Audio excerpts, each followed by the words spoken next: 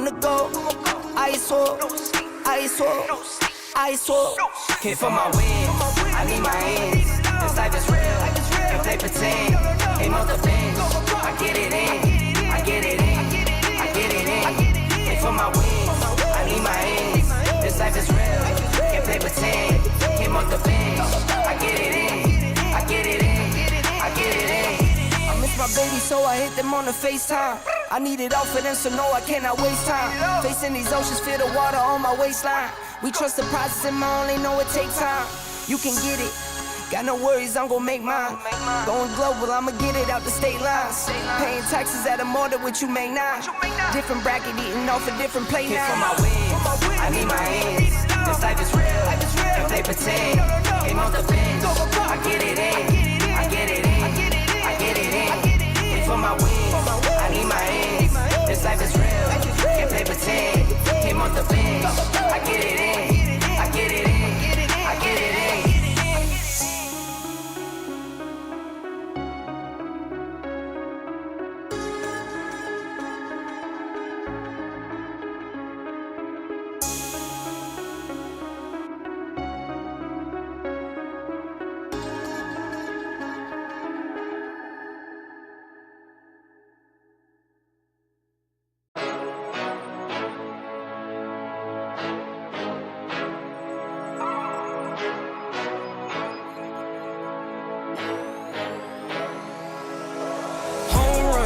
Touchdown, buzzer beater, do it all now. All now, top corner talking home run. Touchdown, buzzer beater, do it all now. All now, top corner like all in. Lit the fire when you doubted, now I'm all in. Put me with the best, bring the stars in. Undefeated mode, no falling. Doubted when I lost, slide back when I win. Fade and pay the cost, but I rose so thick and thin. Battles in the scars, see them on my skin. They tried to knock me out, but I'ma fight it to the end, and there's no days off. I'm just resting up a little, know it pays off. I'm just stuck up in the middle, knock some weight off. I've been carrying for years, and I'm not worried, I got no fear. Home run, touchdown, buzzer beater, do it all now. All now, top corner talking home run. Touchdown, buzzer beater, do it all now. Ball now, top corner like all in. Lit the fire when you doubted, now I'm all in. Put me with the best, bring the stars in. Undefeated mode, no falling. Hey you, hey down there. See you stop and stare, cause you're not up here. Like, hey you, way down there. See you down there, looking up here. Get you some binoculars, so you can see me on the Jumbotron. They noticed me back when I dropped top speed. It's been top speed, took a leap off the edge and you had cold feet. I'm driving head first, phone turn, phone freeze. Dead sprint, CR7 tight speed. All pro, sports mode, big bleed. Every single time bet on myself, that's on me. East, west, north, south, all scenes. Worldwide, big waves, all seas. Same car, same clothes, still me. Only thing that changed is a change that's on me. Home run, touchdown, buzzer beater, do it all now. All now, top corner talking home run. Touchdown, buzzer beater, do it all now. Ball now, top corner like all in. Lit the fire when you doubted, now I'm all in. Put me with the best, bring the stars in. Undefeated mode, no falling.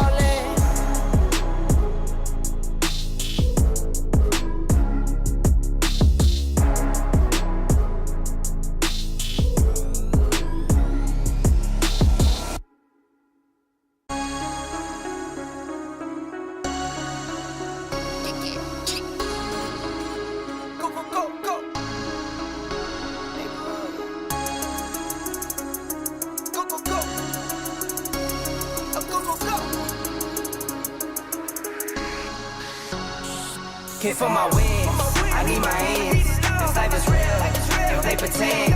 Came off the bench, I get it in. Came for my wins, I need my ends.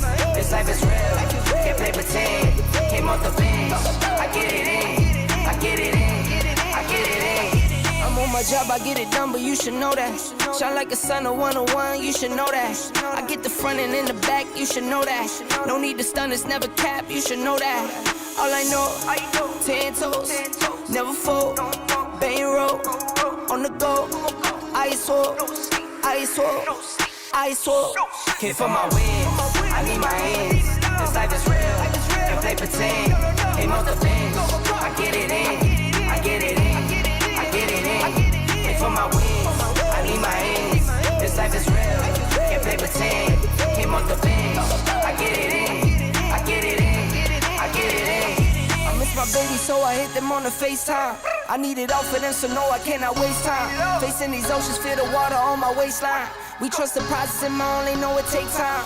You can get it, got no worries, I'm gon' make mine. Going global, I'ma get it out the state lines. Paying taxes at a more than what you make now. Different bracket, eating off a different plate now. For my wins, I need my ends. This life is real, and play pretend. Came off the bench, I get it in, I get it in, I get it in. For my wins, I need my ends. This life is real, and play pretend. Came off the bench, I get it in, I get it in, I get it in.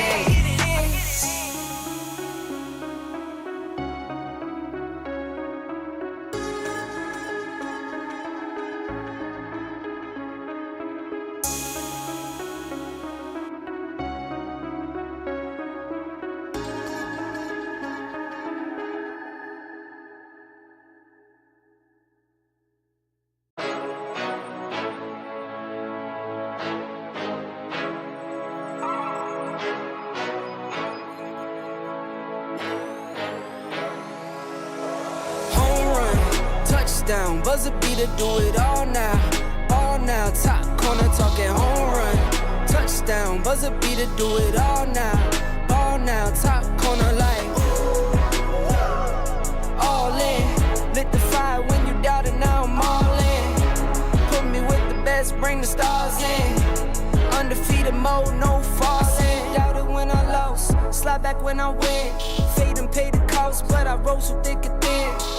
And the scars, see them on my skin. They tried to knock me out, but I'ma fight it to the end, and there's no days off. I'm just resting up a little, know it pays off. I'm just stuck up in the middle, knock some weight off. I've been carrying for years, and I'm not worried, I got no fear. Home run, touchdown, buzzer beater, do it all now, top corner talking home run, touchdown, buzzer beater, do it all now, top corner like. Lit the fire when you doubt it, now I'm all in. Put me with the best, bring the stars in. Undefeated mode, no falling. Hey you, hey down there. See you stop and stare, cause you're not up here. Like, hey you, way down there. See you down there, looking up here. Get you some binoculars, so you can see me on the Jumbotron. They noticed me back when I dropped top speed. It's been top speed, took a leap off the edge and you had cold feet. I'm driving head first, phone turn, phone freeze, dead sprint, CR7 tight speed, all pro, sports mode, big lead. Every single time bet on myself, that's on me. East, west, north, south, all scenes, worldwide, big waves, all seas. Same car, same clothes, still me.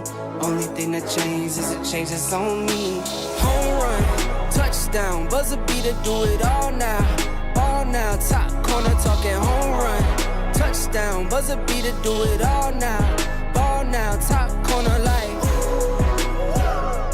all in, lit the fire when you doubt it, now I'm all in, put me with the best, bring the stars in, undefeated mode, no falling.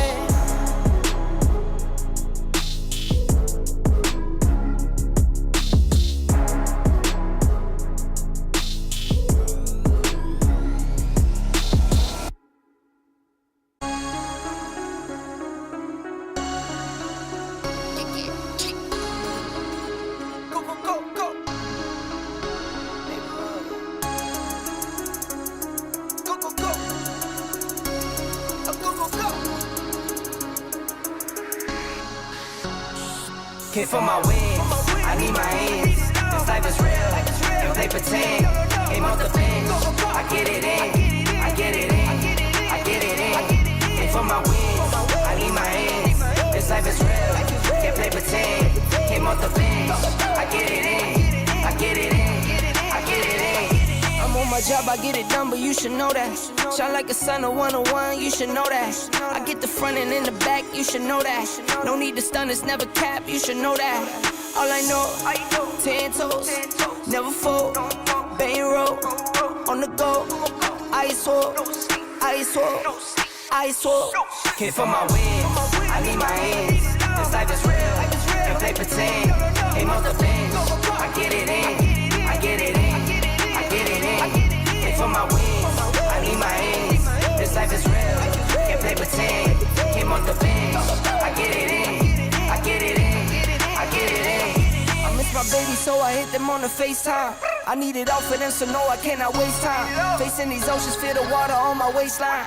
We trust the process and I only know it takes time. You can get it, got no worries, I'm gon' make mine.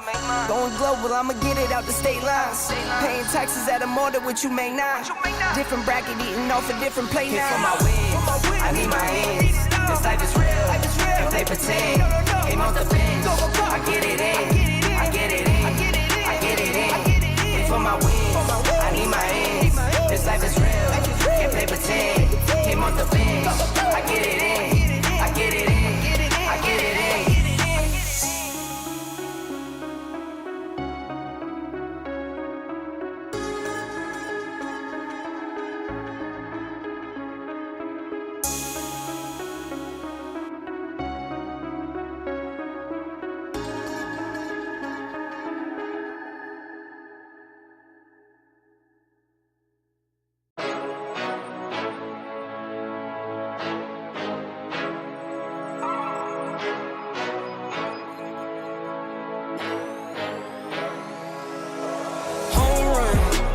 Down, buzzer beater, do it all now, all now. Top corner talking home run, touchdown. Buzzer beater, do it all now, all now. Top corner like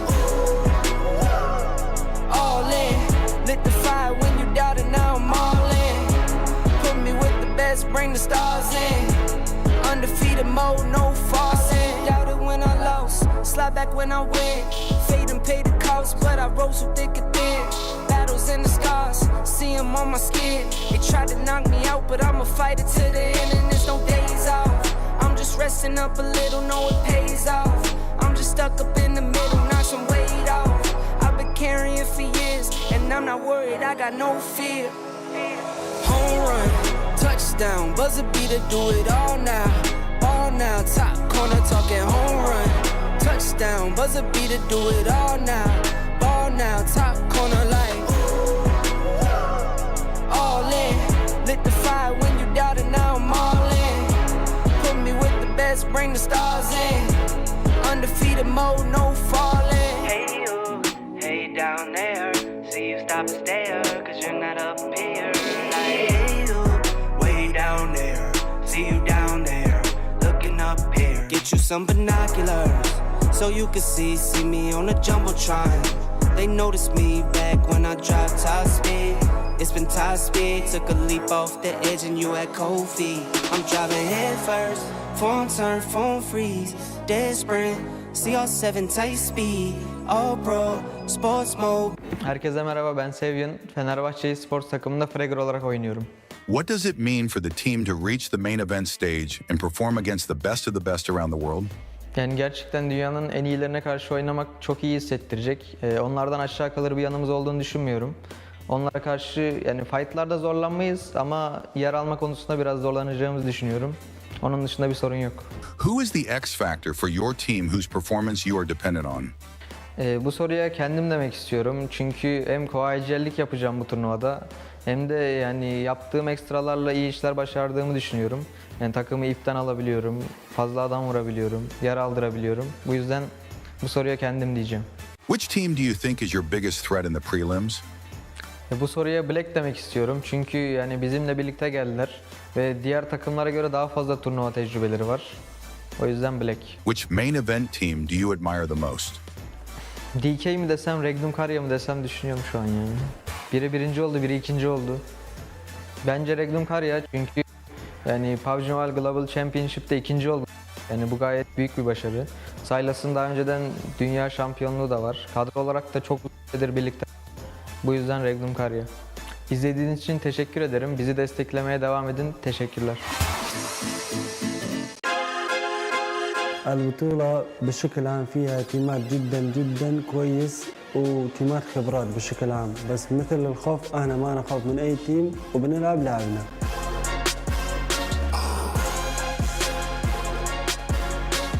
السلام عليكم جماعة، اسمي علي، أنا من العراق، جاي بلعب PMGO هنا ورولي داخل اللعبة فراجر.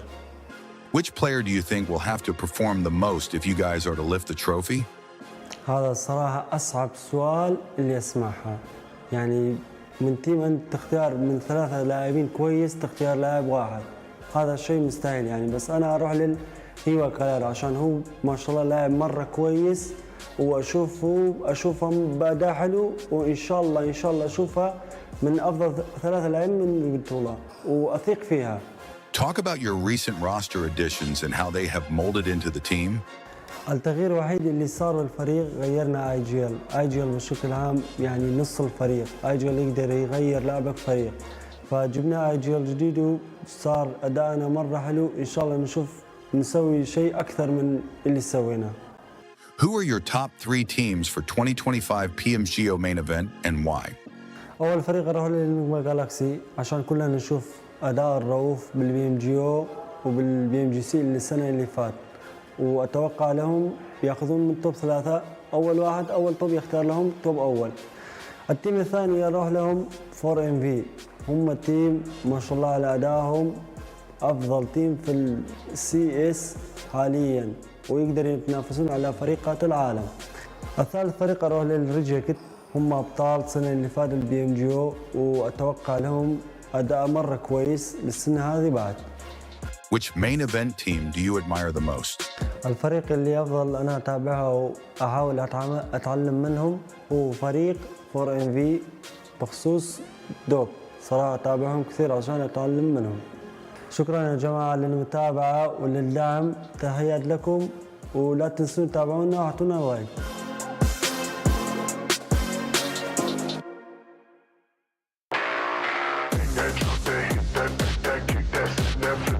Actually, being humble, we weren't the regional champions. We came runner-up. Champion was ATR, but due to some issues, we were regional champion and we came here. It's an honor to represent my country, Nepal, in this global stage. Like, it's every player's dream to represent their country. Hey guys, this is Mukesh from Nepex Esports Nepal. I play support in my team. Do you think NEPX has what it takes to gain the fan base that has already been behind the other popular teams from Nepal?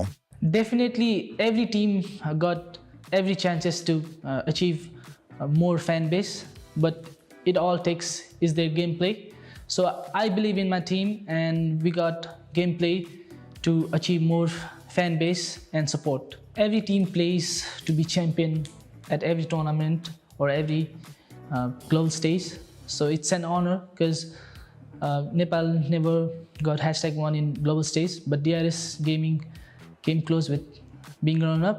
So being humble, I would definitely try to achieve #1, but I don't want to talk about this anymore because mouth shut, but gameplay on.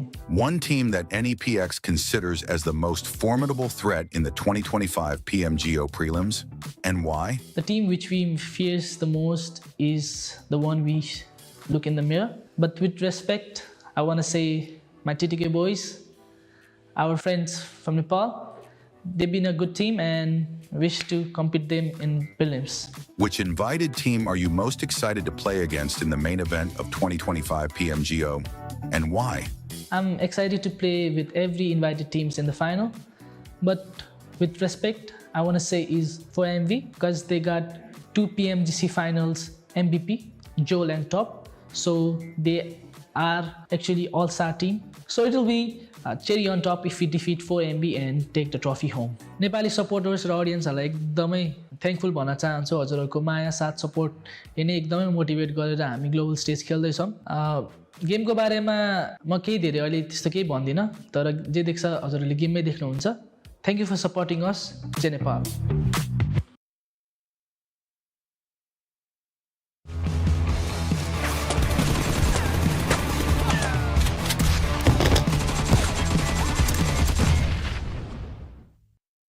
90,000 players began this journey from over 150 countries. And now, just 16 teams will step out onto this arena and only 7 of them will remain in the fight after the next 6 matches. My name is Barney Banks and I am joined by Maruf here on the main stage. And welcome to day 2 of the PUBG Mobile Global Open Prelims live from Tashkent. Qadrli do'stlar, 16 ta jamoa maydonga qadam qo'yadi. 7 tasigina 6 ta o'yindan so'ng asosiy bosqichga yo'l olishi mumkin. Men Ma'ruf Xo'ja va hamkasbim Barney Toshkent shahridan to'g'ridan-to'g'ri jonli efirdamiz va PUBG Mobile Global Open 2025 saralash bosqichiga start beramiz. Barchangizga xush kelibsiz deymiz. This is where the true test lies, where experience can rule over skill. The main stage has absolutely no sympathy for the weak, so who will remain dominant? Only time will tell. Albatta mana shu yerda chinakam sinov boshlanadi. Tajriba mahoratdan ustun kela oladimi? Jang maydonida kuchsizlarga joy yo'q. Faqatgina yaqqollik qilish kerak. Yaqqol peshqadamlar esa keyingi bosqichga yo'l olishadi. The stakes higher, the pressure increasing, the nerves rattled. Our local teams have impressed us so far, but can they continue to perform when tickets to the main event are on the line? Mukofot yanada yuqori, bosim kuchaymoqda, asablar esa tarang. Milliy jamoalarimiz hozircha barchamizda ajoyib taassurot qoldirishyapti. Xo'sh, ular asosiy bosqich yo'llanmasini hal qila olishadimi? Birgalikda ushbu o'yinlarni kuzatishimiz mumkin. This is where legends are born, where just after 6 matches, our final 16 teams will be locked in for one of the best showdowns we've ever had right here on the main stage. Eslatib o'tamiz, faqatgina 6 ta o'yin qoldi. 16 ta jamoa yakuniy va eng hayajonli o'yinda ishtirok etish uchun qonli janglarni siz u bizga namoyish etishadi. And so we would like to kick things off by inviting a player onto the main stage for a very quick chat. Make some noise for Butcher from the 7-2-1 Aggressor. Demak, qadrli do'stlar, o'yinlarni boshlashdan oldin qarsaklaringiz bilan vakillarimiz chempionat qahramonlaridan biri, saralash bosqichida eng ko'p jamoalarni mag'lubiyatga uchratgan Z721 a'zosi Aggressor jamoasi vakili Butcherni taklif etamiz. Qarsaklar ovozi eshitilmayapti.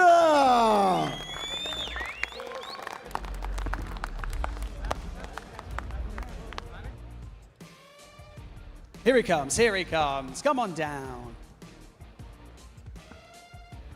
Qarsaklar negadir past. Demak, sizni ko'rib turganimizdan bag'oyat shodmiz. Saralash bosqichi siz uchun qanday ta'sirotlarga boy bo'lganini bilamiz va o'yindagi mana shu natijani kutganmidingiz? Kutgandim bu natija bo'lishini, chunki shuncha paytdan beri tayyorlanib kelamiz именно shu turnir uchun. Xudo xolasa bugun undan ham yaxshi o'yin ko'rsatishga harakat qilamiz.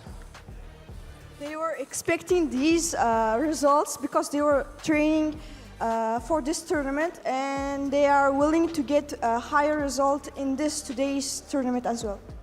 The expectations for yourself and your team must be so high. So, speaking of those expectations, what do you expect for you and your team today?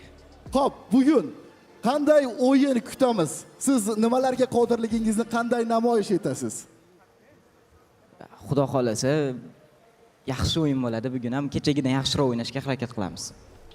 They're willing to play better today, better than yesterday. They will do good. I love that. Play better than you did yesterday, even though you impressed us all so much. Well, thank you so much for joining us in this interview. It's been so great to have you here in this competition. We can't wait to see what you and the team do today. But for now, we're going to head over and see how the day 1 unfolded yesterday with all the chaos and all the clutches. It's brilliant. Let's take a look. Demak, sizga tashakkur izhor etamiz. Endi esa keyingi bosqichga o'tishdan avval birinchi kun qanday o'tganligini eslatib o'tamiz. Hal qiluvchi lahzalar, shiddatli to'qnashuvlar, jadvaldan yuqori o'rinlarni band etgan jamoalar. Bularni esa tahlilchilardan bilib olamiz. Death-defying clutches to squads going full throttle. 2025 PMGO Prelims Day 1 was a roller coaster. With only 7 teams advancing, the stakes were sky high. And Day 1 proved exactly why there's no room for hesitation. Let's rewind the madness match by match. The first match kicked off with high-octane action. The first jaw-dropping moment unfolded when Savian from Fenerbahce pulled off a crazy 1v3, mid-air switching the passenger seat of a speeding car and leaving his foes reeling. Down a little bit lower. Unfortunately, Fenerbahce down to their last, and he'll send straight over the hilltop into the passenger seat with a spray down. Savian nearly able. Fast forward to the final circle, and Team GOAT Quality turned up the heat to full throttle. They charged into the fray, executing daredevil plays and choking their adversaries inside of Sanhok's tight hideouts like seasoned pros. Sure, there were a few hiccups along the way, but their aggression and unyielding pressure clinched that huge 21-point chicken dinner. Match 2 was a curveball from start to finish. K21 Esports thought they had the game wrapped up, but one lone survivor had other plans. And just when you'd think the madness was done, the game treated us another wild 1v3 at the final circle from KZE's Raygods. Even with numbers in hand, the last defender from Divergent Gaming flinched, whipping every shot at point blank, while his 10 HP target clutched the win. Off the spray down, connects with it as well. Low HP, with a shotgun, can he make it work? Noisy, missing, and it's Raygods out of nowhere! What on earth did we... Match 3 was Akim Cyber's redemption anthem. The squad that missed their main stage ticket by a razor-thin margin in the Uzbekistan qualifiers final came back swinging, louder, meaner, and hungrier. They took an early hit, losing a man in a messy scuffle, but true to their style, they kept the throttle wide open. When the pressure peaked, they bunkered down inside of the C building and held it like their lives depended on it. Just when it looked like things might fall apart again, AK Admin pulled off a slick 1v2 clutch that flicked the whole endgame on its head. And that's the thing about AKE, they bend but never break. With just 2 left standing, they didn't play it safe. They pushed, they punished, and they finally claimed the chicken dinner they had been chasing. Last time around in a catastrophe of events, but Zvezda now with a challenge. Doesn't connect. The pump action for Q. Wants to try and cut through them, but through the smoke has to hop out wide. The challenge isn't good, and it is Akim Cyber pulled all the way from the back. GOAT Quality roared back to life in the next match, and standing in their way at the final circle, none other than the fresh off-win Akim Cyber, who followed was easily the Tetset squad standoff of the day. Shots traded, utilities flying, players dropping like flies, until it all boiled down to nerve-wracking 1v1, Pernetti versus Iron Ron. But surely he can close it down. Iron Ron with it all to do. Around the side, the M4 swap down, and no! He had it all in the palm of his hand, and in the final moments, GOAT Quality snatch it back. Iron Ron, come on, dude. But true to their nature, AK did stay quiet for too long. In classic AK fashion, Admin came in swinging in the next match, pulling off a swagger-filled solo squad wipe that instantly evened the score. Of an 8 over the top, and it is a possibility for him to get this one. It's pretty on target, honestly. Very nicely done, and finds the shot mid-air. Into the corner, looking for the heal. Admin as well. Nick with the cook on the nade. Should know that the drop down occurred. And into the building with the pump action. Admin is a madman. And he's on a tear. Zvezda in for the res. And they're looking to keep it all together. Last player now alive for action. And straight through. Still, this match had another script in mind. It was the seasoned vets at Esports who stole the spotlights. Calm, calculated, and cool under pressure. They played their cards just right, locking down prime covers in the final zone and gatekeeping their way to a flawless chicken dinner. Final game of the day, and the big guns wanted to go out with a bang. but in their rush to make a statement, they ended up wiping each other out early. That left the door wide open, and with the chaotic, hill-ridden terrain, it was anyone's guess who would come on top to win. Teams played it safe, nerves ran high, and the zone did no favors. But in the midst of all the hesitation, it was Black Esports who moved with intent, making the right rotations, hitting the right shots, and slipping through the cracks to steal final chicken dinner of the day. Wave, it's a 3v2 towards the high ground, and Mambe and Payne have now not got the tempo for it. Black Esports don't need to push out, and they've done so much work in this lobby. There's Payne, Symphony drops down, and a cacophony of bullets ring through the hills of Miramar. Black Esports all the way. As the dust settled on day one, GOAT Esports sat at the top with 2 chicken dinners in the back. But there's no breathing room. AK and Black are hot on their heels, and the margin for error practically non-existent. With only 7 tickets to the main stage up for grabs, the pressure's hitting a boiling point. It's especially do or die for squads like Ikerd, stuck at the bottom half despite a chicken. Can they flip the script on day 2? There's no reset button now. This is their last shot. Catch all the chaos live in day 2 of the 2025 PMGO Prelims.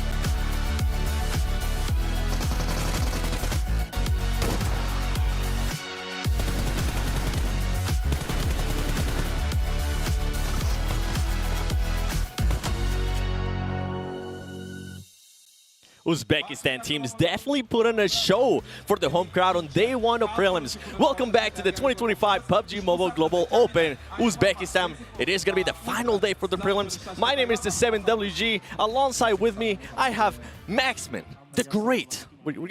I'm gonna see if we can maybe change the name. And we also have Neptura. She's also great, and she also is not spilling any more coffee, so that's good. But Good going job. off on day 1 of prelims, Neptura, thank you. did anything surprise you?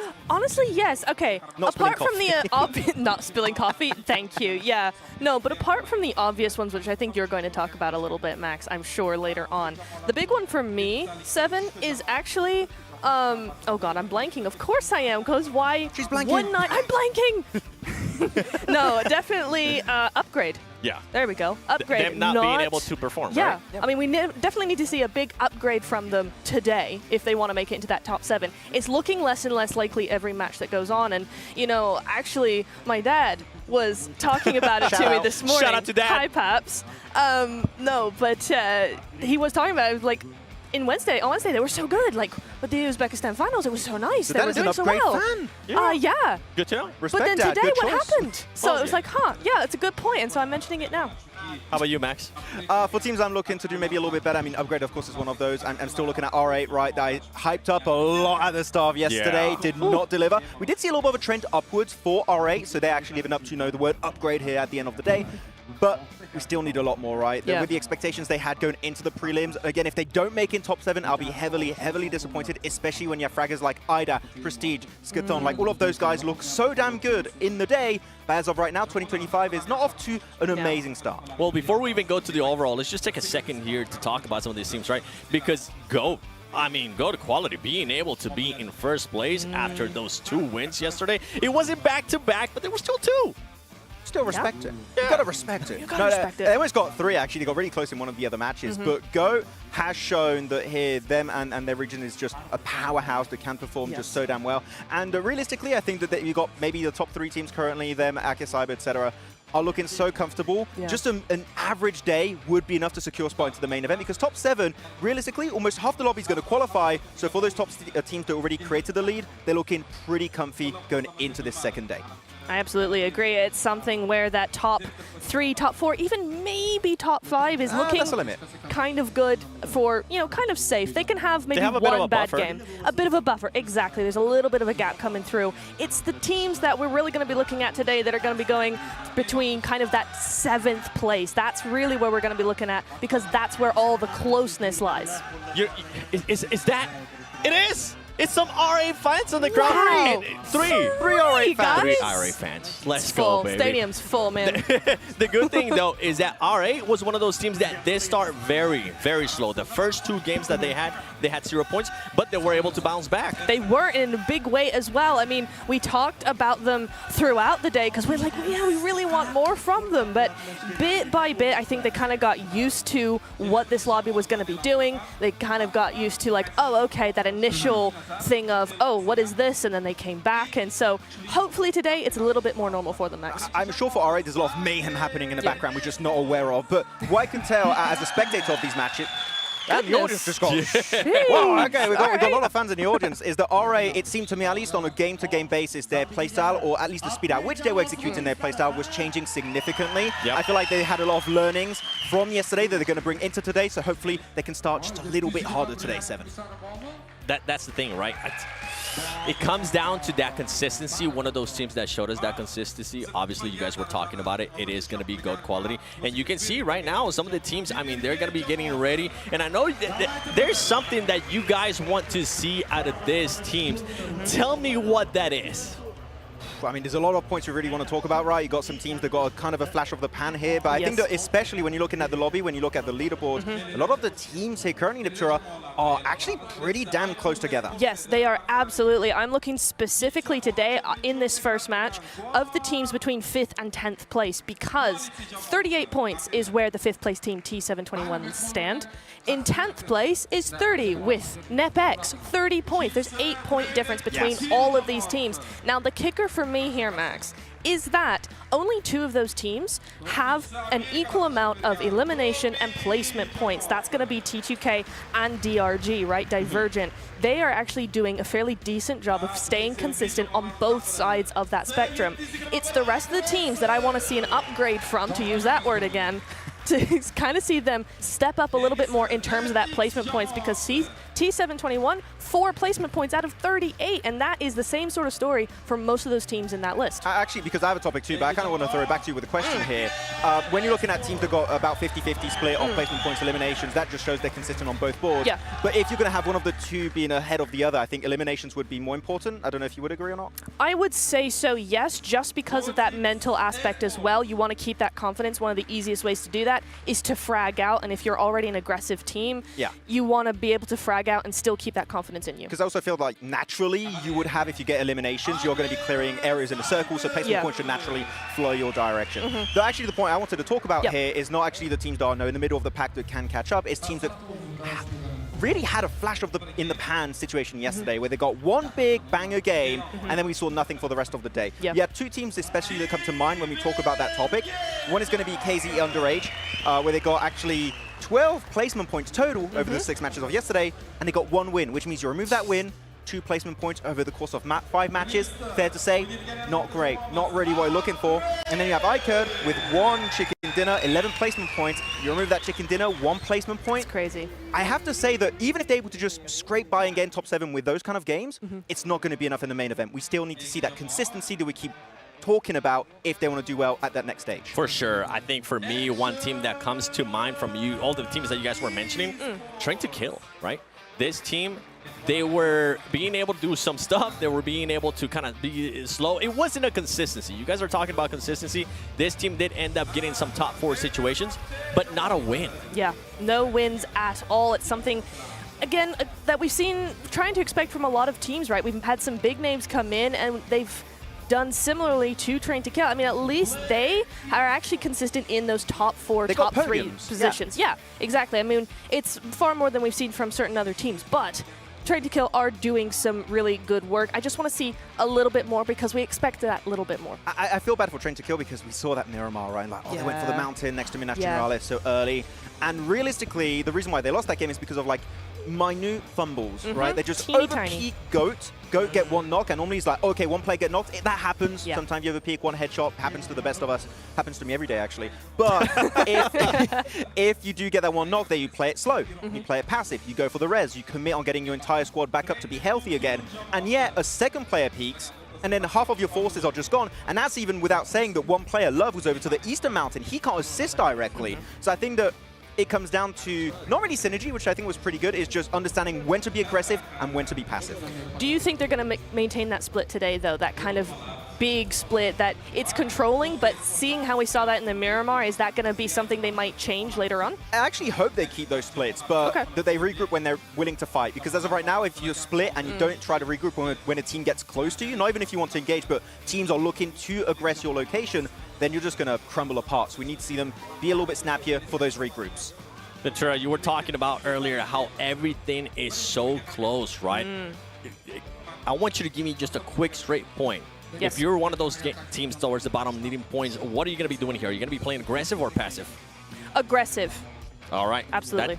That's all I wanted to see. One word. To see if it's going to be aggressive or not. But there is some players that have been outstanding. Let's send it over to the stage host, Barney, with Akim Cyber. Welcome back to the main stage. We've got admin here from Akim Cyber, one of the most phenomenal teams from yesterday, really showing out for especially one of the local teams here. Now, you're currently in second place. You're also in second place in frags as well. Your team synergy just seems to be fantastic. It's propelling you forward and allowing you to get loads of eliminations. And a lot of the analysts and the desk, they want to know kind of what you think your team's biggest strength is. Hamma bilmoqchi bo'lgan savollardan biri bu jamoangizni eng kuchli tarafi nima? Jamoamizning eng kuchli tarafi menimcha bu shu aytganlaridek strategiya. Chunki biz boshidan o'yindan oldin gaplashib olamiz nima qilishni, keyin shuni oxirigacha boramiz o'yinda. Their team's main strength is their strategy. Before the game, they always decide which player do what job. So that's their strategy. The strategy of choosing what job is actually really interesting because I wanted to ask you about IGL. You guys don't seem to have an IGL, or do you? Because how does the decision making happen in your team? Because you make decisions so quickly. Jamoangizda kim qaror tanlaydi? Lideringizmi yoki hamma jamoa bir bo'lib qaror tanlaysizlarmi? O'zi jamoamizda ikkita kapitan bor. Shu men bo'laman, Zvizda bo'ladi. Ko'proq shu Zvizda ko'proq qo'l beradi. Men unga shu qarashib turaman shu qo'llarga. In his team, they have two leaders. One of it is himself, and the second one is Zvizda. So mostly Zvizda does his job, and he helps him. Okay, well, admin, thank you so much. I'm not going to take up any more of your time because I know you need to get ready before match number 1. Thank you so much for joining us. Akim Cyber are doing so well. Let's see if we can see you tomorrow in the main event. But for now, we're going to head back over to the analyst to break everything down before we get today underway. I'm excited to see what admin is going to be doing here on day 2 of the prelims, as we are going to be going to Sanhok, where they bring the heat. And don't forget that in the heat of the moment, there's only one phone that matters the most. The GT20 Pro, the Infinix. It provides not only pro level speed, precision, and on top of that, seamless gameplay. This is the official gaming phone built to outplay the rest. And while you're at it, don't forget that we also have some amazing new streams. Not only is it gonna be on TikTok, it's also gonna be on YouTube. As we have the head model right here. Look at this. Thank you, Neptura. Thank you for doing all that. Wow. And on top of that, we have a map stream as well. So make sure you guys check all of that stuff out. And once again, take a look at that GT20 Pro from Infinix, which is pretty sweet. I'm probably going to end up taking one of those. You didn't hear that from me, okay? No. Disappear, I'm just saying. But going back to the players, admin especially, he's been performing amazing, Max, and it's not just him. Yeah, he's been doing fantastic. Actually, real quick before we talk away from admin and take it to other players, admin actually, stat-wise, one of the top fraggers, as we saw. Also, the single top player when it comes to assists, which means that and re-emphasizes the point that he's not just playing as a solo, he's playing heavily with his squad, right? So admin is definitely high up there. But I do want to highlight not just, one player here. We're going to talk about the Uzbekistan players that have been doing great. Of course, we're looking at Butcher, Admin, and Zvezda, which have been currently in the top 5 fraggers. But I want to highlight a region we haven't talked about too much, actually, in Neptura, are the Turkish players. Because if you look at the top 10 fraggers, you have Symphony, you have Savian, Merciless, Ozzy, and Zeptimus. So, currently, the Turkish teams, in general, are just dominating this lobby. They definitely are. I mean, currently 2 of their teams are within that top 7, right? If they can continue like this, I'm pretty sure everybody from Turkey is going to be proud and happy and excited for that main event. Something I am excited for is Sanhok. I know Neptura is excited for Sanhok as well. So let's send it over to the commentators, John Allen and Blank. Absolutely. Thank you very much. We are going to be jumping 2 feet first into Sanhok. Room over there. We are going to be jumping 2 feet first. Get away. We are going to be jumping 2 feet first into Sanhok. In due course, I'm sure we're going to be headed on into the jungle very, very quickly. I'll give you more room so you don't squash into the border because he doesn't exist when he goes off camera. Yeah, I'm just a figment of John's imagination manifested into reality during these camera segments. I need therapy. But yeah, I've been very, very excited to watch this day, honestly. It's 6 games of high-octane action. There's going to be be coming at you fairly shortly. We have GOAT team at the top. I think that we were quite surprised to see them at the top at the end of the day there, with Akim Cyber actually been doing so damn well throughout the 6 matches we had yesterday, but GOAT was just plowing through. They have seen a little bit of back and forth between those two teams at the top of the table. We've got, as you say, GOAT at the top. And yesterday, we felt like they were making some solid decisions, sometimes not quite backing each other up as maybe they should have done. Specifically, I'm thinking of the Erangel where they held that wide split and FES was doing so much and the rest of the team didn't quite back him up perfectly. However, they are still making good decisions. They are still making good choices, as they hopefully will continue to do today. Or are Akim Cyber going to overtake them, try and cut them on the corner?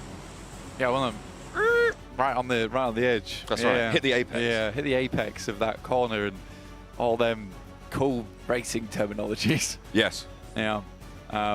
Shift into gear overdrive. I met a guy, right, I think last year. Okay. He was doing commentary for racing. He's like 17. The way he was describing it, it was like I was talking to like a wizened 40-year-old. Oh, is it that guy who does it as he's driving? No.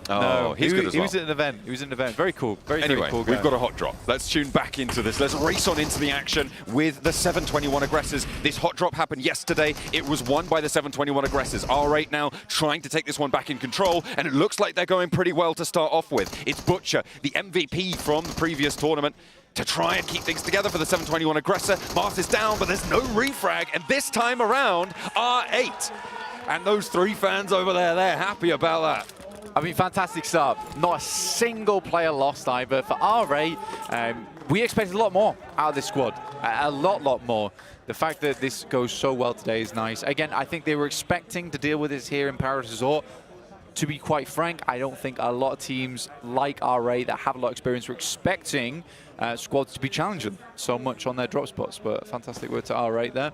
Getting a clean start to the beginning of the day always is a boon in terms of confidence. In the meantime, Dope will be over towards Boot Camp, so very central on the map. Goat's over towards Camp Alpha right now on the western side. We've got KZE currently in Hattin, sat alongside another team, ICURD, at the moment. But they can share this position for a little while.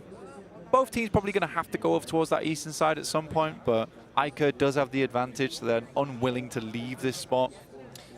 For me, I think that you want to leave a little bit earlier on this one because you want to get off of this northwestern island before teams start to crunch in from other sides, or there becomes more of a traffic jam around that north side. There's potential for teams to rotate around that north edge and maybe usurp a potential target rotation position for you across the river from Hattin. That compound that sits to the southeast of that bridge crossing is so important here in terms of controlling the teams leaving that northwestern island. You basically take that position, you force everyone to go over trifecta. What I will say is I'm very impressed by the speed at which we've had some adjustments coming through since yesterday. It's something we complained about there on Sanhok. I complain about quite a bit. Sorry, I'm not going to drag you into my dooming over on the broadcast. I'll complain with you. Yeah. I'm alongside. But there's a lot of space on the map that just wasn't taken care of, right? And here it feels like everyone's spread out. They've watched yesterday. The only real difference here was R8 and the 721 aggressors still going Paris Resort. I can understand teams fighting out for that, but only one hot drop is fantastic. We were down to like 46 players at the 8-minute mark, which is a huge amount of fighting going on at the start of the game. Here, though, we have the entirety of the south side covered. We have a lot more of the eastern side of the map taken up. T2K, in fact, were very much on that prospect. They headed up all the way to that northeast side. Here's KZE, though, finally coming into contact with ICURD. They don't lose Ray Gods, who was critical to success yesterday.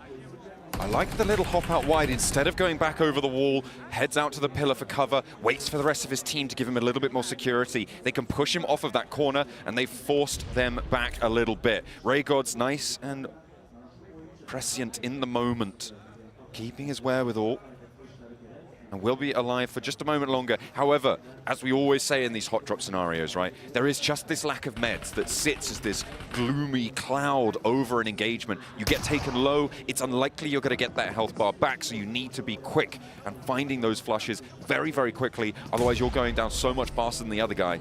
You need the drop on them. In the meantime, K21, Fenerbahce, back and forth. Right now, no, neither of them have taken a knock, but that may change all the sooner as Master runs forwards into the sightlines of 2, and I'm not too sure about that one. However, Merciless has been spotted in response. Raygods is going pretty mental up towards Atin. He is taking out quite a few members of ICUD. For this play in particular, quite like it. I think for Fenerbahce, it's a smart move to go for. I think they understand that teams on that southwest side are probably looking to move up towards that northeast. And right now they are. We have Black Esports doing that. On our screens though, Shadow, Kings does go down. AZ inside the building, was knocked, got refreshed on a res. There's another one, jump out. Good shot though, we'll find another. In the meantime, Fenerbahce going hard over towards K21. Ali coming in, but maybe too late. Swinging from the sidelines here right now, but needs to come up big. Hit with the uppercut. Ali around the edge with the DBS. Gets one, no way. But there's the refrag from Shadow. A little scuffle there, a little bit messy for Ali. But Raygods has gone down. However, in response, 4 eliminations found for KZE. Yeah, good stuff, good stuff. I like that as well. It's a cheeky maneuver, going for the drop shot into the re-peak, so I kind of like that. Works out well, and even waited on it as well, so he's sure that the crosshair had moved down. Goran spots Fenerbahce rotating through. Sabian like to be picked up, but there is shots from the sideline, so Fenerbahce should clean that up nice and easily. I think that was from Dope actually in boot camp. That was Baby Tang with an outpost towards that south hill. No, it's just Marco. Has been very quiet, certainly trying to stay that way. Worried about Baby Tang now. Merciless beats out 2 players facing and not going to have a good time of it. Marco falls, K21 down again, and they will remain on 22 points, 1 more than their namesake. Yeah, Fenerbahce, again, I've been really impressed with this team. I do like them. Turkish squad's very happy with the current representation in black as well as Fenerbahce. Both teams didn't start off amazingly strong, but they wound up towards the top of the leaderboard just through consistency alone. Fenerbahce's rotates overall were impressive. I don't think they've, again, I think it's a team that's not made too many mistakes. They've not taken too many risks either, but as long as you're not making too many blunders in these matches, you're going to accrue points, just because I think there are quite a few teams that I think you could maybe classify as feeder teams at this point. I think that's not unfair to say, but the question then sits in my mind, how do they fare if they get to that next stage, right? If they are able to move in and take on some really very strong teams that we have in the finals starting from tomorrow, if they are able to qualify, will this sort of ability to just not blunder, as you put it, which I think is a good way of putting it, is that going to translate? I'm not sure about that. I think that the lobby does step up in terms of skill when we go towards tomorrow's matches. So definitely going to be keeping an eye on Fenerbahce, see if they can keep up this reputation, and if that's going to translate as well. Sabian is down. Fenerbahce will head over to get the Resurrect onto him. That's from action. I think Gigante was picking up that first shot anyway. Damn. Pelting the horse there. Pretty mean. Pretty mean. Looking to get it to leave. Circle does center up. Very central, in fact, on Sanhok. Not often you see this one.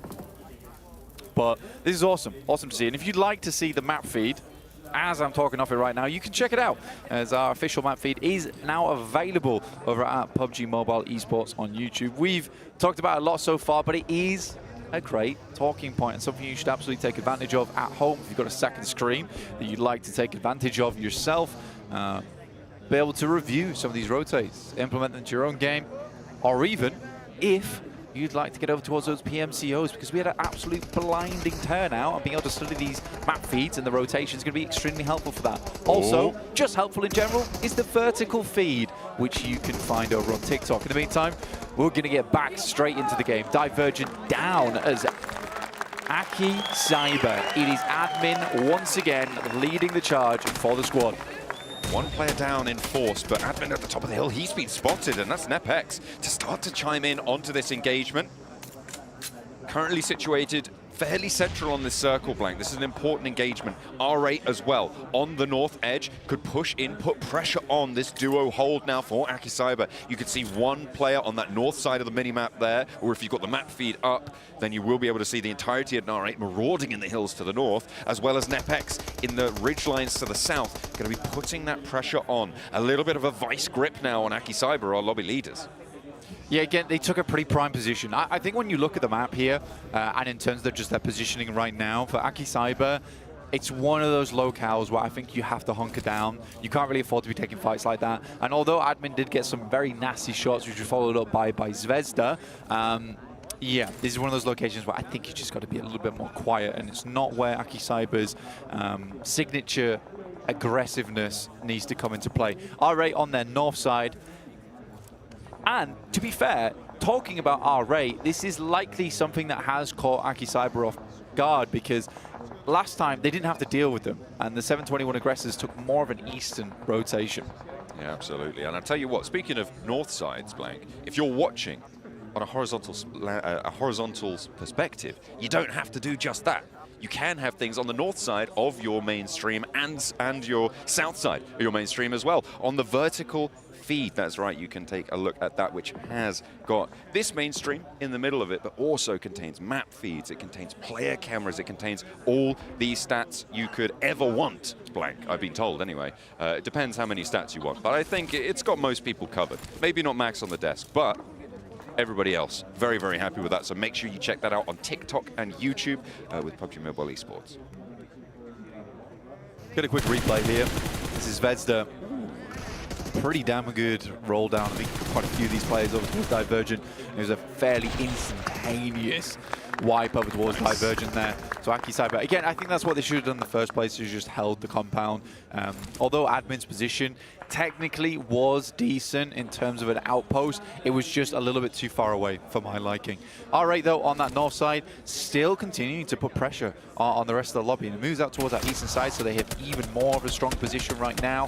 I believe that's Dope actually taking quite a bit of damage. That's coming through from Exotics, who have positioned themselves outside from boot camp. They made a really cool rotate actually. They stuck out of the action in Paris Resort and have just slowly flowed down on that western side, went past the warehouses, and then have just looked to guard out teams coming through from the west. So, you know, overall, pretty impressed with that.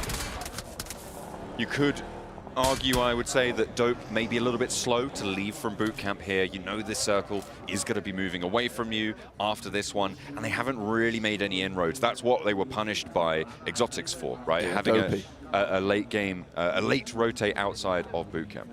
Yeah, again, I think where they were, I think they were wondering whether they should start to move out sooner. Though I will say it's a fairly standard tactic to send at least one player over to the hillside early on from boot camp. So I would say you're right, John, is that it was a slow maneuver from them, and they allowed way too much time, because they peeked and spied quite a few potential eliminations from that location. And it is just slight greed. You want to stick around there and maybe pick those up, but you don't think about the long-term aspects of the game.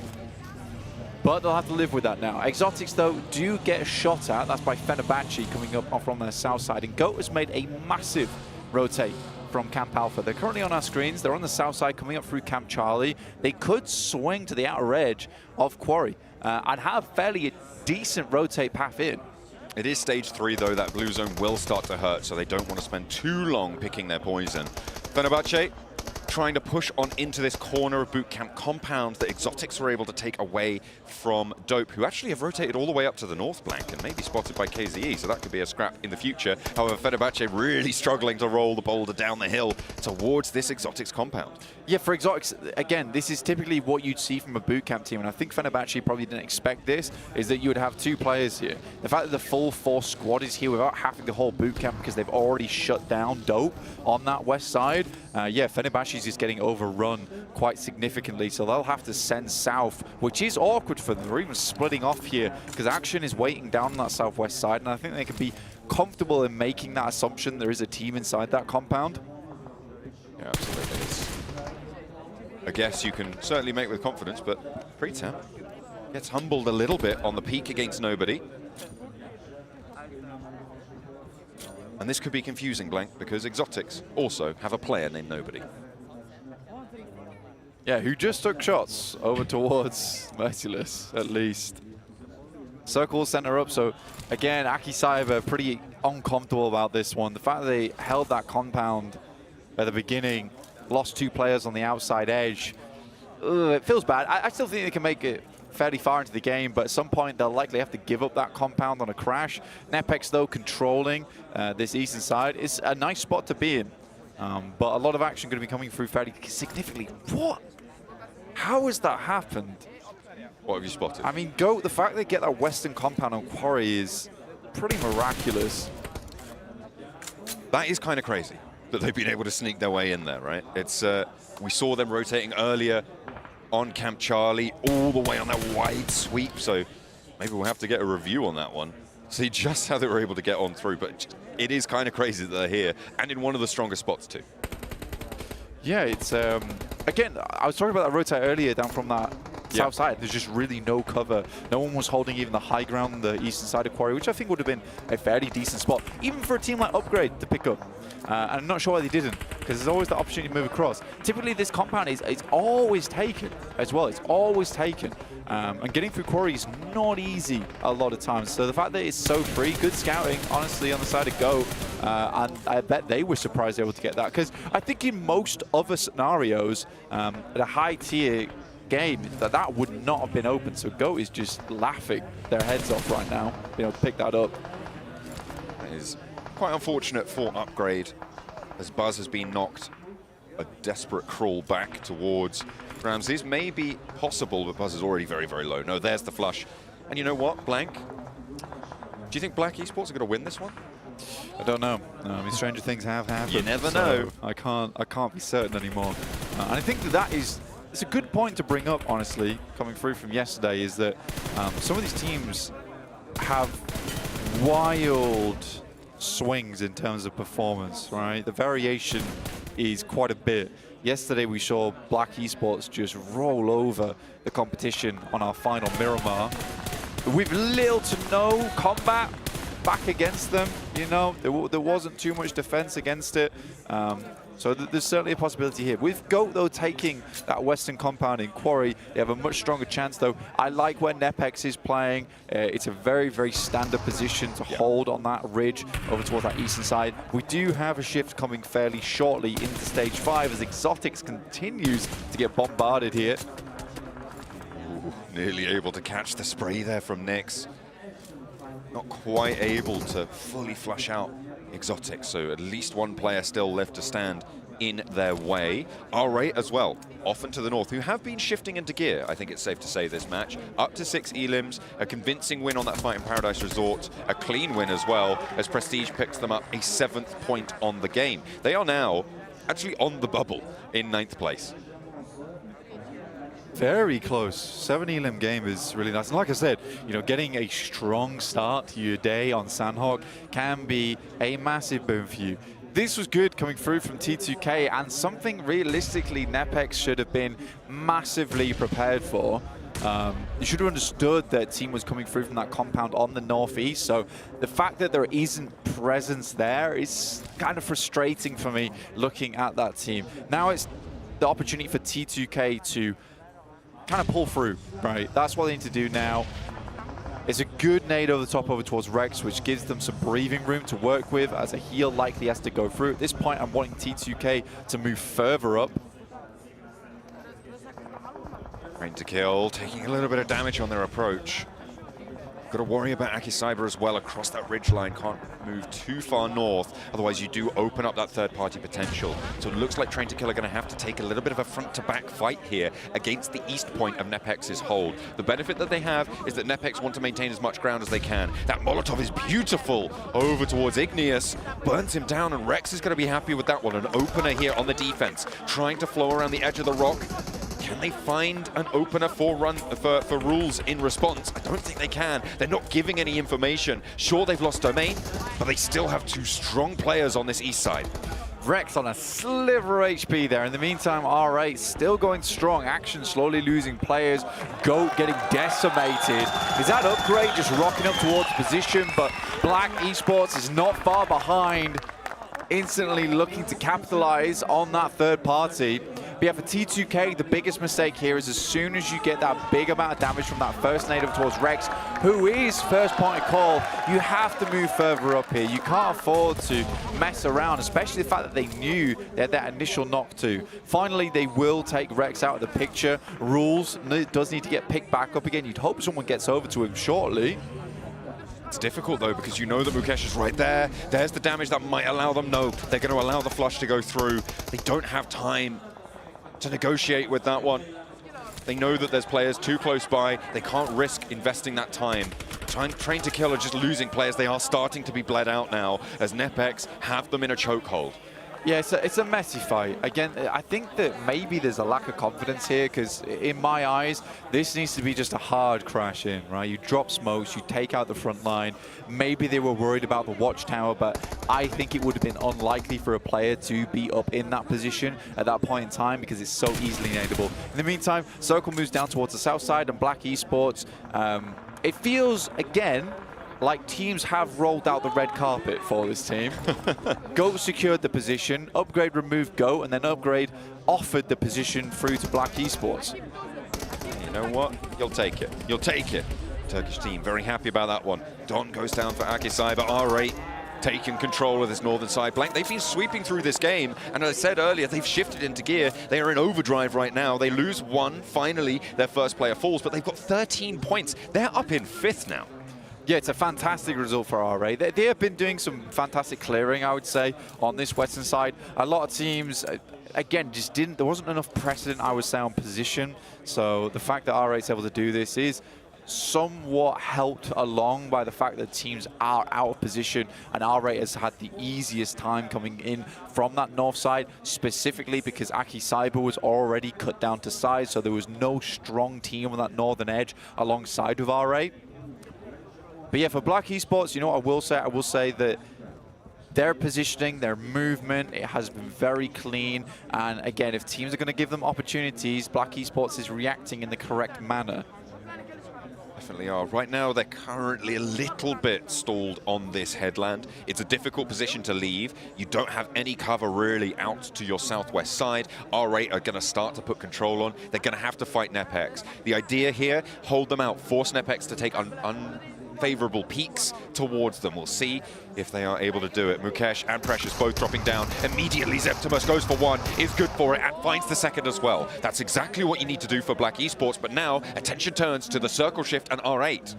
Yeah, R8 gets a fantastic spot in the circle. Again, they were clearing. I'm not sure what they were clearing, though, considering I'm pretty sure they understood they took down most of the teams on that southern side anyway. I think likely that small building was the worry. Luckily, the circle moves over towards them anyway, and Marth will find Symphony, leaving it into a 3v1, which I think it should be fairly doable now for R8.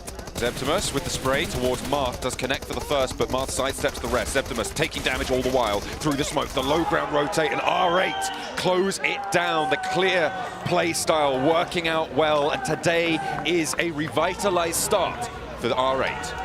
Yeah, great game, honestly, from a lot of teams. And I would go as far to say that I think that talking about the feeder teams is probably quite important at this point in time, just because there is this case that teams are flowing towards the top side of the lobby, and other teams are just feeling that much weaker inside of this one. For both Black Esports and RA, both teams that take first and second place respectively, there was little to no competition for them to deal with on their respective sides. It just felt like very easy decisions. I would say that there's probably much more interesting things that happened around the map. For instance, NepEx's ability to take that rich side, hold out T2K, Goat's rotation, going through from Camp Alpha all the way around to the western compound on Quarry. It's an interesting one that the end of the game isn't actually as astounding than the mid game.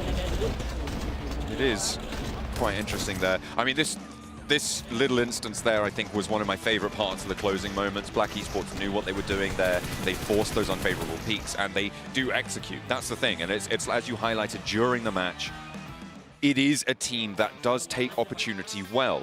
They are given those opportunities more often, maybe over the last few matches, than some other teams, but they are capitalizing. R8, however, took destiny into their own hands, and we're going to take things over to the desk and put it in their safe hands. Finally, RA is able to start bringing what we expected out of them: eliminations, good placement points, and Ida put a performance here.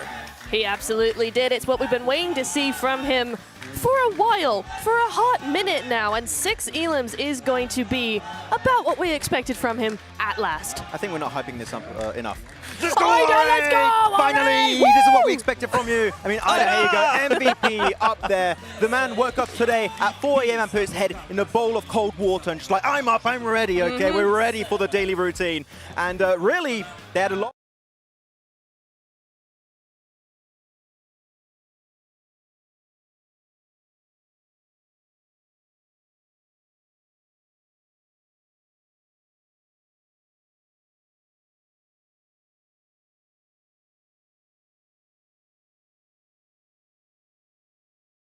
Like, actually, I can't do this on my own.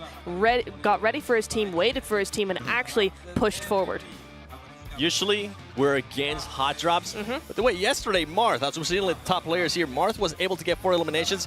Yesterday, we got a chance to see RA eating dinner. We were like, good luck tomorrow, guys. Hopefully, you'll be able to make it to top 7. Marth was like, #1. So I'm going to hold you to it, Marth. Hopefully you will end up getting the #1, because if not, I'm going to definitely call you out. But what I wanted to get you guys' perspective on as we do end up going here towards the highlights is usually we are against hot drops, especially in the position that R8 was. Do you think the way this happened, though, it kind of given the momentum possibly that they needed?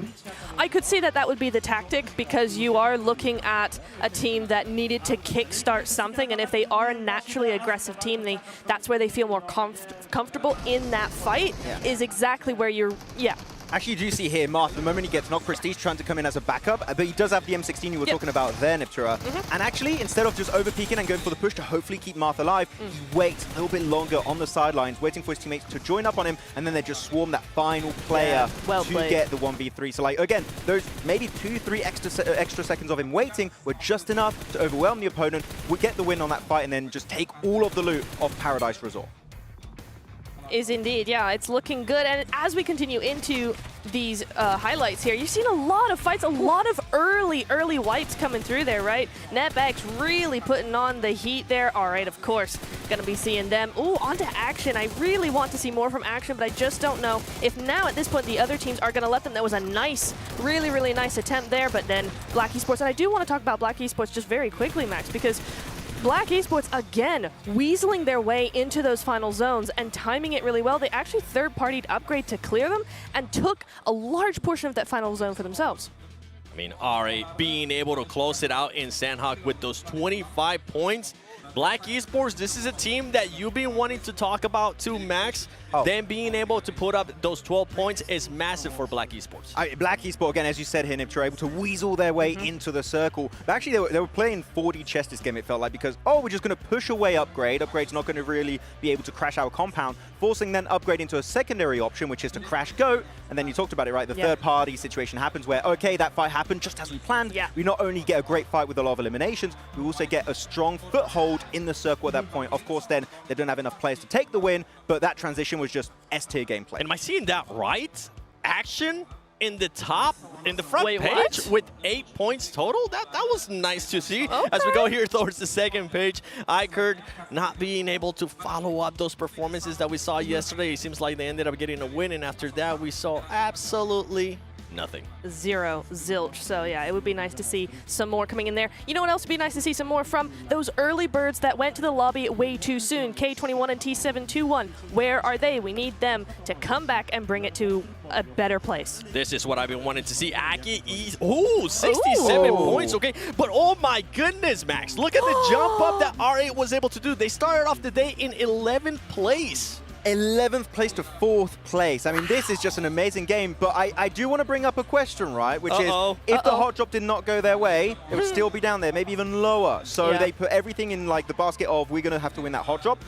I have to wait for Erangel to be like, okay, this is the improvement we wanted. One Sanhok is great. Erangel, I need to see more still. Well, luckily, it didn't happen, Niptura. Erangel, hopefully they don't do it. Please no. Would be nice. Please no. But another point here, though. Fenerbahce now a 10-point gap between 5th and 6th. But Dope, NetBex, and T721 are all on a tie there. It's very, very close indeed. So this next game is definitely going to be one that we really want to watch to see how that leaderboard ends up shuffling. Yeah, T721 though, they're kind of a double-edged sword. It's like sometimes the early fight works out, we get an absolute banger game, double digits, all like the entire shebang. Or a game like this happens where you have a hot drop with R8, it doesn't work out. And the thing is, they get pushed out now. We could see this situation happening in match 12 at the end of today. That could literally be the situation. We have an early game fight, T721 just not able to quite get that dub, and then you're just out of the main event entirely. So it's a risky playstyle, and maybe at the end we should see them play a little bit more passive to secure a top 7 spot. It's risky. I want to see some of those teams towards the bottom take that risk. Yeah.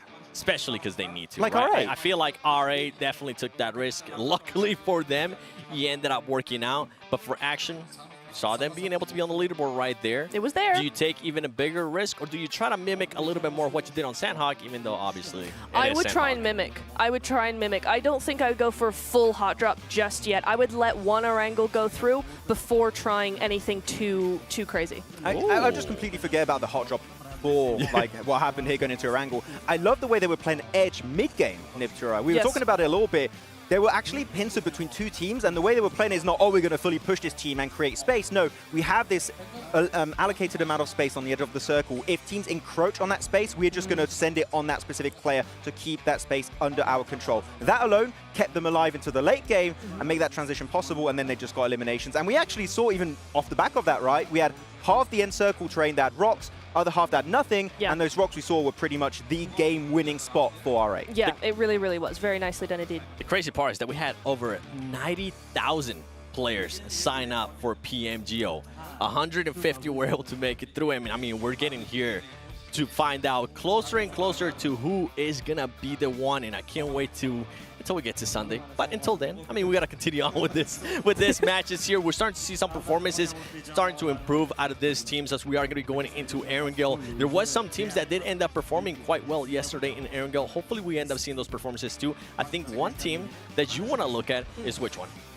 Oh, honestly, I'm looking at definitely GOAT coming in here. They did quite well on Erangel. I really want to see them to continue. We saw some good things in Sanhok. We were discussing it. Some not so amazing things personally. So yeah, I would like to see more from them. I'm looking at Akim Cyber here personally, 7. I have to look at them. They got chicken dinner with 8 eliminations, a second place with 12 eliminations, and they are now our first place team. They get that again. They're going to build a massive cushion. It's going to be so hard to come back at the second half of today. And that's what this team needs. They need a little bit of a buffer there in between some of the other teams. But I do want to see what's going to happen in Erangel. So let's send it over to John Allen and Blank with the great mustache.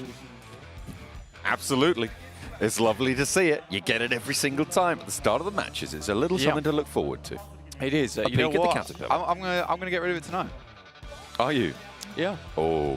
It's coming off tonight. Yeah. We'll hold a ceremony to pay our respects. Look, the thing was, I brought the mustache in just so I could like do an outfit change and a face change coming into the finals. That's pretty cool. It was actually a big ploy. It was a big ploy. 4D chess? It was 5D chess, actually.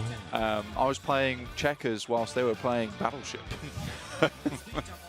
I'm playing badminton. What the hell? I know, dude. Crazy. What's going on? I would partake in some badminton. We'll find a court. Yeah, we can do. I hope so. You got me keen to play badminton now. You know, I was a prolific badminton player when I was a child. Stop lying to me about your childhood. I'm not. Were you? Genuinely. Oh, that's cool. Yeah, I play badminton. I went for badminton lessons. Name a badminton technique. The backhanded compliment. Crane. Oh, you nearly had me. Yeah. You spread your wings. Yeah. Then the wings come in. Backhand. Whoa. Okay, that's pretty crazy. It's post-match, though, with a glove. Okay. Cross the face.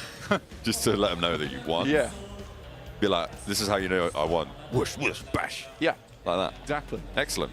Fantastic. Well, hopefully, our players are familiar with the backhanded crane technique that they're going to be deploying over on Erangel. Little shot there of Dope, who have been, I would say, we're not terrible in that last Sanhok. They had a couple of moments to be able to pull things together. Unfortunately, taken down on that north side. Oh, hang on a minute. No, it was their late egress that they weren't able to find. They had good moments at the start of the game from their position in boot camp, but they were a little bit slow. So maybe looking to pick up the pace here for Dope.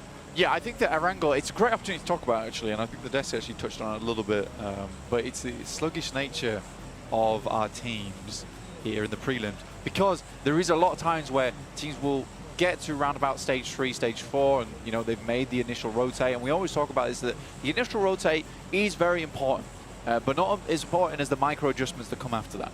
Because you do have to make those micro rotations to get into a better position, slowly solidify your position inside the map. And I think a lot of our teams kind of forget about that portion of the match once we get to stage 3, stage 4. And it was very evident yesterday, especially on our Sosnovka finish, where no one played C-block up until very much late in the game, where we got Akim Cyber as well as Nepex moving into position. So yeah, I would like to see less hesitation in that mid game. And the ability just to move through, because we've had some weird matches so far where positions are so easily given up. I mean, Black Esports, like I was saying, had the easiest time there. I think Max was saying that it was a decent play to make for Upgrade, didn't really have too much option. But again, there was Quarry to play. It's not the easiest thing in the world, but you know as Upgrade, if you make that push, you are going to get sent on by Black Esports. You're gambling at that point. You're gambling that Black Esports is not going to make the right play. I think today they have. So it looks like we can have another Sosnovka finish. And this is a great time for those mistakes to be shored up. Let's see what KZE do. I think that was the team you were most critical of upset about, in that scenario. Yeah, I think rightly so. They over-invested in going for that bridge camp, right? And that maybe played into what you were talking about with the lack of team in C block. You know, KZE by rights had, you know, priority on that location. Yeah. They opted to go somewhere else instead, and maybe other teams didn't realize that there was a bit of a vacuum there until they crashed. So we'll see how heavily KZE invest in that west bridge hold. A little bit of a scrap potentially over towards Novo as well, with iCurd having an outpost to Fenerbahce right on their doorstep. Yeah, I mean, for Fenerbahce, they have someone over there already, which was a smart choice from Fenerbahce. They will have to immediately get across. They have vehicles, and I think now's the time to go. You can quite easily loot up on that north side. If Nepex is going to make that same play as a swim, it's slow. It's slow compared to Fenerbahce's play down towards this south side. So it seems like they've done their homework. I like that, preparing for all avenues of success. This time, the 721 aggressors also make the right play, which is to instantly send across as a group. Thank you, guys. That feels like someone's listened to me, which is nice. Sorry, what was that? Well, I was going to say that I was listening to you as well, because I think you brought up a great point about priority. And in this instance, this is a good example of it, is Prio on the bridge. Realistically, KZE should have it, and this is how you defend against that as the 721 aggressors, is you have to immediately move, because there is that brief window where that priority is not available for KZE. So yeah, wonderful plays from 721 aggressors to shore up that crack in the building. I really do like that. Love it a lot. Absolutely. It's going to slow down everybody over towards that Primorsk, Quarry, Gatka sort of area as well, because they're going to start to hear these gunshots coming on through, and they're going to be slower over the bridge. That gives the 721 aggressors, again, a little bit more time. They're playing a tempo-based game. Unfortunately, they haven't quite managed to get towards KZE before the res comes through. However, I'm not certain that they're going to have any meds available to try and get Devon back up. He's just going to be lying in wait. This could be actually quite a decent play. He's moved the vehicle away. He's drawn the attention. Maybe they just expect both of the players to have been in that vehicle. Could find aggressor if he's sleeping. It's one situation where you've got to be very on the ball there, because it was a buggy that was used. So if you saw a guy in the back of the buggy, you know that they have left together. If there was no guy in the back of the buggy, you know that someone stayed. But I think right now for the 721 aggressors, there is a clear idea in mind, which is to get their player back on their feet, which is Yonik. They don't have to force the issue here. They can play West Coast, try and hold out other teams that might make their way through in that location and just part their ways, because KZE at this point in time should be heading back over towards the hilltop that sits on the western side of Sosnovka. It's nice watching these teams, because there is a lot to go over, there's a lot to analyze, because a lot of mistakes have been made in the past from these squads, but they're quickly learning, and you will do that on an international stage. Absolutely. I think a key difference, though, for this circle as to yesterday's Sosnovka military base circle is this is very much confirmed over the military base. It's much more certain than we were yesterday, where it was maybe, 10% chance that you could go back to the mainland, maybe 15, 20, that sort of ballpark is what we're talking. Yeah. So teams are a little bit more hesitant, right? Now you can fully just say, okay, we need to figure out a plan. How do we get to military base instantly? And that's what the 721 aggressors did. It's what KZE were maybe not quite ready for just yet, but you don't expect them to be, like you highlighted. And Nepex can make that rotation fast, as can everybody else. Yeah, I think I actually don't like this from both Nepex and Exotics, honestly. I think Fenerbahce, they had a fantastic capability there to move over towards the northern coast of Sosnovka and actually take a lot of eliminations. We did, though, get an interview on the stage with one of the coaches, so let's check in with it. Welcome back to the front of stage. I've got the coach from Fenerbahce Esports, Tyler, here with me. And we're going to have a very quick chat. Tyler, I've been hearing a lot of chatter from the casters, from the analysts, saying that Fenerbahce Esports, you guys are playing, you know, quite slow. You're not really taking any risks, but also you're on cruise control. How are the team feeling about their performance so far?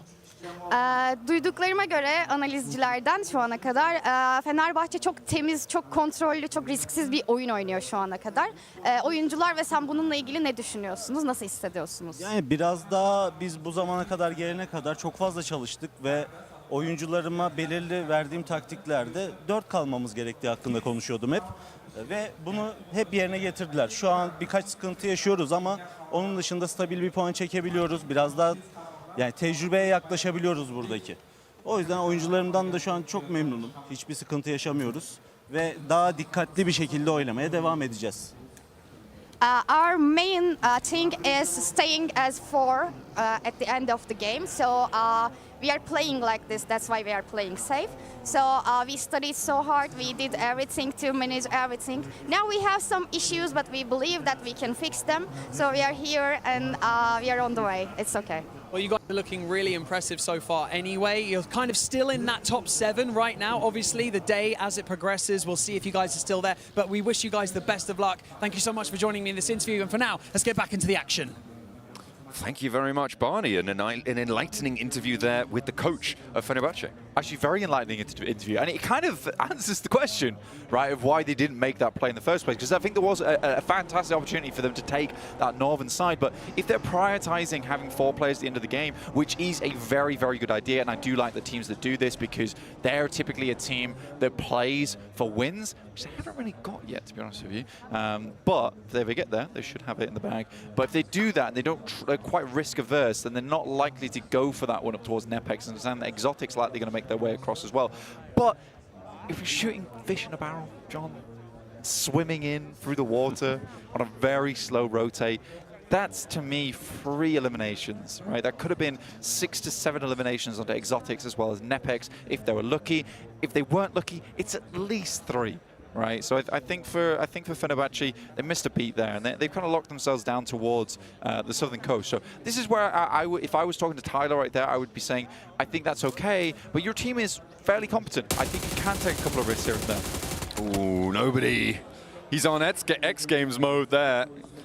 Will be able to dodge the bullets on the mountain bike, an immediate response from a teammate as well. And now they can actually sidle them forwards. They all brought the bikes, Blank. They are pedal power to the max for Exotics, and they're running down into their opponent's faces here. They are bringing those bikes because they went across the water. That allows them to have a little bit more vehicular mobility when they get to land, and it's working wonders for them. I'll come back to this in a second, but yeah, Exotics versus Nepex right now. Mukesh currently goes down. Only 1 player left remaining. It is Domain inside of the hovercraft. That thing's taking a beating because it is currently smoking right now. But yeah, quite an annoying turn of events. See if that thing explodes or Domain's just going to get out of there. But yeah, it's quite an annoying turn of events because, again, Fenerbahce should have had an easy take on the Grandmas, honestly, on those compounds that sit on that northern side. Just frustrating for me because the fact they had the outpost so early, there really is so many options. Now they're going up against Akim Cyber, which is a little bit more of a difficult task, but it starts well for them. Certainly does have a good start to proceedings. Akim Cyber still in first place right now, but losing a player like this, they're behind the curve when it comes to getting to land. They were late on the rotate out the west side past that Primoz Peninsula, and they are at the back of the queue as it stands. Fenerbahce looking to find some fish in this barrel. Fenerbahce have them on full surround. You can see they've got the top of the cranes. You've got Merciless putting pressure on the ground. And 8 up on high, they spot Zvezda. and they've got control of so much of this terrain. I don't want Merciless to be pushed too close here because he doesn't have the backup for a refrag.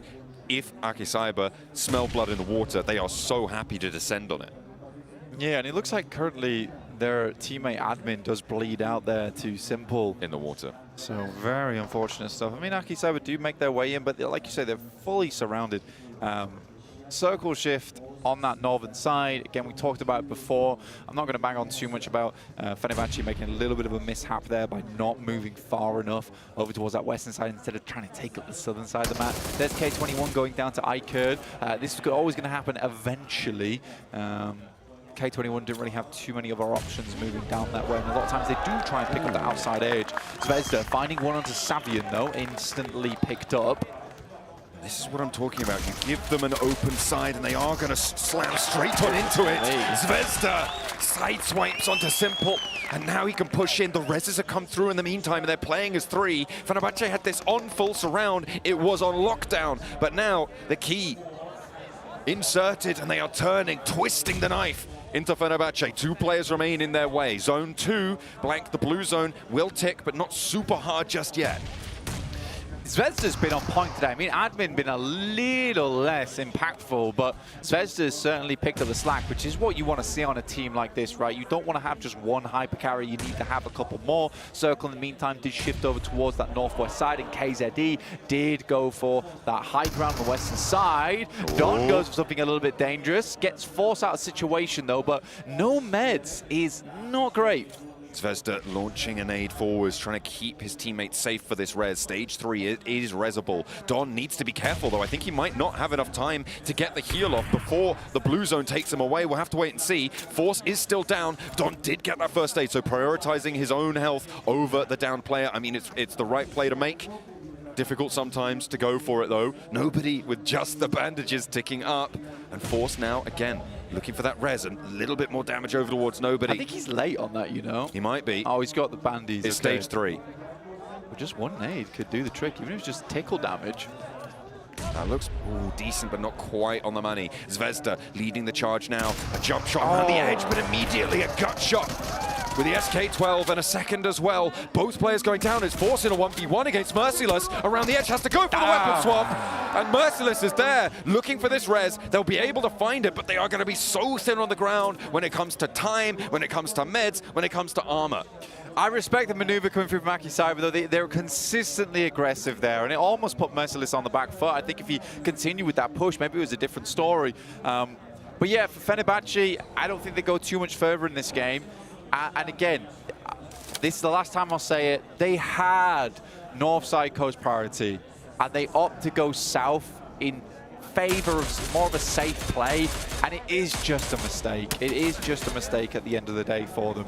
KZE, though, I am very happy with how they've made an adjustment on this game. They allow 721 aggressors in. They realize, okay, we're probably getting enough. This is as much value as we'll find here. We made life hard for the 721 aggressors. We forced them to the western side. Now let's go pick up a nice compound that's going to sit us safe for the majority of the game. I've sort of been keeping an eye on the 721 aggressors throughout this game. Blank, they got across that bridge early. They made a great play to start. They really heavily invested in going all the way down south to try and slow teams who were going for that south side rotate. Obviously, they'd seen a lot of teams looking for that south side rotate, and yesterday, Sosnovka, they were trying to pick up points there, and they have managed to put a lot of pressure. Not so many points, but now they've moved back up. They've seen action. They've got Black Esports, who actually have come from the east side of the island, now actually pulling up and into the midst of it.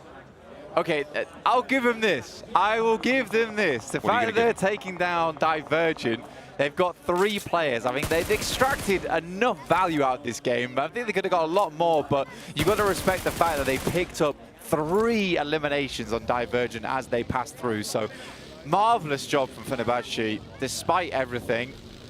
And now I'm going to try and just get at least one player into the circle here in Nobody, who I think was the player last time on Sosnovka to hide things out. He was. But yeah, for 721 aggressors, I couldn't agree more. You know, I think that their change was lovely. Coming through over towards that western side, they made the full 4-man push instead of sending a scout, which was inadvisable. And this time, they just send over to the western coast. And like you said, they're just holding out teams. So really, really well done to the 721 aggressors. Couldn't be happier with them. great result. We'll see if they can capitalize on those rotations as we get the replay. This is the push I'm talking about. Of the warehouse madness. Merciless was on the heel. I think if he just kept pushing around that corner, it might have been a very different story. Maybe. Maybe, but fortunately, we will never know. All right, I mean, right now, there's not really a team strong holding against this bridge push, and R8 have been waiting on the far side of it for a long time. Train to kill, they are late on this rotate, and actually R8 will be able to clip their wings a little bit on that and potentially get an advantage for it. R8 going to be moving into basically no resistance. All the while, Black Esports, they're just slithering through these circles, and nobody is stopping them. Finally, Aggressor draws Lord Cedric short. I don't think that's going to be resable. In the meantime, in C block, don't have Ko Liang facing off against Ikurd. With 3 players on the inside, they're looking for that shot, and there it is, the nade over the top, and that will be another point added to the tally for Ikurd.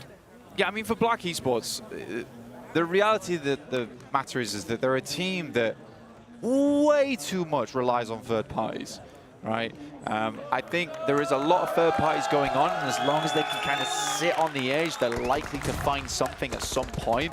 But now it's getting to that area in the game where I would say a lot of our teams still inside this game are pretty damn strong. And it wasn't like the 721 Aggressors were just going to let Black Esports wander through. R8 in the meantime, though, taking an engagement with Go Quality, and R8 do look like they woke up today and chose violence. Absolutely. They've got 3 elims and 3 players. Action are going to be on the sidelines. You've also got Train to Kill, who are not out of it yet.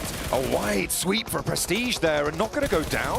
Efia's uncharacteristically not going to be able to tag that spray, but Ego's there, and that's the flush that they were looking for. 3 players alive now for GOAT team. Actually, GOAT Quality, sorry, as they are going to be able to get that heal onto Varanik. A nade over the top towards SK-Turn, pushes him off the corner, but doesn't get the knock. May be able to heal here, but now R8 are flagging. They only have 2 players, and they are heavily split from one another. I think Dope did just take a heavy hit there. In the meantime, Ego looking for SK-Ton, did get the initial hit. There's a shot over towards the back line. Now just SK-Ton alive and will get sat down with the help of Action. Action coming through late into that fight. Exotics are going to fall in the face of Upgrade here. 3 players alive, but 2 of them are on the floor. Black Esports are there. They're right alongside Symphony, looking to try and find an angle onto this third party. You said they rely on it. Now is a perfect time to execute on one of their favorite things to do. They are lining up for this one. They know that there's a team in here. They know that they're wounded. The question is, how long will it take to patch them up? And will they be able to fight out of the cover? Yeah, it would add insult to injury for Upgrade getting third-partied by the same team 2 games in a row. True. But looks like Black Esports are a little bit hesitant this time around. I mean, they don't have as many players. I believe the 721 Aggressors were able to take a couple of them down. Circle moves a little bit further down towards that south side. And to be honest with you, this is where KZE's issues come into effect, right? Where I really think that they should have been able to challenge out 721 Aggressors for that position on the eastern side, on that hilltop, but it's far too comfortable inside that western compound. You've got to take risks at that point in time, because it does give you good oversight over towards this northwest side. A lot of action taking place around the map at the moment. GOAT Quality up to 5 eliminations after their scuffle with R8 earlier on. And that puts them back on top of the leaderboard as well, with Akim Cyber down 69 points. I mean, second place is nice, but first place, all the sweeter. And GOAT Quality will be able to take that mantle back, and we'll see how much further into the lead they can go. If you want to keep track of the tables, of all the stats coming on in, you can. There are plenty of ways that you can do that. We have both the map feed and the vertical stream that will have information flashing up over the course of these games. The map feed, you can put that up on a second monitor. It has those tables on the side, but that vertical feed as well is available to you on both TikTok and YouTube for that vertical stream, on YouTube for the map feed. GOAT Quality up towards 5 eliminations. Really good stuff. Really, really good stuff for them. Like you say, taking back that first place spot, as Akim Cyber has been, I wouldn't say lackluster, because I think both games they have shown their strength, but just not getting over towards that end game. Here's that upgrade for that replay for Upgrade. Ruzen boss, very aggressive. Nice play, honestly, from Ruzen. Really, really well done. And again, that's what I'm talking about a couple of days ago in just terms of that clutch factor. Sometimes you have to commit to those plays. If that means jumping out the window and making the roundabout play there, It has to be done. Has to be done. Upgrade though moves forward, and Black Esports looks to move over towards Go. Again, this is typical Black Esports, just trying to look for somewhere to get in. And they are not having a good time for it because no one is opening up that pathway. And there we go, finally shut down. Black Esports will fall, 67 points on their tally. Now, moving our attention to the rest of this circle, it's looking good for, I would say, the 721 Aggressors and for Upgrade. Both home ground teams gonna have a decent shot at taking this one home. KZE finally leaving their compound, but they've got Go Quality to worry about. Veranik looking for the spray, and it will be good for a little bit of damage. Nade in, though, from Raygod. Pushes Veranik off the angle. Efius is low and healing up in the backline all the while, and Go Quality not able to get an opener on this defense. Little tag over towards Veranik, but a general idea of where they're playing. Behind the vehicle, good maneuver from Raygods to get out the way. Gets an air burst on that one. Veranik with the massive flank here. I think it's been spotted. Raygod's lining it up and immediately putting ordnance his way. He knows what's up, immediately getting that knock. Ego on the vehicle has been spotted, but it's the 721 Aggressors. The third-party angle is here to play. Jonik, Butcher, Spidey all ready to surge over this hilltop. You can see the players down at the back line here for KZE. That bobbling nade is going to be good. And Raygod's now the last to stand for KZE. He has done it in the past, but he will not do it here. Go Quality able to move through, and the 721 Aggressors keep things on lock with 9 elims now. Talk about high rollers coming through from the 721 Aggressors, but in that case, it was a low roller down towards KZE. Beautiful stuff. Again, for KZE, is the mistake I brought up at the beginning of the game, which is the fact that from stage 1 to stage 3, rotations initially are good, but they stagnate towards that mid-game. KZE should have been thinking way, way earlier in advance about picking up this high ground the 721 Aggressors have right now. Remember, KZE were the ones to push 721 Aggressors out towards the western coast. They should have never had this position in the first place, so a little bit disappointing for me. The right decision at the wrong time is the wrong decision. And they were not able to keep the tempo on KZE's side. Unfortunate for them. It's the same mistake two days running. It is. You're right. It is frustrating. And I mean, massive, I'll put it this way, massive applaud for the 721 Aggressors. I am so pleased with the way they've played this game. I think they should be very proud of themselves by the end of this match, because everything that went wrong yesterday for them has been patched up in this one game. But not only that, Blank in 6th place, they are starting to extend that bubble, right? Dope currently sits on it with, I think they got some placement points in there, which is so 7th and 8th looks a bit funky. But that bubble is starting to open up, right? You got 55 points in 5th place. There is starting for the first time over the course of this tournament, this prelim situation. We are starting to see that get a little bit more distant, a little bit further into the future. And 6th place may step up to join Fenerbahce in that sort of a point gap. However, they have just taken 2 knocks on the hilltop, and GOAT Quality have Ego. Butcher needs to keep it all together, stop the team from splitting. And Ego with the challenge. Spidey has been spotted, but not going to connect. Not quite there soon enough. Butcher has been seen, though, from across the way. There's a third party. Flush confirmed here. Butcher has to step up, but he's low HP. This UMP only has 8 rounds, though. He's going to have to swap to the M4. Oh, man, that's sad. That is very, very sad. I think when that happens, though, the 721 Aggressors, they have to at least attempt to fight this. Oh. Butcher remains alive, but Upgrade on a bit of a tear on the north side of the map. Should not have gone down like this for the 721 Aggressors. Again, I'm still proud of them. I'm still proud, and I'll stick by that. I think that they made some very good maneuvers this game. But it is Go who, despite everything, despite all the tribulations they went through on the north side of the map, still get themselves to a 6th place with 10 eliminations. But it feels like this might just be game over here for Butcher. The 3-man roll up here for Upgrade onto Butcher. No chance. Buzz has his number. I gave him the buzz cut. A little bit too close for comfort.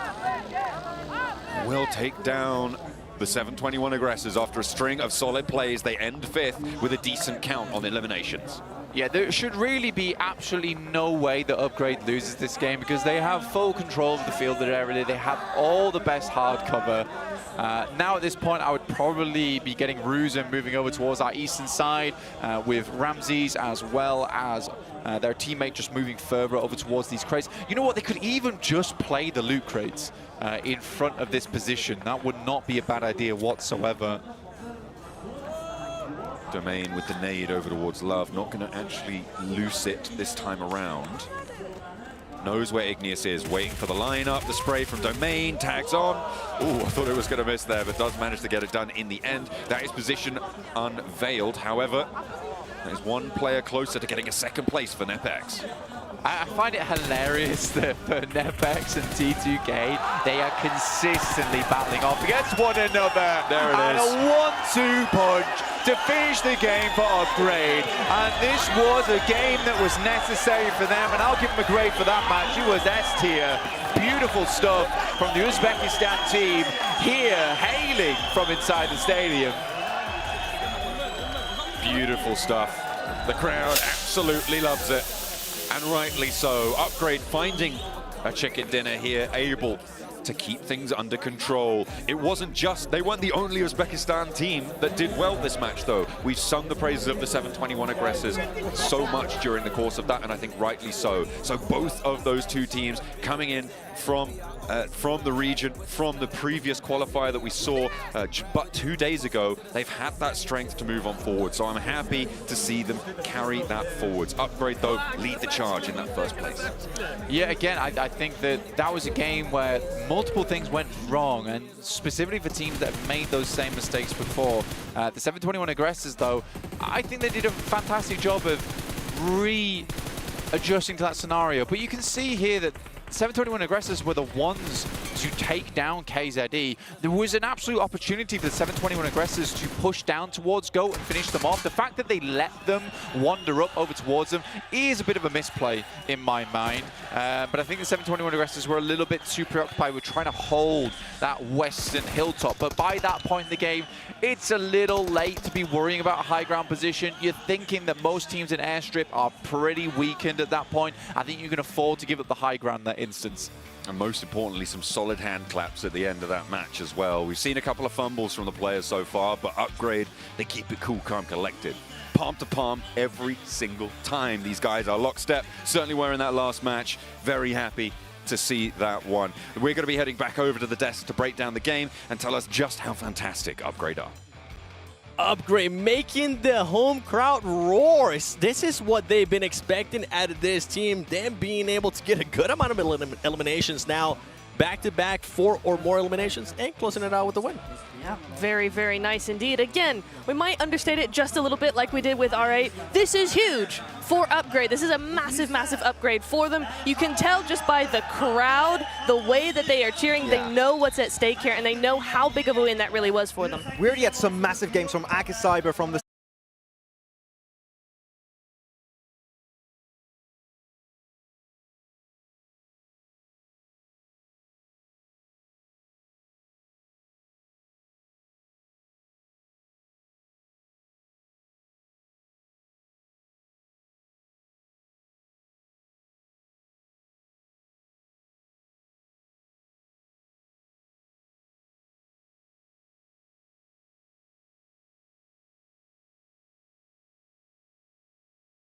for that momentum that we were wanting to see. It is, and I mean, you can see right wow. here. The 7, even though Upgrade Oh, won, wow. the 7-1 is the ones that dominate the top players. Sure do indeed. I mean, 4 out of 5 in our top 5 here are going to be from either T721 or Upgrade, which is a huge, huge thing for both of those teams. I mean, I can tell you one thing. All the 721 fans hate Ego. They don't like him. He ruined everything. Yeah, I mean, we're sorry, realistically, man. when you look at how 721 played that game, not like the early push, which I think was great, but 7-2-1 were clearly in their minds thinking about what's the next step before thinking about clearing their backside, because then you got knocked. There was one straggler missing, and then one straggler cost possibly their first chicken dinner of the day. A good bounce back, though, for that team, considering how their day started. They ended up losing that hot drop between themselves and R8 in Paradise and Sanhok. Guess what? They're able to bounce back, showing the aggression that we expect out of them. Yeah, absolutely, and it's exactly what they needed as well after such an early finish in Sanhok, right? Going out first just like that. And yeah, it is a really, really nice thing that they were able to do, showing really good teamwork, really good confidence as well. It's good to see that that Sanhok hasn't stopped them from doing well. Bro, those moves from This is Ruzenboss are insane. mad. Like, even leaped through the window. He got in the full animation, but because there was the buggy, I don't know if it was lucky or he planned it, but that actually soaked up some of the initial bullets, and he was able to just buck and weave all around the place and actually get the squad wipe onto Exotics. And actually, they also were able to avoid going down to black 2 games in a row, so that's very, very lucky from them. They have to move forward into the highlights.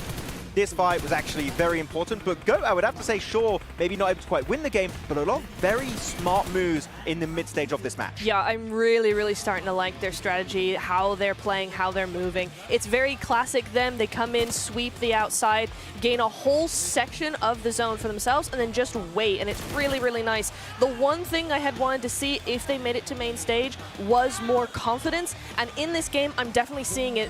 Before, they would hesitate just a little bit when taking fights. There was none of that in this game. I mean, look at this. 21 points for Upgrade. This is what this team needs, especially for the teams that are currently towards the mid of the table. They need to be able to get those points. GOAT as well, continuing to create a bit of a buffer there with the 12 points that they were able to collect. And Ikerd, surprisingly, even though it's not a win, Max, they end up getting 9 points. They get non-win placement points, which is massive. Yes.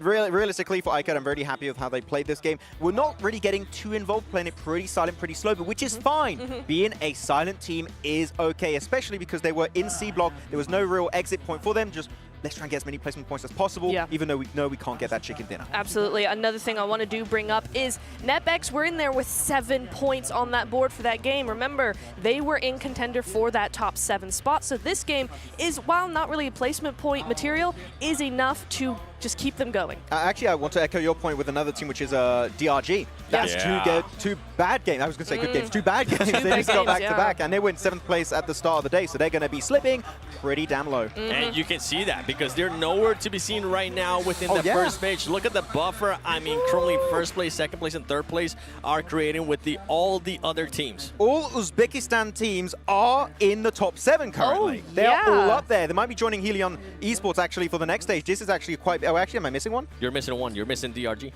You are missing Oh, yeah, DRG. because they just had 2 bad games. I just talked about it.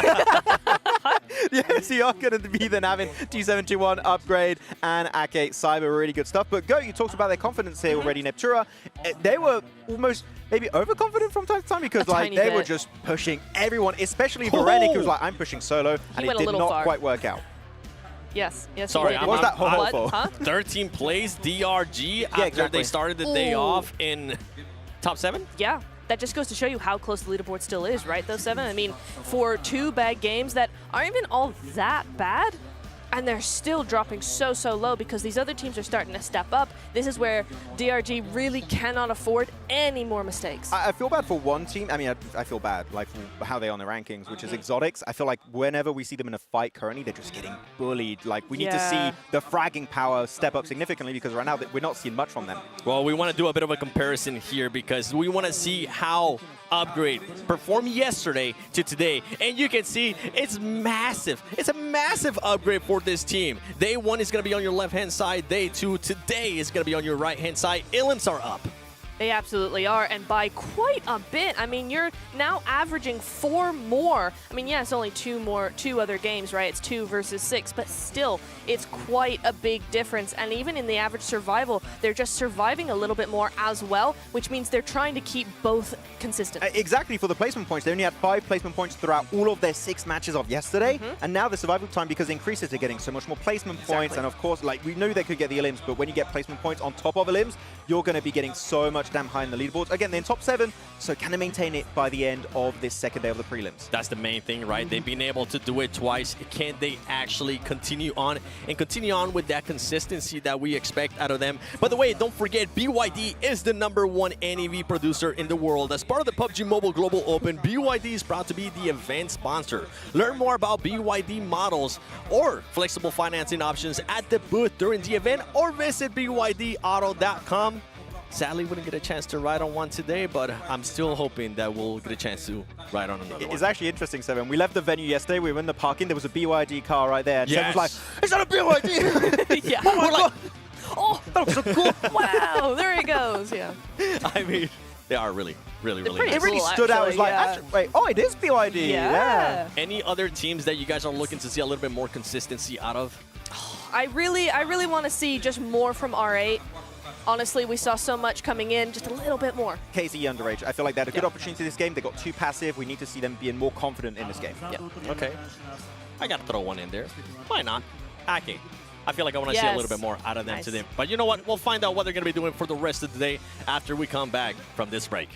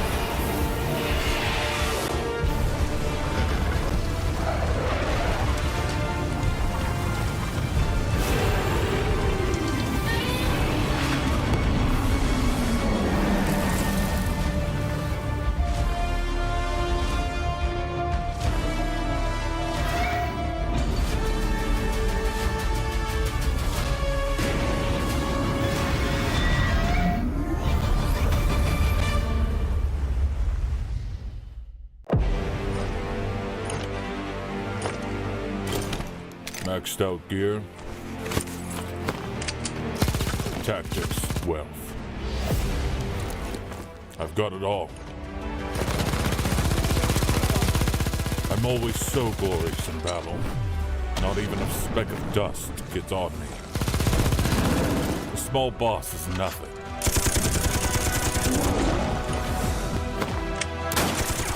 Try ambush me? Impossible. No one is a match for me.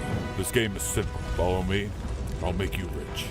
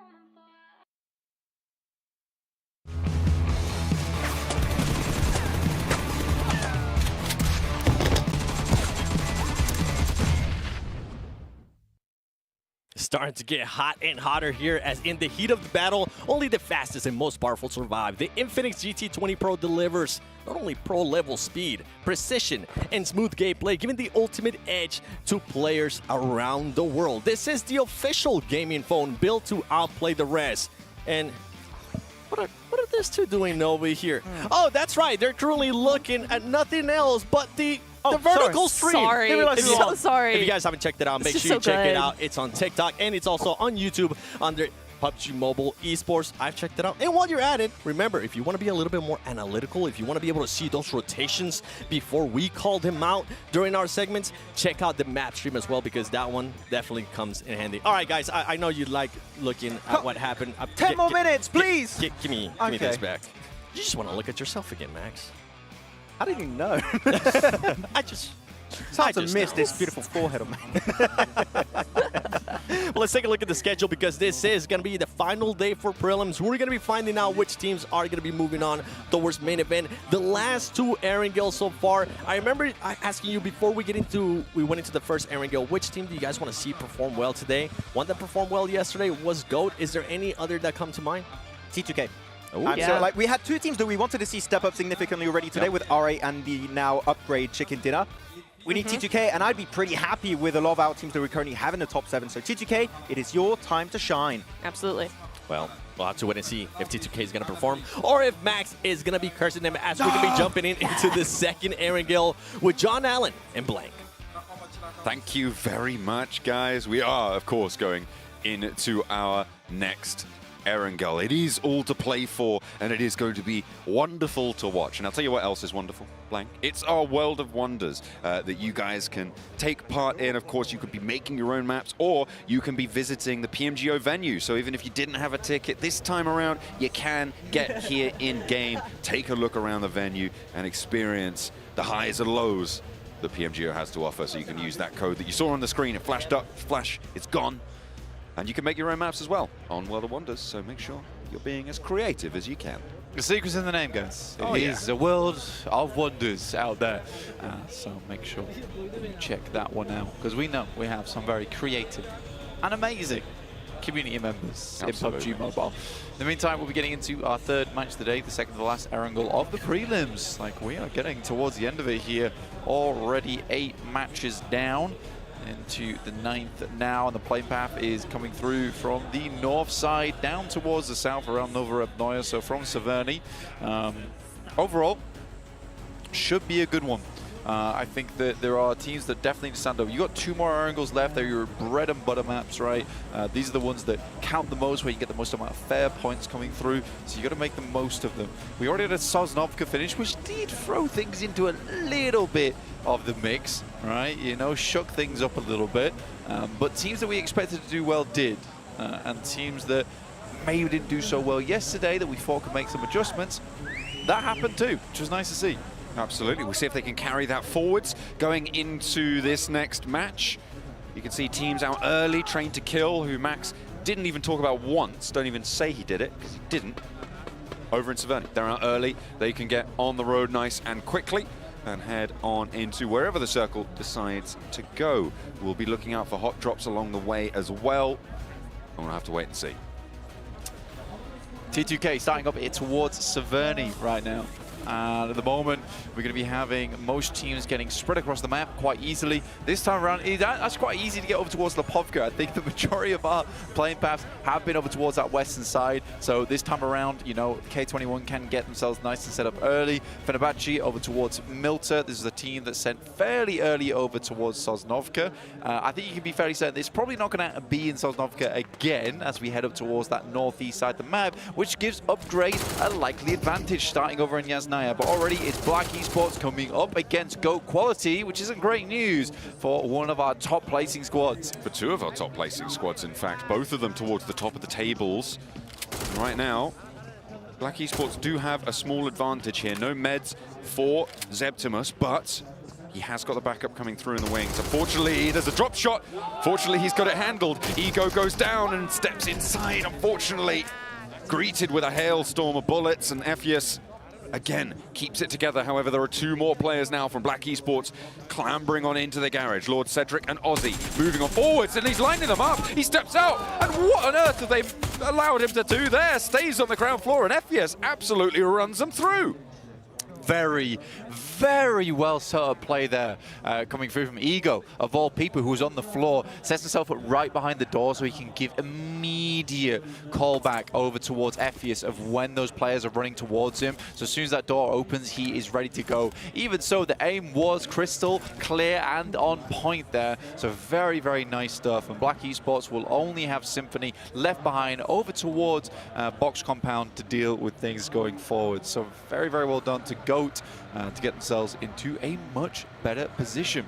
That is going to reduce the amount by which Black Esports can jump up or down the tables. And if you want to be looking up or down whilst you're watching the stream, that's right, you can, because we have our vertical stream available, new and spanking new, over on the TikTok and YouTube channels that you can see there on your screens. PUBG Mobile Esports, make sure you're checking it out, because you get the map feeds, you get all of the stats, the player cameras as well are available to you there, so make sure you're checking it out, as the guys over on the desk were doing earlier, as well as checking out the dedicated map feed, which is now officially live on our PUBG Mobile Esports YouTube channel. You can stay ahead of every single team's rotations with the help of the map feed. That's right. Why'd you look at me like that? I don't know. I felt your gaze upon me 8 times during that segment, scaring me. Up towards the north side, T2K currently holding up towards Stalber. There is a massive turnout for Upgrade, which is really nice, especially the fact that they're doing a little bit better now as well. That definitely helps their prospects in terms of the fans who were seeming a little bit gloomy yesterday, to be honest, with the way that Upgrade had performed then. But in 7th place now, which is great to see, with them actually being within the 7 teams that would go through tomorrow towards that main event and battle against some of the best teams internationally. This is a little look at the opener. Yeah, Septimus just got down to the ground early, able to take that first knock. That's good. But then, and then we saw him get this excellent shot down onto Ego. It was unfortunate. I think that Ephius was just a little bit too quick there and got some really strong weaponry almost immediately on that drop as well. I'm unsure about the decision to go for that push out the door with a Molotov in hand when you know there's a player ready with a rifle. But you know what? You take that. You take that when it happens. Yeah, again, it's a play that's set up by Ego being there, giving him essentially that alarm system. That's what you want in that location, because I think if you're Black Esports, you're expecting that solo player to be inside the building and not prepped and waiting for you there, as he was in that situation. So yeah, for Black Esports though, I think it's not a massive mistake on their part, because for Septimus, that is a trash drop essentially for him, where the rest of the team goes around box compound. So they were very, very quick to try and support him there. And unfortunately for them, it is a case where I think for Go, that's an alteration in terms of their play. They see the singular player on that building and they're like, we're just going to drop on top of you. Unluckily, Septimus gets some nasty shots mid-air, but despite that, Goat does come out on top. So I like that from Goat. They took advantage of that situation they could see from the air, just from the parachutes. Good scouting. Yeah, I mean, it was very nearly a 1v4 for Septimus, so Goat quality able to keep things going. Simple. Give him the run around. The Matador in the water. Unfortunately, he is bleeding out all the while. The only thing read about him is his health bar at this stage. We'll have to try and survive. I don't think it's going to be too profitable, though. iCode will have to play on as 3 alive. Now, across the rest of the map, teams have coalesced around the east side of Yasnaya. Obviously, being on the east side gives you a lot more mobility if you need to swing around towards Stalba in these later circles. So you're seeing teams try and put their position in to that east side. I think there are teams that are currently a little bit slow here over towards that southwest side, trying to make the way through. But we did catch up with some of the players over on the stage with Barney. So let's check out what they have to say. Welcome back to the front of stage. I've got Falcon joining me here from Helion Gaming. And you know what, Helion, you guys are actually waiting to compete this weekend. Is that making you feel a little bit more nervous? I think yes, because these 2 days give us a more comfortable atmosphere, and just take a relax and just these 2 days for our analyze the maps and our opponents. Okay. Are you making any adjustments based on what you're seeing on here? Because you're sitting around, obviously you're watching the prelims, you're seeing all the gameplay. Are you changing what you're going to do or how you're going to play the game when you go into the main event? No, we didn't do any change. We just do our game and just our plan is just game our game. Like. Play your game. Yeah. Play your game. That's what I like to hear. Falcon, we can't wait to see you guys in the main event. You guys were so impressive during the Open qualifiers and the Open finals for the Uzbekistan region. And we can't wait to see you guys, and we can't wait to see you on stage. Best of luck. For now, let's get back in the action. That was from Team Helion, who qualified in first place from the Uzbek finals straight to tomorrow's matches. But we've got plenty more action here in the prelims, because Akim Cyber trying to push in across the river by Georgia Pole, trying to go over the top of Everest near Goat quality, and with RA off in the distance as well. A 3-way engagement. Yeah, again, a weird one. Very, very weird one in terms of positioning. Fact of the matter is, why is there 3 teams here? If you were going to hold, you'd want to hold in box compound. I don't know why there's so many squads on the north side of Everest. You'd expect teams to be already moving over Severny towards Stalber at this point in time. It's kind of a moot point for quite a few of these teams on the western side who have pretty much doomed themselves a little bit, because they're constantly going to be coming into conflict here as they move forward. So I'm slightly unimpressed with this.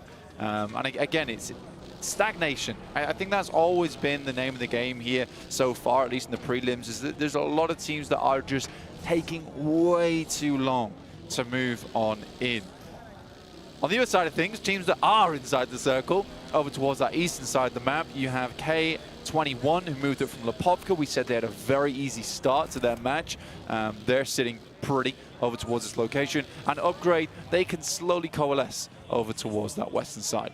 I mean, we saw there on our screens, RA actually hunting down the remnants of Goat quality. They do not want to let this one go. And they've actually allowed Akim Cyber to cross the river further up on that western edge. So still more convoluted rotations going on that western edge. We'll see just how they unfold. Divergent Gaming. Now, this is the only team from Uzbekistan who has gotten to this stage who has not got into the top 7 as it stands right now, Blank. They are currently, however, fairly central on this circle. They're in a very strong compound here to defend, getting out of it a little bit harder. But we'll see how far they can go into this one as action roll up onto Ego. First player in with the buggy.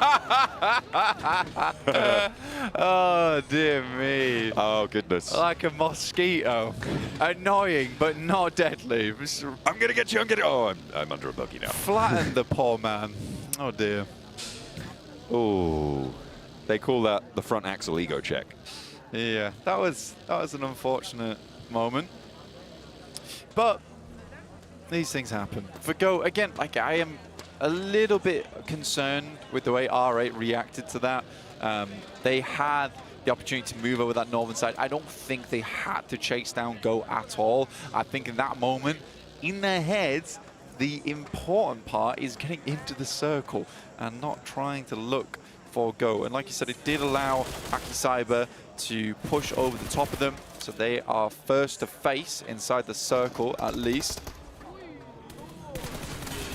This was Divergent on a replay, fending that one off for their central compound position. We'll see if they can maintain that. Dope Esports here on the south side of it. Currently, as the circle sits just out to the west of Lipovka, around that sort of mansion area, playing on the compound here with that high ground oversight onto the surrounding fields. Going to be a good time for them. We'll see where the next circle pops. It does keep them in, but we are staying on this east side of Yasnaya. What is Admin doing here? He heard that, you know, there was some paperwork needed doing. He's the guy for the admin. Unfortunately, it was a bait. R8 tricked him. Those forms were already filled in.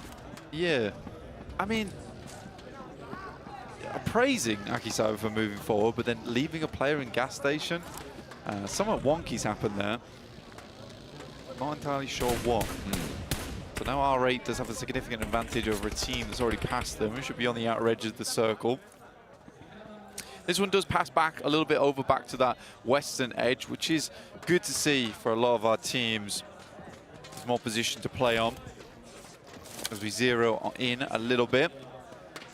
Nepex down towards our southeast side. Dope chilling.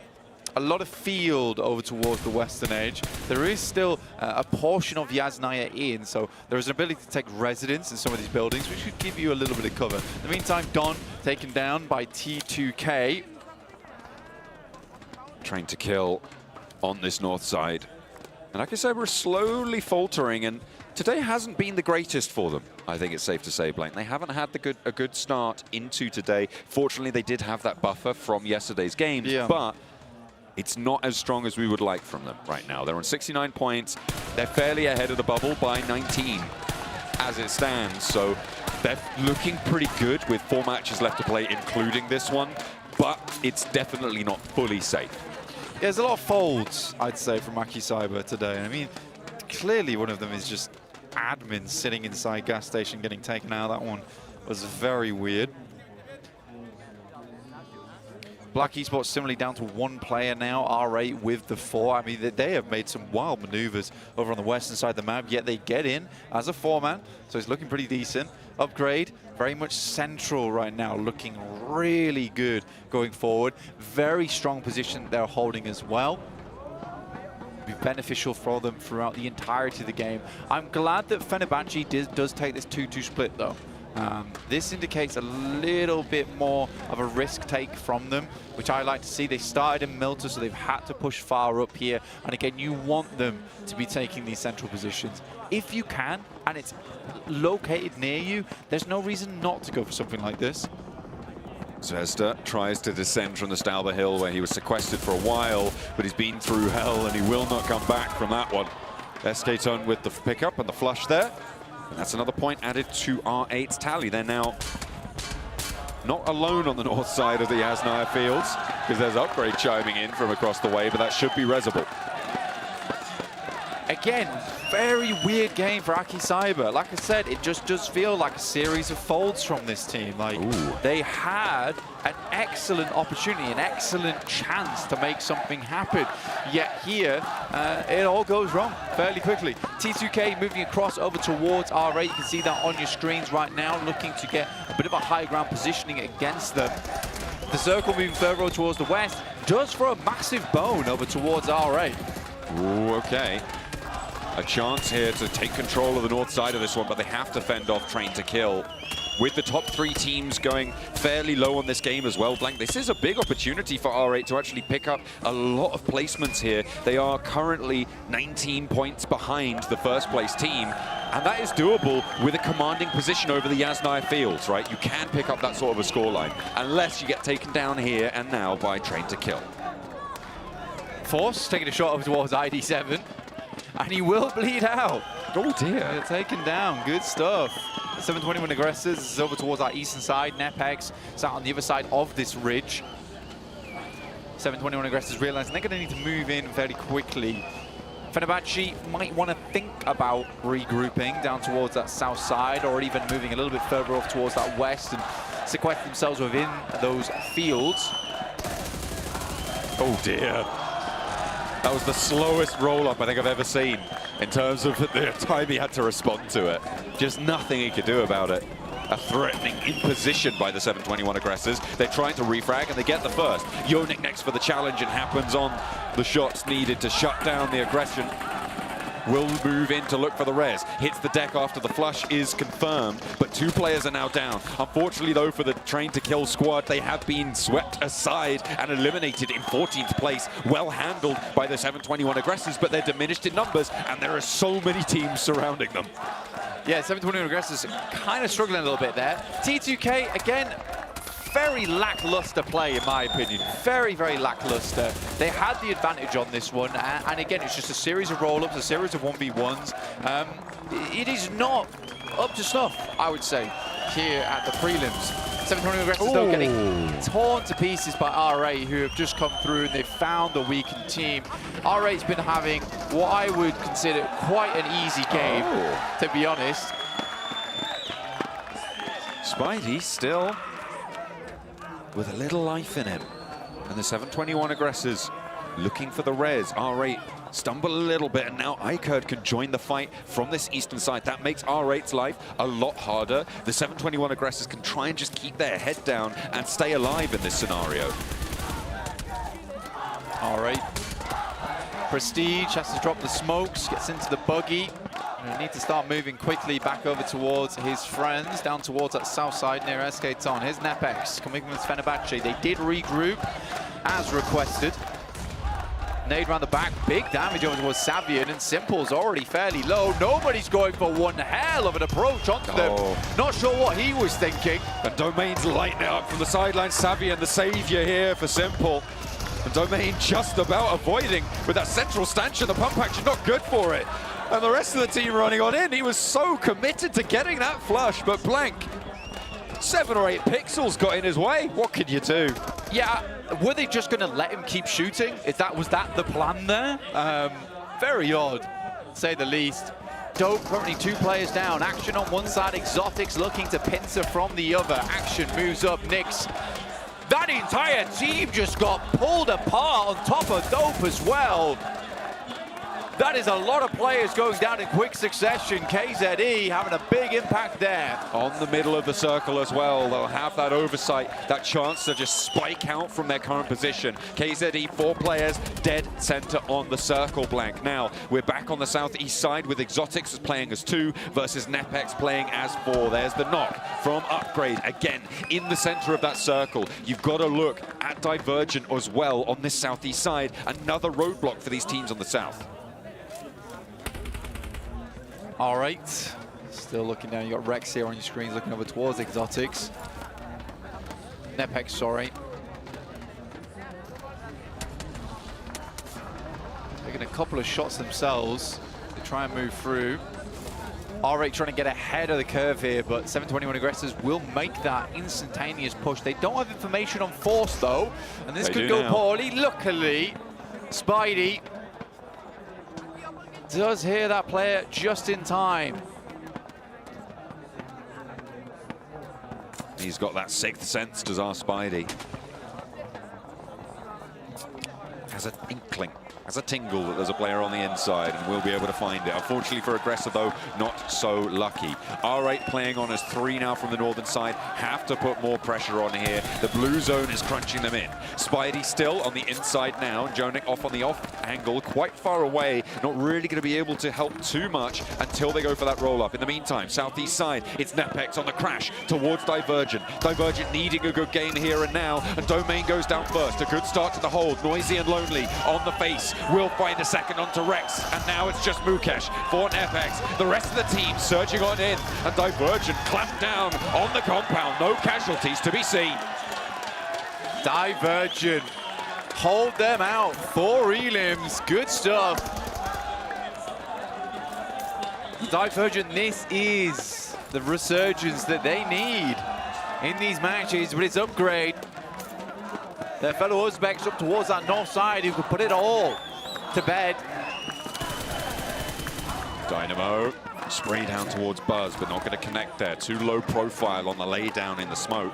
Yonik has been spotted. R8 did fall in the meantime. Blank, that was Spidey and Yonik taking that challenge. An open ground crossing, really difficult to make, and R8 cannot do it. No opportunity to jump up for that first place this time around. And we're looking at the teams lower down the table this time around in their chase, in their pursuit for that 7th place position. KZE. They've had a very strong spot for a long time. Pretty upset with themselves in the last game, I imagine. Not taking the high ground this time around. They were quick, you know, down from the south side of the map on Sosnovka, moving up here to a strong position. Upgrade need to get a move on though, and I think at this point in time it's where I would expect teams to start rotating around. Get rid of Spidey, play in the fields. That would not be a bad thing to go for, but Divergent with a lovely nade over towards Buzz puts a massive nail in the plan here for Upgrade. Again, I am not sure how you play this one out here. I think maybe with Divergent sending down towards that south side, you pick up Buzz. But again, I'm thinking teams need to start getting a move on over towards those fields on that north side. Divergent going for a full crash. Exotic's going to be pushed in by the blue zone, but not just yet. They make it to a waypoint though. They get a little bit of cover, however, they lose a vehicle in the process, and you can see the KZE are ready for this fight. However, I think Divergent might be in the circle. They're looking for Roy. He is going to be backed off, and there comes the crash. The last player, Dynamo, for Divergent Gaming, going to be regrouping here. KZE try and harry him on the way in, but not successfully. KZE also have angles over towards Exotics, and this time is burning down for them. Exotics had a chance to stop Divergent, but they have not been able to take it. In the meantime, Upgrade crash across the open field. Molodoy is low. It's all up to Spidey. Finds a second, and now Ramses, the last player to go, has a 1v1 and takes it back into control. And this is a huge position for Upgrade to pick up. Incredibly dangerous though, dude. Incredibly dangerous. But that is the right play to play on that north side to swing round. Unfortunately, Buzz goes down. I think, honestly, he's out of position there. The team needed to move. I don't think he needed to play outpost on that south side. It was very unlikely Divergent was going to make a north push. Meantime, though, smokes galore down, but KZE, they have got a fantastic position to play from. Upgrade, on the other hand, they're waiting for the next shift. They wanted to move away from KZE so they could take the fight to them inside the fields where they're already posted up, inside a nice bit of cover. Exotics getting through this as well is quite surprising to me. Divergent should have had broadside on this rotate, but they capitalize on the chaos and get through to an oversight commander position on this DRG spot.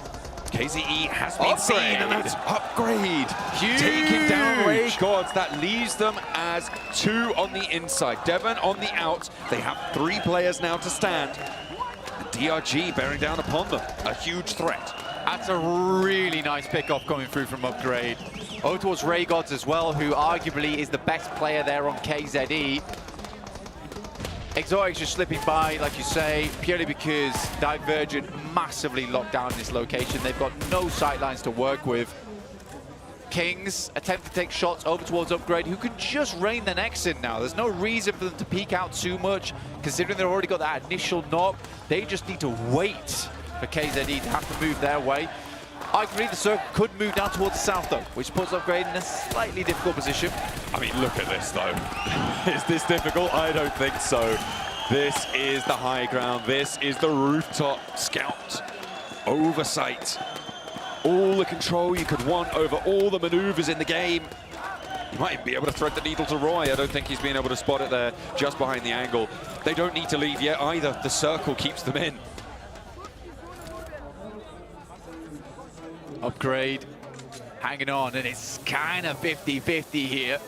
The compound just held in by the circle for KZE on that north side. Divergent, though, looking for something. They still have vehicles, which is a miracle, to be honest. It's a very crashable compound, too.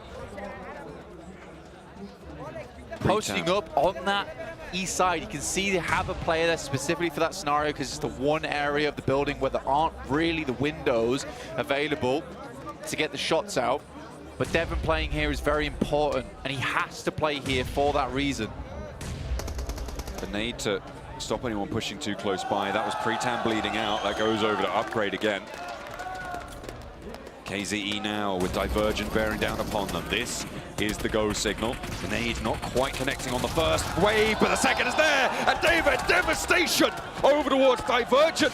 And they only now have one player to go. It's Dynamo, and he's lighting them up on the inside. One knock found onto Shadow. Devon is low, gets the heal off. Kings is there, but they're on the deck, looking for these heals, and over the field and far away, it's Upgrade to come and ruin their day. They play close, and it's Ramses to lead the charge. Ram straight on into the compound. KZE last to go, and it's Upgrade all the way for a second chicken dinner.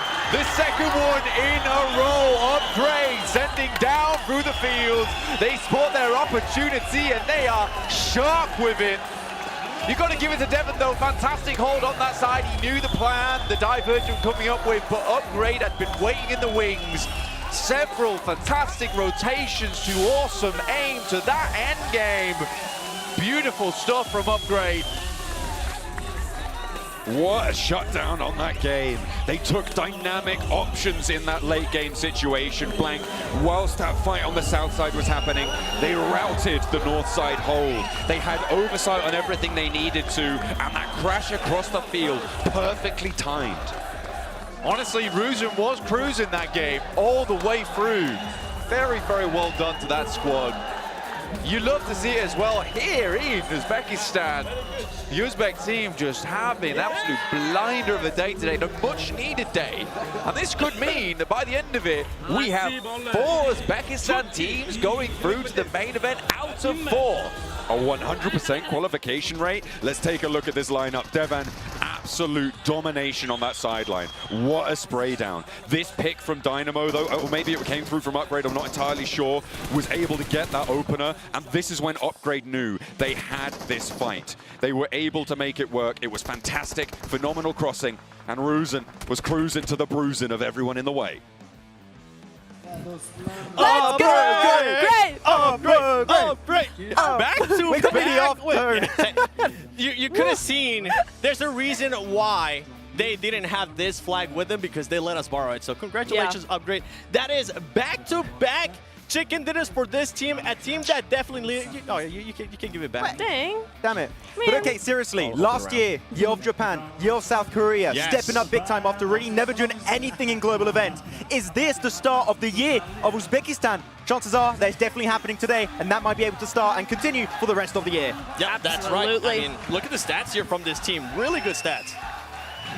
Yeah, 5 eliminations, 3 elims, 4 elims. Buzz was there in spirit, but it doesn't matter at the end because the timing of that final third-party inhibitor was absolutely perfect. Oh, I got so hyped for that one. I loved it so much because 7 was like, okay, you need to push it. And then they got in those vehicles and they started their roll. And it was like, yes, here we go. This is the PUBG Mobile we want to be seeing here. It was one of those moments where sometimes those teams tend to hesitate a little bit, and it can be the downfall for them. For that team to see that, that's exactly what you want to see, Max. You have a circle finish near Yasnai Polyana. Keep in mind, Upgrade drop in Yasnai Polyana. If there's any game where you're like confident they need to get at least a top 3 finish, it is going to be a circle finish like this. The timing was on point. They were getting involved in very, very impactful fights to gain space in these circles, especially that northern fight in the field. They win from that position, and off the back of that, get roof control, get a lot of information, see the fight happening thanks to that information, and go for the big game-winning third party. At the beginning of the day, the only Uzbekistan team that wasn't in the top 7, that yesterday had a bit of a slump, today they're showing why they are such a just Everybody just follows him, but look at the top players right here. I mean, what is going on, man? Uzbekistan, like, genuinely, what the hell is happening? Literally, Like, I mean, what?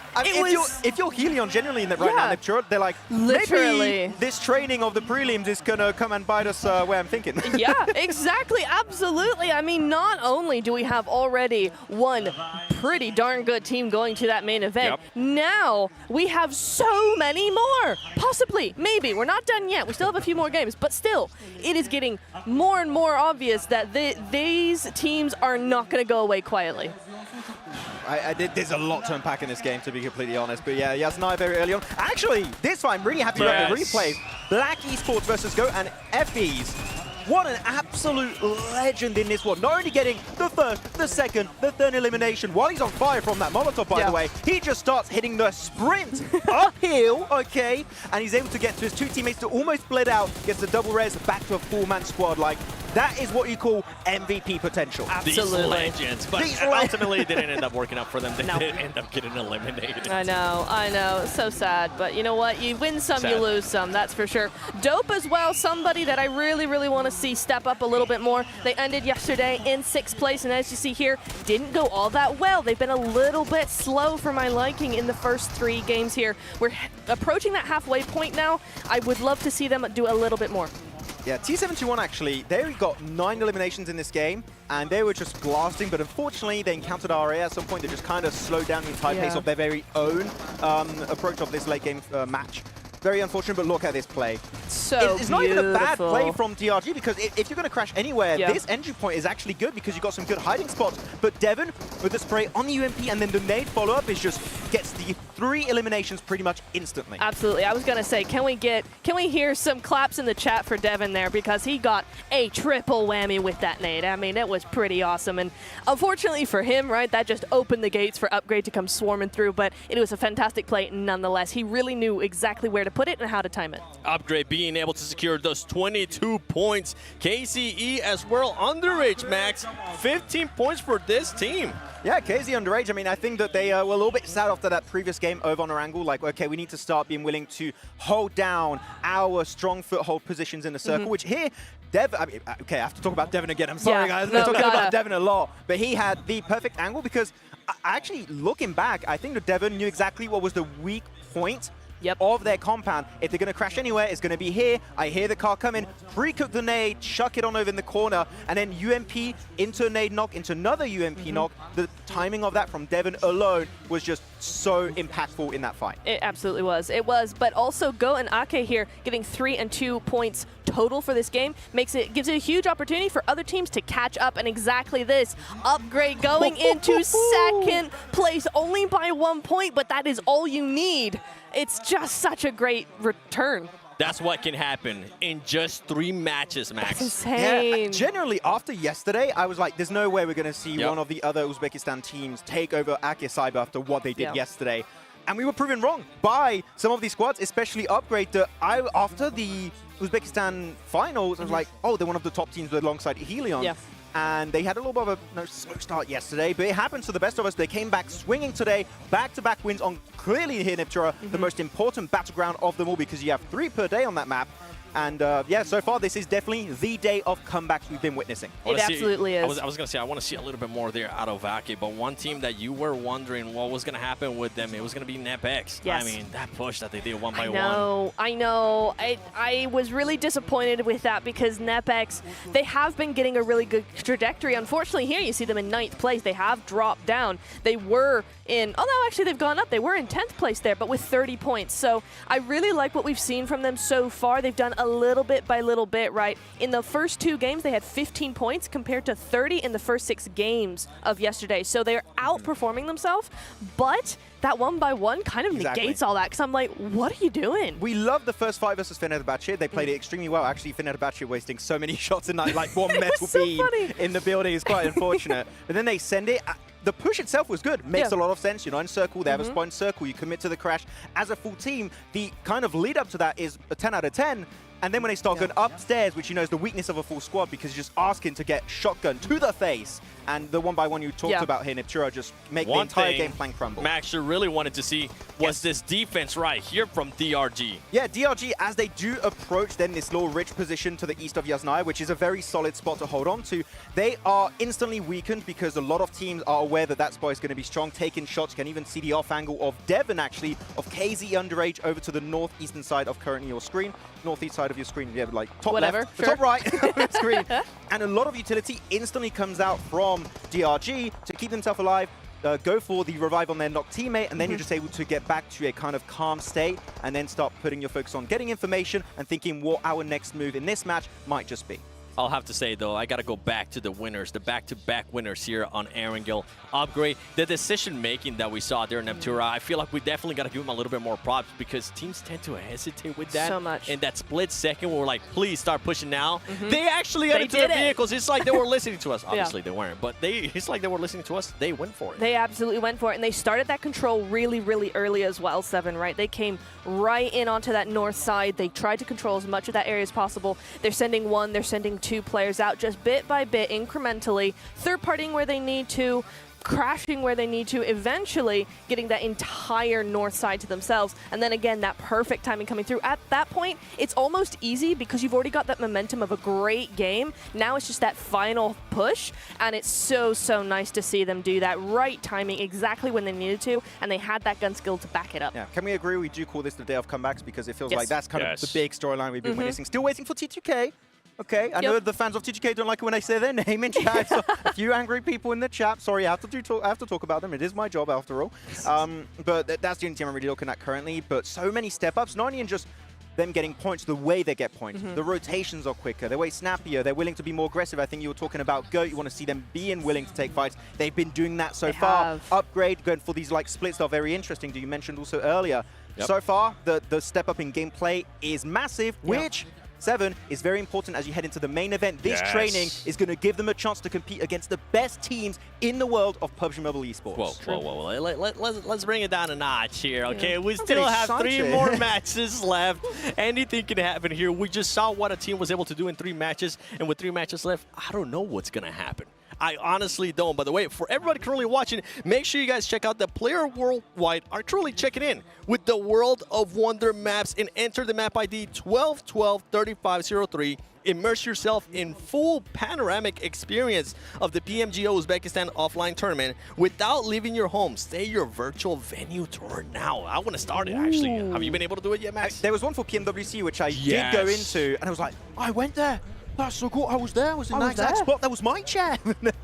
But you can actually go check it out right now. If you weren't able to make it to the venue, you can be in the venue in spirit, in game. Nice. Pretty nice. There's also, I mean, besides that, there's also so much more cool stuff as well. Yeah. When you go into World of Wonder, there's a lot of stuff. But let's bring it back here a little bit towards these teams that are fighting for that main event. I'm excited to see how they are going to be performing here in this last 3 games. The last Erangel, for anybody that needs the points, they need to get them now. So we're going to be sending it over to the commentators, John Allen and Blank. Thank you very much, Seven. Of course, we'll be more than happy to bring you guys every single beat of this next Erangel, and in fact, as he highlighted, the last Erangel of the prelims. Final one to pick up some more points for yourself going into the 2 Miramars, which will cap it all off. Who will make it into the top 7? That is a question on everybody's minds, and will it be 4 teams coming through from Uzbekistan to make that feat work? I think they'd be happy for it. I think the crowd would be very happy for it. We're starting again. Pretty much a very similar playing path to what we had last time from Severny down towards Novorepnoye. Last game was very far up towards the northeast side of the map, but Upgrade did a fantastic job. I think always starting from the S9 does give you a very nice basically landing point at the start of the game to kick off from. But they played that end game really well. I think KZE had some missteps. I think when you look at it, Ray Gods as well as Devon, I don't think they should be taking those angles. It was inevitable that at some point Divergent was going to crash onto you with the amount of smokes that they were unleashing. You weren't likely to get too many shots. I think Devon's off angle was probably the only one that I really agreed with because it was covered off from that north side. But yeah, as soon as they lose Ray Gods, it's a big misstep. Because crashing that compound on that side with Devon holding that angle, very, very difficult. But the fact that they lose Ray Gods is just a big kick in the teeth, honestly, when Upgrade comes rolling down, because it was much, much harder than it needed to be up against Divergent. Looking at this game, though, we will put the past in the past as we head back up towards the north side of the map, with T2K actually having a fairly good starting point. Also looking at Divergent getting carried on the drop here. Action running low on that micro Uzi, so can't really do too much. They're just grabbing those vehicles. It's a little bit of a vehicle hot drop here, so don't expect too much more to pop off from this one. A similar sort of plane to circle situation on this, but you're right, it's shifted further over to that west side. I'll be interested to see how the dynamic on the west edge goes, right? Because that's what we saw with GOAT Quality, with Akim Cyber, with R8 in that last game. Kind of getting embroiled with one another, right? And getting stuck in the mud of this fight. R8, in fact, doing something a little bit wonky, a little bit wacky.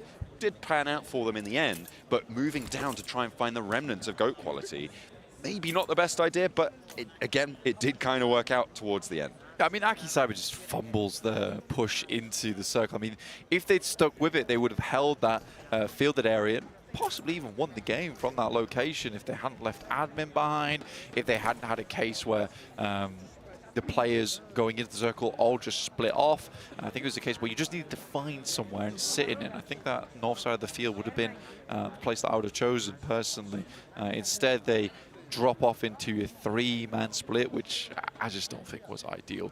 On the other side of the map, there is a change coming through from Black Esports. Instead of trying to loot above box compound, they realized that GOAT is looking for solo players now. So instead, they're just going to head over towards North George, and GOAT sends down towards the south side, just picks up Gatka, seeing no opportunity there. So good adjustment coming through from Black Esports. Yeah, they are looking to try and keep up the pace. They're in 4th place right now, Blank. They're not too far ahead of the bubble, but they do have a, what is that, an 11-point buffer right now over Fenerbahce, who has 56 points in 7th place. It's not completely safe, but we're starting to get to the point where teams like GOAT Quality are going to be a lot safer, right? They're starting to get into the realms of almost confirmed, not quite just yet. And if you guys want to keep track of all of these teams and their stats, everything that you could possibly want, all of that information is available to you on our new official vertical stream, available on PUBG Mobile Esports on both YouTube and TikTok. It has the player tables, sorry, the score tables for the teams. It has the player cams. It has a bit of a map feed as well, and that main stream in the middle. So you get all of that information in one easy vertical format. You can also take a look at our dedicated map feed, the official map feed available on PUBG Mobile Esports YouTube, where you can stay ahead of every single rotation these players are making. You can watch as they take their steps, potentially, towards the finals tomorrow. Divergent over towards that northeast side at the moment. This is a team that I want to keep an eye on because they are falling out from that top 7 at the moment, currently in 10th place with 45 points. Not impossible to get back up there. It is an 11-point gap, though. But Divergent has been making it fairly consistently towards his end games, just not picking up a huge amount of points because we are, with the new point system, a little bit more focused towards eliminations and getting those chicken dinners in the first place. So we'll see how this does pan out for Divergent going forward. They are on the northeast side, so there is a good potential they have strong positionings going forward. GOAT Quality going step by step over towards that northern side and making sure that they're taking a methodical approach to this rotation. Not going to get embroiled this time with Akim Cyber and with R8. The circle being further to the west does aid in that. The teams aren't going to stagnate too long, and they'll have a little bit more opportunity to play late into this one. So a change up on that western side as GOAT Quality break that deadlock that happened in the last game early. K21, northern side, pushing through. But GOAT with a much more central position this time around. They were able to escape quickly. And I think that, again, it is one of those things where last game, because they went for that slightly awkward play, I think that's what trips Black Esports up, as well as RA on that awkward beginning of the game. So GOAT this time around making a much more swift rotation towards the center, realizing that it's not optimal sending away from our original position. It messes with our initial rotate anyway, through teams that we know roughly where they're playing. This time around, they skip all the preamble at the start and will just go straight for playing in a strong spot. And that's what really has put them on the top of the tables. Yes, they're in first place at the moment, but it's not something you want to move away from, especially in preparation for main event, because it's almost certain that this team is going to be going through. Certainly is seeming more and more likely. With 3 matches left to play, the bubble, you could expect it to maybe move 6 points or so every single match. So in theory, you're looking at that bubble increasing by maybe up to 18 points over these next few matches. So if you add 18 to 56, what does that get you, Blank? Of course, it gets you 84. to 76. 84, guys. More 84. 84. Yeah, I couldn't do that math on the fly. I did all of it before, but you actually nailed the last bit there. I was completely floundering. Oh. But GOAT quality, not quite at that metric, so maybe looking to put a few more points on the board, but only needing to get 4. That's quite likely. You're so confident as well. I was so confident. Hey, you know what? It happens to the best of us. It does, it does. And I am the best of us. Let this mark the day that I was better at maths than John. Wow. Doesn't happen often. It's really warm.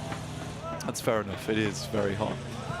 Upgrade, 72 points though in second place. You wouldn't believe it at the start of the day, but here they are. Really, really well done to them. I think the crowd should be extremely happy with their boys, and there is a big turnout for Upgrade actually here in the crowd. Teams coalescing. I think this is the first time in a while that I have actually seen so many squads actually trying to set themselves up for a late game this time around, which is nice to see. KZE a little bit slow on the uptick here, down towards Sosnovka, still haven't left the island just yet. And KZE is an important team to be looking at. Currently in 8th place, 55 points, just 1 away from 7th place on Fenerbahce, who is currently on 56. Fenerbahce was doing quite well at the beginning of the day here. They likewise have dropped down. And I think for Fenerbahce, that's purely because risks aren't being taken, and we're getting into that final sprint now where teams, you know, they're throwing everything at the wall, seeing what sticks. Next circle comes through, and GOAT does benefit. What's going on Sosnovka? This is what I'm saying. I think... What are they doing? I'm not sure what both teams are doing here. Again, for ICURD, I think this is a mistake, personally. It's like you hold the western side. You should really be taking the western bridge. But again, if I'm looking even deeper into this, I'm thinking like 8 steps in front. Okay. For ICURD, likely taking the eastern bridge because they're assuming that KZE should have already left anyway, so it should be a free crossing. So, oh dear. Yeah. Oh dear, Ali spotted. And now ICURD are aware of this presence behind them. The KZE, they still have to move in behind them. I would hold them out. Yeah, that might be wise. Unless KZE go for the west bridge. Which they may. It looks like that's what they're doing. Oh, it's a bad... That's crazy. That's like 7 head plays right there. AKE Cyber though. Oh no, they've come up against action. And they are starting to slip time and time again. They are just being found.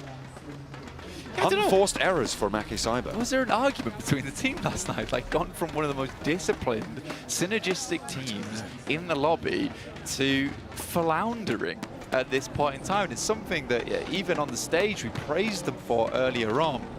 It's a wild turn of events, and I can't quite put my finger on it. I really cannot, because something has happened between yesterday and today. And again, it may just be pressure. It might be nerves. I've figured it out, Blank. 56 plus 18 is 74. Is it? Yeah. Yeah, it is 74. It's 74. You said 76, though. I said something completely wrong. Yeah. And you... I was so confident. Yeah, we were... 84. We both got that completely wrong. But it is, in fact, 74, where I'm sort of expecting this bubble to end up. We were like in the middle. Yeah, we were average us out. We're still dead wrong, but we were close. We figured it out now, and that's what's important. So I'm thinking that that's where we may see the bubble. 74. Could be a little bit lower if you expect the bubble to raise by 5 points a match. So between 70 and 75 is where this bubble I think is going to end up. 70 to 80. 70 to 75. That is my official guess. 70 to 80 roundabouts. Official guaranteed guess from John Allen right there. Could be like 65 to 72. Could be like 0 to 100. Yeah.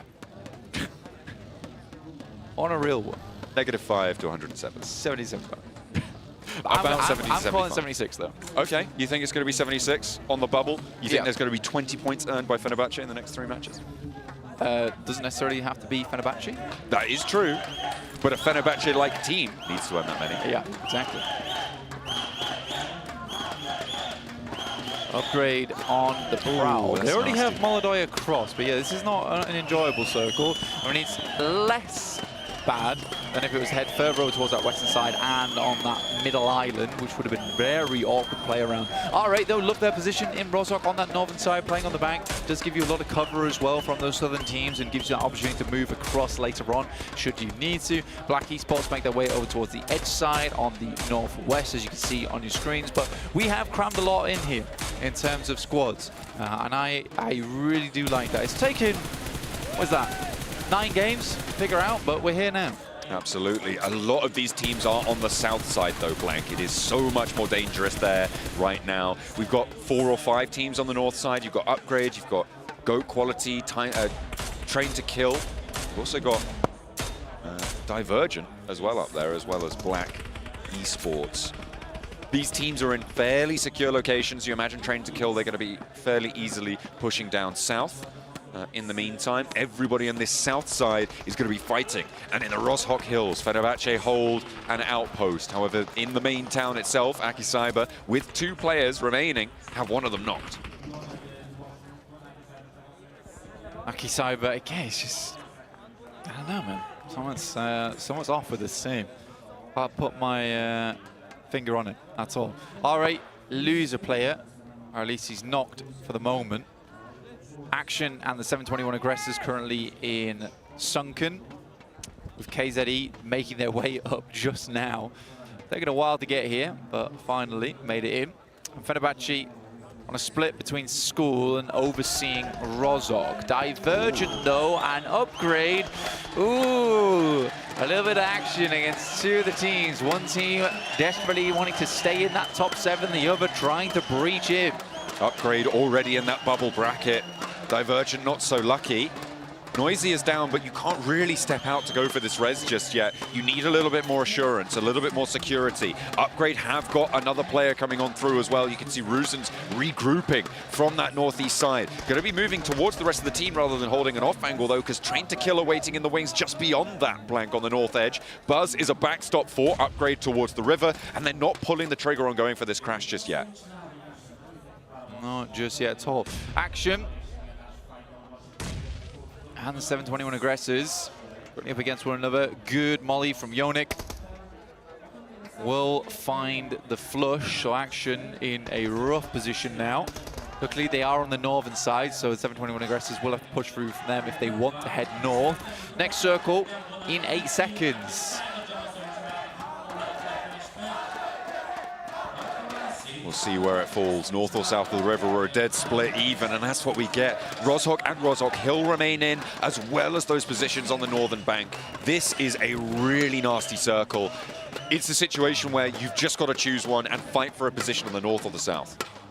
Yeah, I think the bridges as well. I think playing the bank here is not a bad idea for RA. You know, it's a nice spot to play.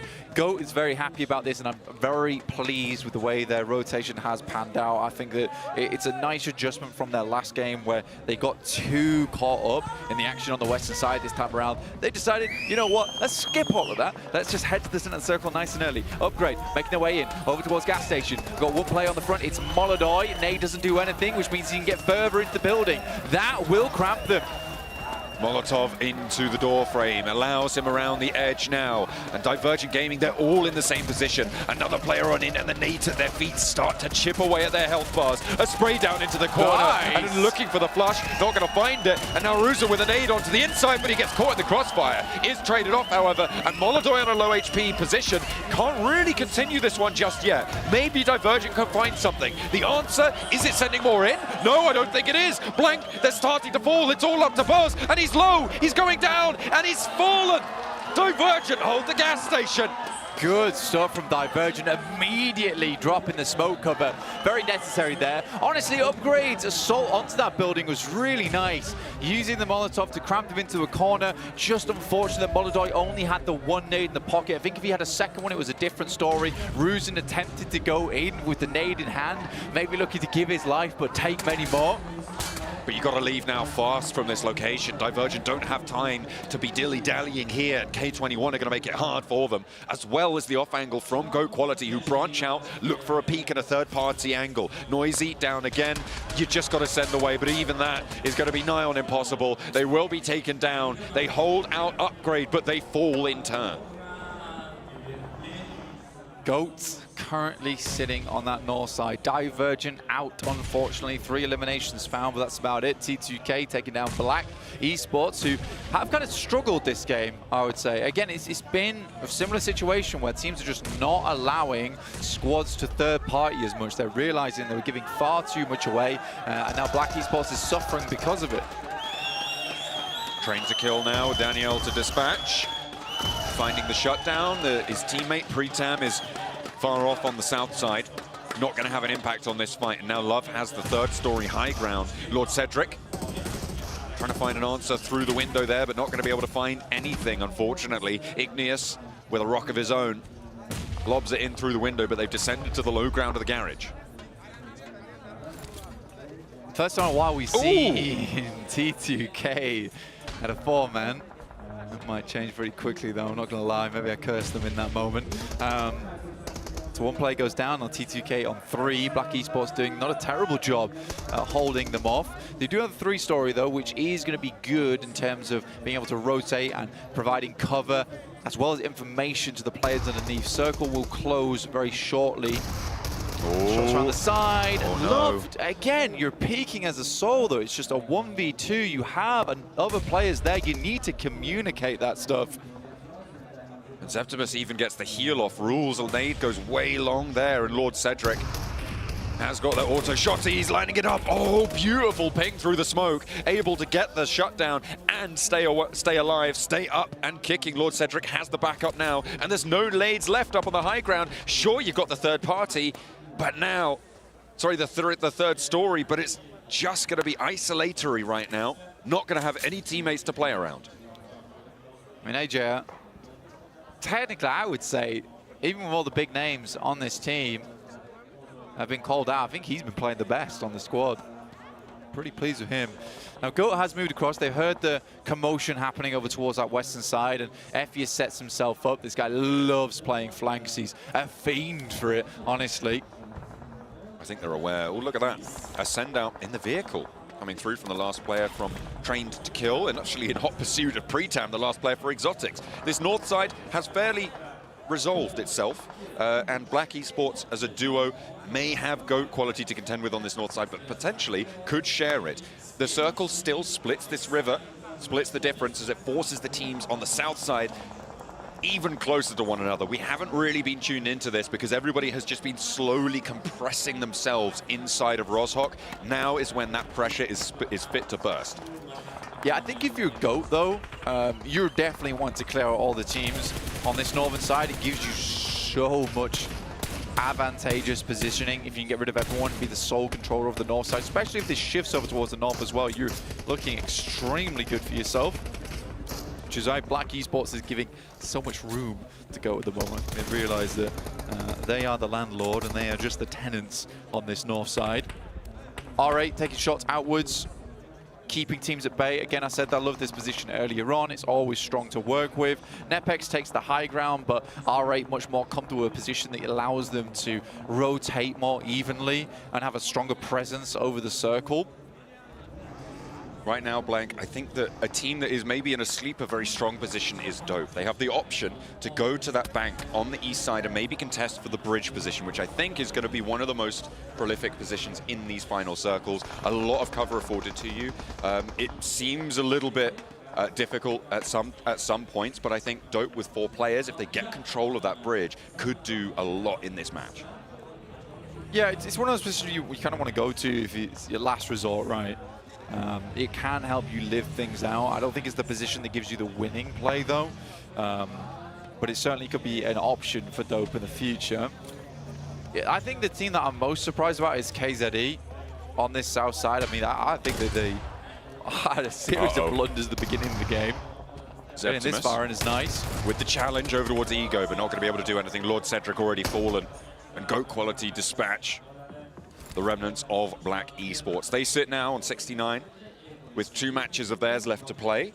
They will be able to push a little bit up and over. You'd hope that they can beat the bubble, but we'll have to wait and see because it is not done and dusted just yet. Circle keeps a little bit of the north side in, but those hills start to slope away and become a broadside to the teams on the south. Yeah, for GOAT now, life gets a little bit harder, but I think the big thing for GOAT at the moment is just the fact that they get to live this game out for quite some time, and it's more than likely going to be these teams stuck down towards the southeast side, crossing through apartments, who are going to struggle the most going forward. Nepex have a fairly decent position, albeit the fact that they're all in one spot right now, but this will at least allow them to play out this game. Again, I think for R8, they haven't had to move all that much at all, but I think they chose their location very well, very early on into the game. And it's, again, about that priority. They had prior position here, so they're happy to pick it up, and it's going to be an extreme boom for them going forward. The 721 aggressors, they're over towards that western side. They can actually get up all the way towards this little ridge that sits just to the west of R8 and somewhat coexist, but that requires teams on the north not to shoot at them. Which is not a safe bet, let's put it that way. It is very unlikely that a team sees you not going to shoot at you with this scenario. KZ making the break forwards. They did manage to tag onto Nepex. That was res, but that reduces the sightlines. KZ into the water. And they're going to play in the drink, try and survive on the swim. 720 Butchers, we going for that one. Yeah, this is an odd play on KZE. Burst of fall goes down to R8. I mean, if you've got vehicles, I think you just play underneath Nepex and then try and take shots over towards the 721 aggressors. It's like a premature end to KZE's game. Either way, that is one less team in the lobby for the rest of our contenders. Could even wrapped over towards 721 and just try to take a fight there, but alas. Oh. GOAT moving across. Good timing from them. Are they going for R8?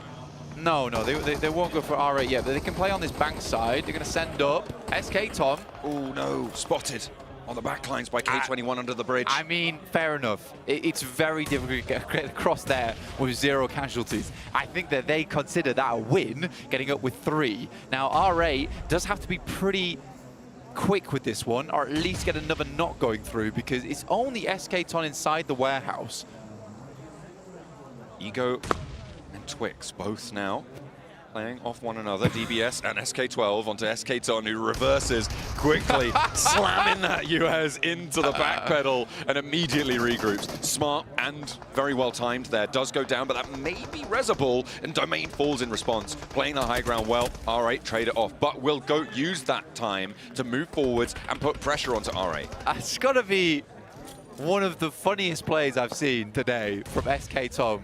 Having the nade out in hand, there's 2 smokes out the front, perfect opportunity to throw that thing. And I'm pretty sure in that situation, SK Ton is just like, I don't have it in me. I don't have it in me. He has to wander back and pays the price for it. I think you got to hold your ground there, man. You got to hold your ground. It does give GOAT a position. Fantastic rotate from GOAT to get towards this warehouse. And now R8 is really stuck in position there. I think realistically, if you are R8, you sort of want to pull off the 2-2 split. You don't want to play off a 3-1. It's difficult, isn't it? But I think arguably moving SK Ton back actually gives them more security, because if they allow GOAT in, they're holding that warehouse almost for them. They're creating that buffer zone, and you're getting R8 into the late game, right? You're confirming basically a top 2 or 3 by doing that. By allowing another team there, sure, you have close, dangerous neighbors, but you can deal with them later. Get a top 2 position, secure some of those points on the placement, get across that bubble, and just play it a little bit safer. Maybe not a game-winning play, but a points-earning one, potentially. Yeah. The only problem with it is you just don't have any off angles when a crash comes through. It's like as soon as if they're on the building, you have some nades to bobble out the window. That's about it. But we'll see how it happens. But I do agree with you, though. I think it's one of those plays where it's like, look, definitely not the game-winning play, or at least the game-securing play, but this will get us towards a nice, solid position in terms of placements. Dope here, starting to move towards that northwest side, which is sort of expected from them. Trying to swing through any buildings they can. K21 did move off from that bridge. But yeah, definitely an impressive maneuver coming through from Goat there. And again, I think that they were counting their lucky stars. They only lost one player in that situation. Didn't expect the backstab from the bridge trolls, K21, but now they've started to resurge, and K21 playing on the hillside. I feel like Marco is going to bite off more than he can chew if he stays there for too long, and actually backs off of it because Dope are moving in. They're 4 players, and this is where Goat are going to get tested, right? With K21 controlling potentially some of those off angles. You can't really run out the back of this warehouse straight into R8. It's going to be a full face fight against Dope with K21 as an off angle. It's really hard for Dope to make this crossing. I mean, these have been some bad trades coming through from R8. Like, you shouldn't be losing players off that, and it's a good timing coming from Goat. They notice that a player has gone down, so they try and confirm it with a nade. Respect to that. I mean, I think for Goat, importantly, they realize that they've got to put the pressure on over towards R8 here, because if they get pinched from the eastern side, then R8 is going to be happy to start tossing nades into the warehouse. Butcher trying to stay down in the dirt for now against this bombardment from R8. You can see, actually, for Ida, no armor on the body and very damaged helmet as well. They've been through the thick of it in these scraps. Nepex putting pressure onto Dope. They wanted a third party to roll up and instead go for the full face fight. Baby Tang is low, but gets that heal off. The first aid is there. Mukesh is off in the high ground, but that's not going to matter on the inside fights here. Rex and Precious now into the building on the ground floor. Baby Tang goes upstairs, but Guliang stays down on the low ground. Payne and Mambe for Dope trying to suppress this door frame, suppress this crossing, and they go for the full face. But both players on both teams fall on the inside. Dope in a closer position to go for these reses, but Mukesh is trying to pick up the points.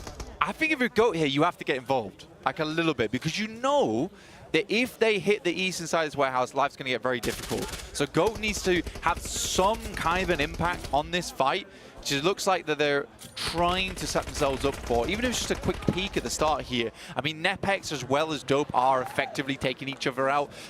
Second, they will get some points for that one. Not a second place, but 721 Aggressors not too unhappy. It was a pretty difficult position to play, but they will find a decent result from that one. Goat get the centralized position in the circle. You wouldn't have expected it, but that's how things break down. And we're heading into the final circle, in which case Goat is very, very happy. I think the center of the circle may just be outside of the warehouse though, Blank. I think it's just out to the north edge of it. Yeah, but it doesn't really matter considering everyone else has to. It's true, but if they can just keep Goat inside the warehouse. I mean, that's bad. I mean, that stops any off angle from K21. They want to move up to the edge here, but... Yeah, you want the warehouse, basically. Yeah, that's true. It seems that way for these teams anyway.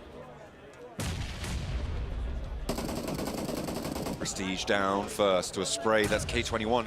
I mean, that smoke wall's not going to keep you safe there, unfortunately, and they are going to start to run out. Look at Mambe as well for Dope. Playing around the edge, looking for a third party. Marth up to the wall, but Ephius, he's going to get spotted by Mambe as soon as that smoke clears. It's dissipated. Oh, he was on the inside. Okay, yes. I thought he was on the outside there, and Marth does go down to Ephius. Another player falls for R8. They cannot make this crossing. Prestige is up, but he's down on his belly. Falls first, and now Dope trying to move on through. K21 can spoil it all, though, and Paya moving on in. Dope falls next. Around the edge, can they control it? Low health bars here. Marco waiting for the nade. The shotgun's on the outside, and it closes outside the warehouse, Blank. They have to turn the corner.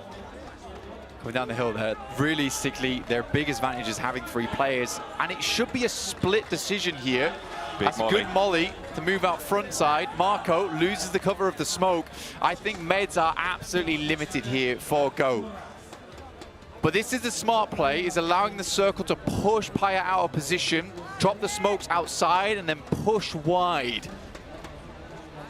Marco What is Marco doing? On the ridgeline, he had a nade. I don't know what he's doing. Is he there? Oh, he's Marco, disconnected. hello? Marco, no! Oh, what a... I mean, it's a chicken dinner. But it was no resistance to it. Go Quality played well, very well, up to that point, and they may have had a chance to get it au natural, but in the end, they get it anyway. Marco on the ridgeline, drops his phone, I don't know. Marco's just staring off into space. I mean, Go's happy to eject him from this spaceship, but okay. I felt like they had it as well with a nade in the right place. 2 players from GOAT go down. I mean, for K21, I don't think they had anything. Let's be honest. Yeah. Utility-wise, I don't think K21 had anything. They were sat underneath the bridge. No, for he did have a long nade. time. He had 1 nade left. He was waiting to pull it. Okay. But still, pushing wide like that, I think is right. Honestly, for GOAT, they play a masterclass of a game. I think that they took the risks that were necessary, especially crossing the bridge. I'm pretty sure they understood there was probably a team underneath the bridge there. If they lose a player, fair enough, but we just need to get towards that bank. R8 giving up the warehouse like that just felt off to me. But overall, at least giving it up with no resistance. The fact that SK-Ton just wanders back after pulling the nade out, they could have been big there. And it just screams a lack of confidence coming through from R8. Even here, it's just sad because this play had to come through an awful lot earlier whilst Dope and Nepex were fighting. That's when you have to go for that maneuver. And here is the sad finish of the game. Ego's like, what's happened there? He'll take it though. They'll take a chicken dinner and go all but confirmed to be going through to the finals here. As we take a look at the stats, a fairly even split, nice damage chunks across the board. Even the player who went down as they went for that early rotate. It planned out well for them, but we are going to be heading over to the stage for a little interview with Ida and Barney. We'll see you guys over on the stage. Welcome to the main stage. I've got Ida here from R8 Esports, and of course, another familiar face to my left is, of course, Sandstorm as well, to translate for us. Now, Ida, I've got to talk to you about the first game of today, Sanhok. It was very different to the Sanhok we had yesterday. You chose to hot drop with the 7-2-1 aggressor again. What was the decision behind that? Because obviously it paid off this time. ايضا احكي لنا على الهدرب النزله مره ثانيه في خريطه سان هوك مع فريق 721 ايش كانت الفكره؟ هل كانت الفكره الانتقام ولا بدكم تثبتوا شغله في المباراه؟ ايش كانت الخطه؟ الخطه كانت انه هذه مكان نزلتنا من تقريبا 3 سنين فما راح نتخلى عنها باي بطوله. The thing is, this has been our drop spot for 3 years. We're not going to give it up that easily, regardless. Fair enough. High risk, high reward. Now, finally, before I let you go, I just want to talk to you about kind of the standard of play. Yesterday, you obviously didn't really play up to your usual standard, and today, you've come out swinging. What changed between yesterday and today? What have you changed maybe tactically? تقدر تحكينا على الاختلاف بين الاداء لانه عندكم اليوم الاول كان صعب شوي، اليوم الثاني اجيتوا بدايه تشيكن دينر واداء قوي جدا مقارنه باليوم الاول، فايش اللي اختلف من ناحيه التكتيك للفريق؟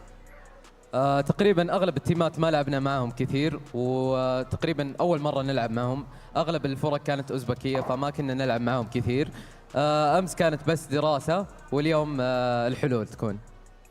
So it's because we didn't really get the chance to play against a lot of the teams that are participating, specifically the Uzbekistani teams, and they have come out very, very strong at this stage as well. It's just the lack of opportunities to practice with them. They were participating yesterday, and for us, it was a lot of watching them, studying them, seeing their play styles, and the impact itself speaks on this stage. Well, your adaptation has been absolutely brilliant on the fly. Thank you so much for joining us in this post-match interview. Thank you so much for joining us as well, Sandstorm. And for now, we're going to head back over to the Analyst to keep breaking things down before we continue. I agree with Barney, because Barney, their adaptation has been spectacular. And I mean, the Uzbekistan teams have just been performing so well in front of the home crowd. But we got to talk about GOAT quality. We'll be able to get a chance and talk about a little bit more of some of the stuff that they were able to do throughout that match. But my goodness, this team is starting to show me that they are going to be ready for that main event. I want to echo what Nipchura was talking about earlier today, right? Waiting to see GOAT Quality be more aggressive. And have they kind of reached those expectations you initially had for them now? Yes, 100%. This is exactly what I wanted to see from them. They're continuing and continuing. There's no hesitation now. They see the timing and they take it. And that's what I really wanted to see. We knew they had the skill. We knew they had the strategy. I just wanted to see that timing come through for them. I really have the impression that you have two teams that have incredibly good map knowledge and terrain knowledge. That is GOAT Quality and the side of Black Esports. Yes. I think that those are two teams that, for me, macro is absolutely on point. They can compete in the main event if they do make it the entire way, but looking at some of the top players, IDAM Prestige, when you're looking at R8 Esports, those are the two names to just keep coming back in and out of the conversation. And this time, I truly believe day two, they're living up to those expectations, Nipchura, and main event, hopefully Emma have a little bit more hope that they can do well there. Absolutely. Also Dope, I want to mention them real quick because we do see Mumbai. They're at #1, and that's something I wanted to see from them as well. I didn't get a chance to say it before the start of the game, but I was looking forward to Dope in this game, and they sort of delivered. I will say they fell a little bit short. I didn't quite like some of the things they did, but I will say one of the things I did really like from them is how they entered Rozhok right. They moved in from Garden. They came across into that western area. Gate kept the south side, but not too much. They didn't push. They didn't go too aggressive. They sat and they waited, and then they used Mumbai to scout up to the north when the timing was right, and that is what I really liked about it. And for this team, I mean, they're continuing to at least get some points to maintain themselves there within at least the top 7. They're staying in the conversation, right, which is important. Top 7 is definitely achievable for a lot of our squads, even some that maybe struggled heavily yesterday, even technically that struggled even at the start of today. There's still that one opportunity to pull off a pretty big comeback. But as we go through some of the replays, Upgrade, unfortunately, the home crowd a little bit unhappy, but they were taken down by another local team. So it's like, it's a lose-win situation. We get it up at the end of the day. We will take it, though. R8, they were in the hot seat for pretty much the entirety of this match, Nipchura. They were just playing that warehouse and building to the west of warehouse pretty much since phase 1, and then they relinquish it over to GOAT with an amazing push that we will analyze a bit more later on. That the retreat, though, from the warehouse was actually really, really funny, but it was a nice play from them. I do like the regroup, but I just don't think they did enough, honestly. These smokes were fantastic. They blocked both sight lines coming in there, but they didn't use them. They were hesitant. They did the thing that both GOAT and Dope have done. They didn't time it right. At step 1, you smoke. Step 2, we sleep. we do nothing with it. Step 2, don't actually use the smoke to try to push up. They were outside of the smoke, too. That was painful to see. Yeah, I was really hoping to see a big push happening from that, but because of that, K21 kind of had an opportunity to push up, and because of that, do get a second place, but then we had some players just disconnecting mentally, just like me a little bit earlier in the green room. But go with the 21 points. And me and Seven were talking about it a bit during this game, because of some of the top squads constantly being on the top of these match rankings, we've got already a few teams that I'm going to say are 100% sure to make it into the main event, so the number of spots remaining for that stage are dwindling very, very quickly.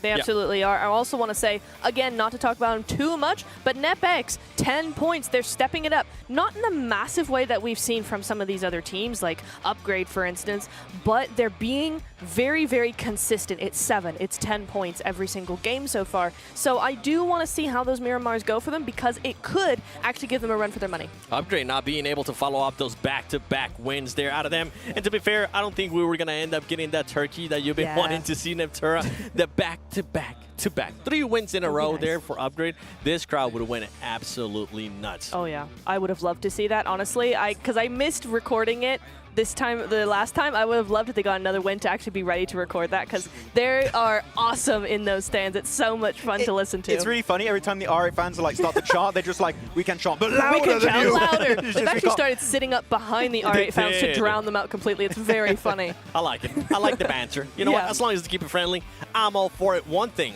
that we really want to point out, and you guys were talking about this during the match, is just GOAT showing that map knowledge. I kind of hinted at it earlier. We can actually show it to you now, because the rotations were so good. Yeah, I mean, so many good options here, but they go for, in my eyes, the best option. So we're going to be paying attention here to the side of GOAT Quality with my little laser. Ding, ding, ding, look over here. And they are going to be then onto the northern side. They already cleared so many teams at this point of the match, which means their back is clear. Yep. What is the next transition point for them? When you can already see them pull off that rotation on your map feed, they just send it over the bridge entirely into this spot. And this spot is great for one single reason, is that this entire area is pretty much a ridge, meaning that teams such as R8, the side of Nepex, Dope, even to some extent T721 cannot visually see you over that ridge. So that means you can transition over the bridge, hold that position temporarily, and then looking to push into the warehouse, which they didn't even stay there for too long, right, Nicturo? They just start sending it into the warehouse instantly, and then Escaton into the car, reverse mode, and gives away the warehouse for free. So that transition is literally a 10 out of 10 macro-wise. Yeah. It was very, very nice indeed. We really liked that. And also it was preceded by some really nice timing to clear those teams that you mentioned before, right? The teams on their backside as well. So very nice overall macro coming in from GOAT. GOAT being able to be the first team to cross 100 points, and we'll see if it's going to be the only team to cross 100 points. But RA as well, making a massive push there to top 2. Something that we need to focus, though, is how close that middle of the pack is going to be. You can see 7th place right there with 61 points, and KCE just 5 points away. Absolutely, and also I want to point out Black and T721, they're not out of the woods yet either. Just over 10 points between them and 8th place, and if we go over to that 9th place or the second half of the leaderboard, you will see it fairly close once again. So it is, 56-56, it's a tie on 9th and 10th, so still all to play for here for these teams, for the majority of these teams for sure. We are looking like it's going to be a very spicy Miramar. You know what? There's one player I have not seen enough of this tournament so far. Do tell.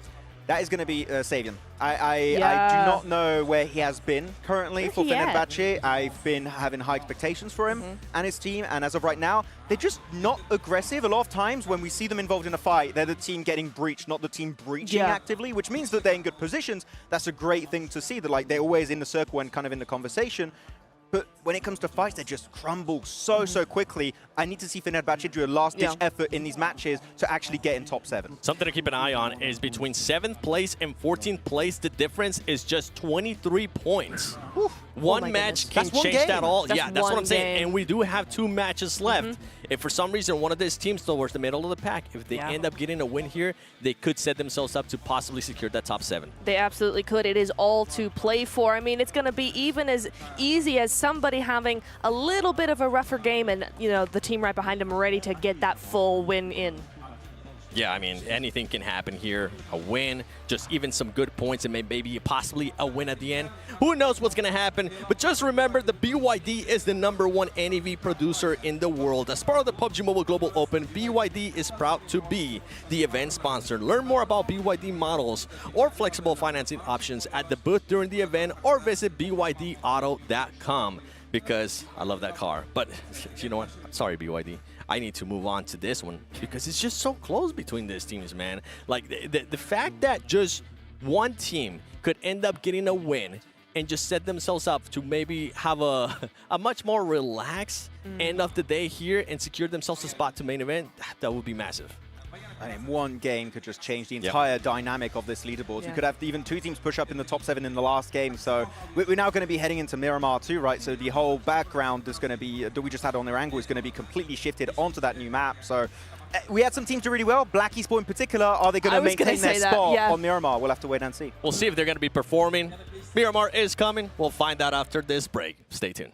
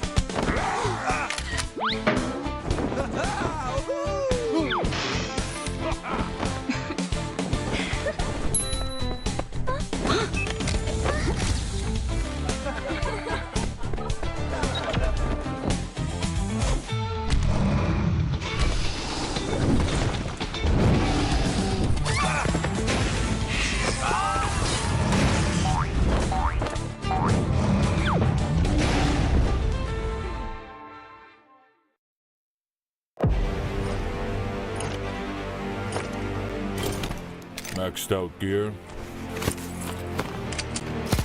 Tactics, wealth. I've got it all. I'm always so glorious in battle. Not even a speck of dust gets on me. The small boss is nothing.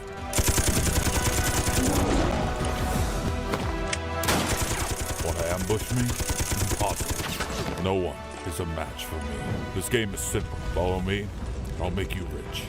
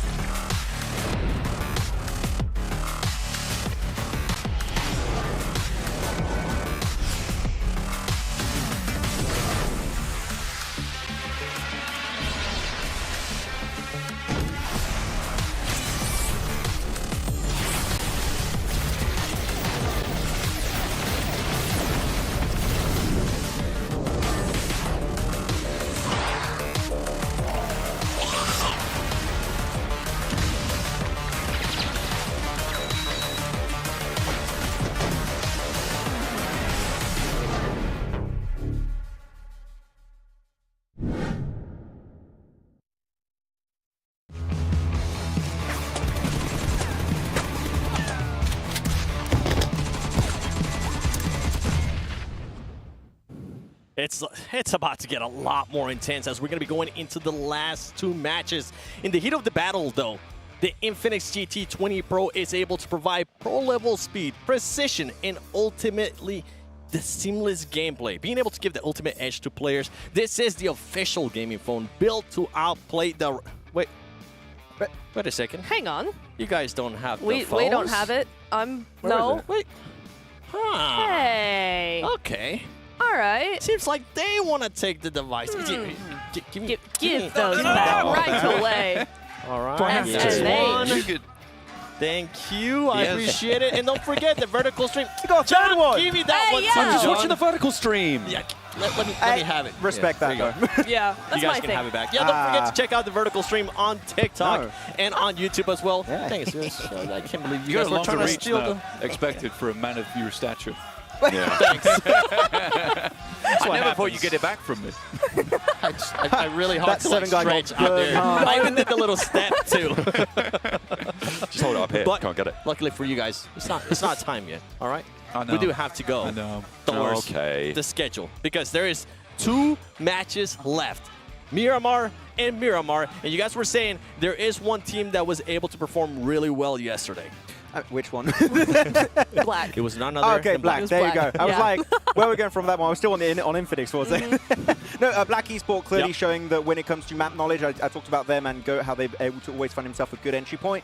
Miramar in particular, they give himself especially that final chicken dinner, which a lot of people would say, you know, oh, it's just Black playing extremely well. I would also say there's a lot of teams also kind of having a few mistakes here and there. I think Blank had a conversation earlier, and it's a bit of both, realistically looking at it. But when you compare their stats of yesterday to today, we are expecting them to at least get a lot of good points on that map. Absolutely, yeah. They have been always there, but never there. You know what I mean? So far, they've always been in that kind of top 6, top 7 position. They're always in those final couple of zones, but they don't quite get far enough to get some serious points, and that's what we're waiting for when it comes to these Miramars, because as you said, yesterday, it was pretty darn strong for them as a map. I mean, we were able to mention the difference, right? Between 7th place and I think it was 14th place, the difference is just 23 points. If you're one of those teams in Neptura, here with 2 matches left, do you kind of go for broke here in the first match? You know what? I'm going to say yes. Ooh. Sometimes I'm on the fence, but honestly, depending on the team, I think it depends on the team, but honestly, yes. I would go for it because you've got those 2. The last thing you want to do is hold back because you've got those two maps, rather, and you kind of go, oh, well, we've only got 2 left. No, you've got 2 left. You got to do something now, or it's not going to work. So, depending on the team, you can absolutely do that. I'm going to summon my inner hot jukes right now. Yes? It's time to hot drop. Wait, really? No, You want the hot No, drop? I said I summoned hot drinks. That's not my gosh. opinion. It's hot drinks. Hey, anyone else Please for check that? his temperature real quick. I know it's a big Oh, forehead, but 50 degrees Celsius, not Fahrenheit. I don't use it. I was about to say, very nice. 50, You're dead, my boy. Hey, 50.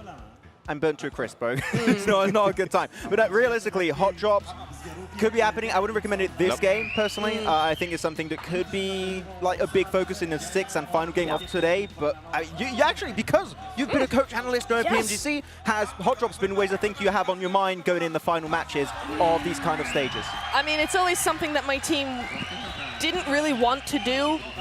There was some discussion. I was always like, I always was wanting to let them go for it if they wanted to, if they had that confidence and were like, this is how we want to get our momentum going. Then I was like, you know what, go for it. Momentum is the last game. Yes, for the next 2 games. To go home. Yes, that's true. That is true. Maybe for the, hang on. I've been annihilated. I have been absolutely annihilated. You did that to yourself. You said momentum after game 12.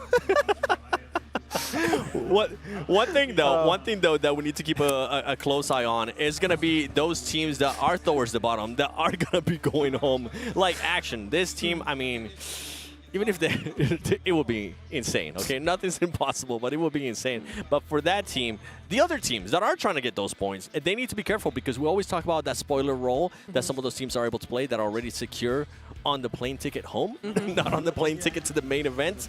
They need to watch out for those. And not necessarily for the teams that are towards the middle of the pack, Neptura. Yes. I don't necessarily want to see some hot drops. It No. could be some just more proactive aggressiveness out of those teams. Absolutely. You know, if one of those teams in the middle of the pack was my team, I would absolutely be saying, don't do anything differently, because the big thing is that when there's that added little bit of pressure, you automatically want to go, okay, we got to change something. We got to be more aggressive. We got to get all the points. No, just stay still, do your thing, play the exact same game as you did in day one. Stop mocking me, both of you.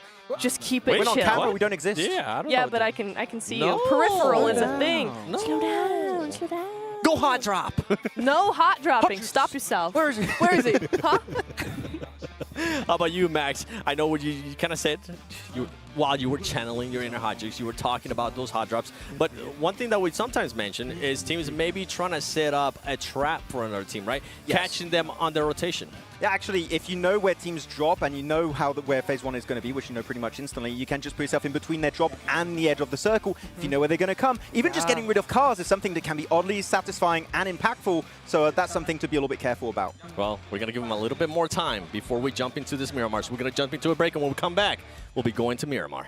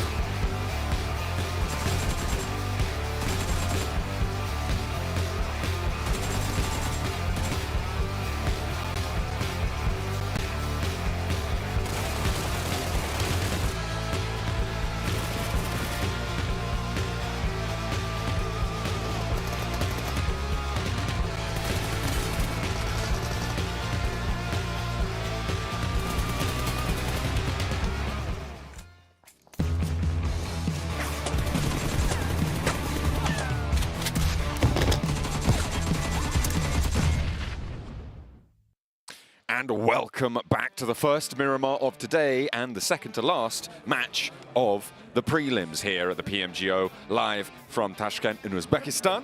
We are all too happy to be heading over to the desert once more as our teams are down to the wire for their last opportunity to secure one of 7 spots into those finals, Blank.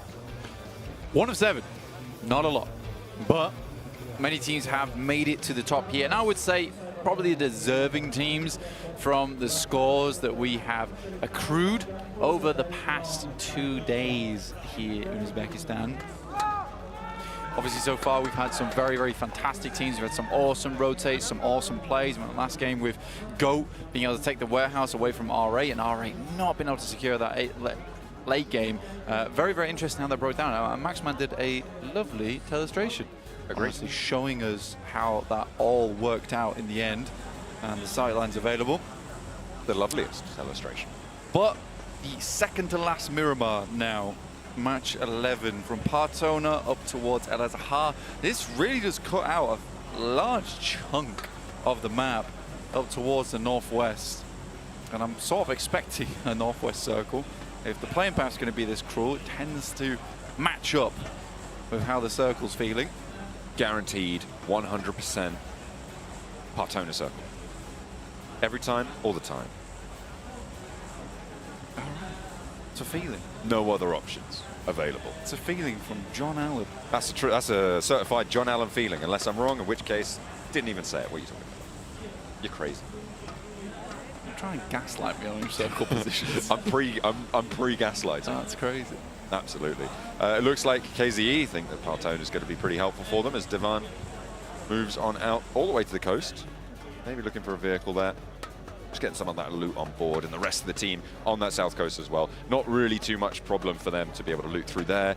Potentially even have a head start moving out further east should they need to go for that road. If Divan can get across there nice and quickly over to the east side. So Western Circle, Rats. Up around Ladriera and Montenuevo, we saw a similar circle yesterday. Black Esports were able to tear through that kind of circle as well, which was heavily surprising. This time around, though, they don't have priority over towards the western side because this playing path has been so far off towards the east and quite southern too. So yeah, very awkward for a lot of teams to get towards their original drop position. So this does require backup drops. This requires readjustments in the lobby, make their way through. So far, some very, very good teams, like I said earlier on. We've had GOAT, who has shown up time and time again. Upgrade, who has had a fantastic showing today, constantly improving from what was a bit of a shaky start yesterday. There were some rough waters there for them. Difficult to weather that storm, fortunately. I'm looking at the teams, and as you said, Black not necessarily going to have the priority here, although they are going to break out at least one of their players over towards Montenuevo. I'm looking at KZE as potentially having some priority on position when it comes to those Ladriera Hills. In terms of their early dropout, they're going to get looted fast. They're going to have some vehicles nice and quickly. They could potentially be the first to it, or a team that we haven't really seen as much as we would have liked to today, Akim Cyber. Right, this is a team that could also get there nice and quickly if they look to leave Chumasara fast. Yeah, I think Akim Cyber is definitely the outlier in terms of teams upgrading from yesterday, let's say. And most teams who did well yesterday have continued to do so in today, barring Akim Cyber, who have really suffered. And it has been big fumbles from them throughout today. A lot of really disorganized rotations, disorganized engagements overall. So yeah, been a bit disappointing. I really, again, it does feel like a different team's playing today, because the team that I saw yesterday I had massive hopes for. And you're right to highlight what you did earlier with that drop-off coming, I would say, the majority from admin, as you would also say. And it hasn't been as strong, as powerful as we would expect. But they do still have a little bit of leg room, a little bit of rope to play with. See if they have to let it out early or not. Currently, if you're looking at the live location on the right-hand side of your screen, ICURD are, in fact, up in Campo Militar on the northeast side. We didn't add that one in yet. Campo Militar is not a place. doesn't exist.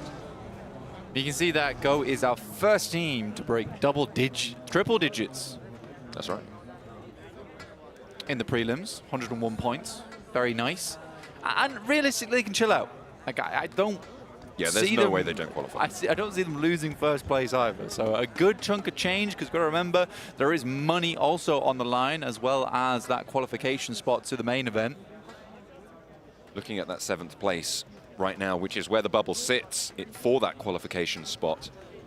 Nepex currently with 61 points. If 7th place increases by about 5 points a match, which you would expect 5 to 6, you're still looking at about 71 points to about 75 points, depending on what you're thinking to expect in these next 2 Miramars for that increase.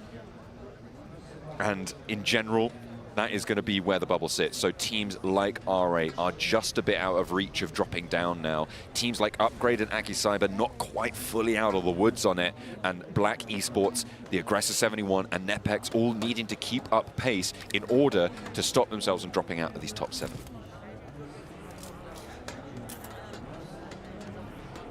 And some significant points required, because it is really volatile. I mean, you've got 8th, 9th, and 10th, 56. Kind of wild, honestly. And Nepex, historically, throughout these 2 days, have been a bit up and down, let's be honest. Some games, they look pretty bad. Other games, it feels, you know, they're doing just enough to chug along. I think most Nepali fans would be very happy for them to make it in.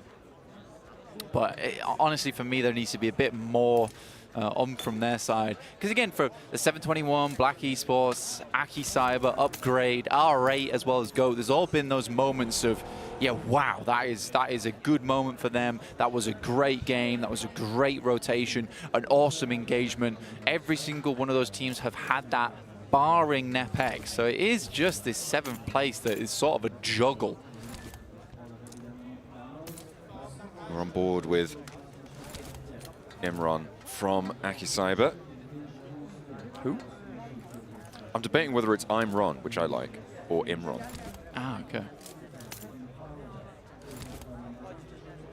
I like I'm Ron. Me too. That's my favorite one. But I'm Ron. Who are you? I'm Ron. I'm Ron. I'm Ron. It could be Imran.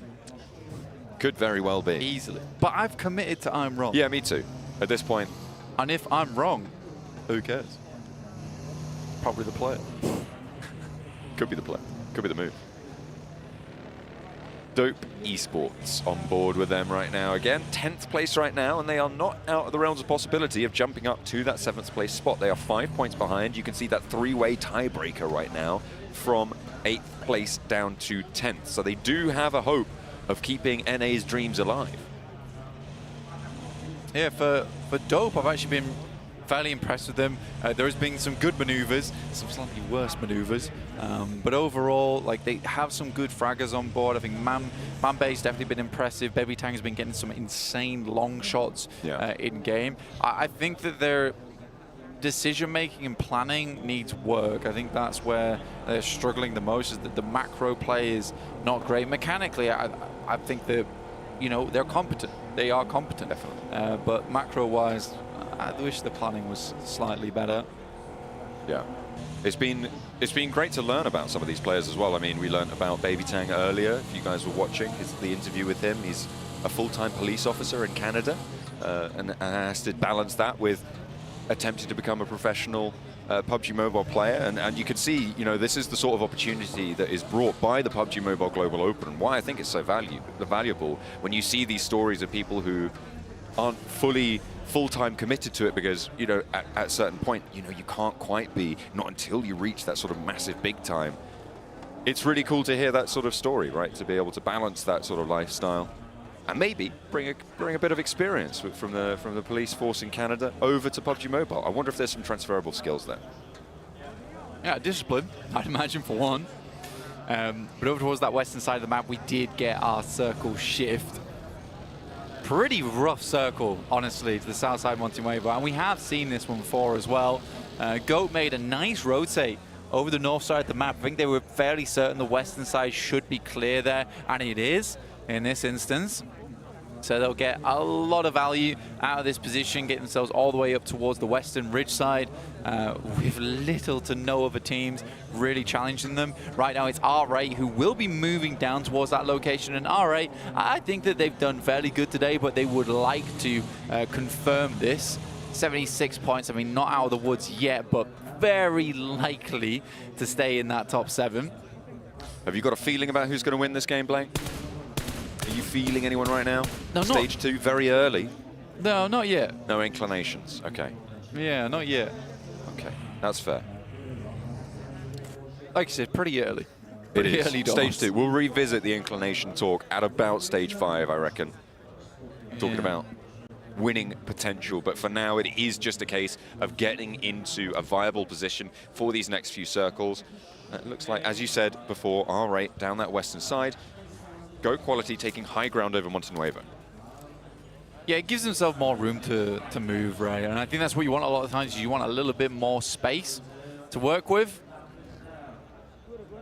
And Goat certainly has that. R8 did have to move down towards that south side. Gives some ground. Exotics taking shots over toward Dope. That is a knock that went through. But yeah, this middle of the table is so awkward, and Dope will get that res through. I think looking down towards Divergent, though, that's a little bit further out of the way. I think Divergent would need 2 really good games in a row. Yeah. To secure themselves. It's kind of nasty, right? If you're expecting around a 70 to 75 bubble, they have got a lot of work to put in, right? They're 22 points behind, so it's not impossible, but you need to go over 10 points at least in this match to give yourself a chance really in the next match. And even then, that might not be enough. It's possible to get that in one game, right? If you get that chicken dinner, but given where they are on the map as well, I don't think that they've got too many winning opportunities here. And maybe they will be the only Uzbek team not to make it to those finals. Nepex making their way through. Shots were taken towards them, but pretty damn far distance to be taking shots at. That's from Upgrade, who are down towards that south side. The 721 aggressors are in front of Nepex at the moment, and then Fenerbahce just a little further than that, as the circle does shift over towards the east. A little less Montenuevo in than yesterday. But Black Esports, they play this spot quite well. We know they do. And they have set themselves up pretty centrally here. They'll be fairly happy with this one. For Goat, with that high ground, they've got to make the most of it right now, though. Cause casualties to the teams around them, because they want to soften up the competition, especially if you want to remove yourself from this dastardly location. They've already sent some outposts forward. K21 actually caught in the 2 up, 2 down situation from Goat Quality, so maybe coming a cropper there. Have to wait and see, but nobody's died just yet. There are yet to be any knocks. And actually, Black are chiming in over towards Goat Quality. Ego, the first to fall. Twix, who came in for the last game as a substitute. They obviously did very well there. Worked out for them that time, but in this scenario, is the only option for Ego to get back to his feet. Yeah, this is a horrendous spot to be in, by the way. It's a really difficult spot to work with because it's so open. Yes, there's cover in here, but it's not ideal, and Twix knows that he's really the only one who's getting Ego back up on his feet, and he's on a clock now as he has to make his way across, and that might mean expending smokes. Twix does get tagged. Ooh, Upgrade have spotted a player and will be able to draw first blood on the match. First point goes to Upgrade, and that is 1 point closer to jumping above that bubble. 74, they are on the upper limit of it now, where we're expecting it to fall. That is a great result for them already.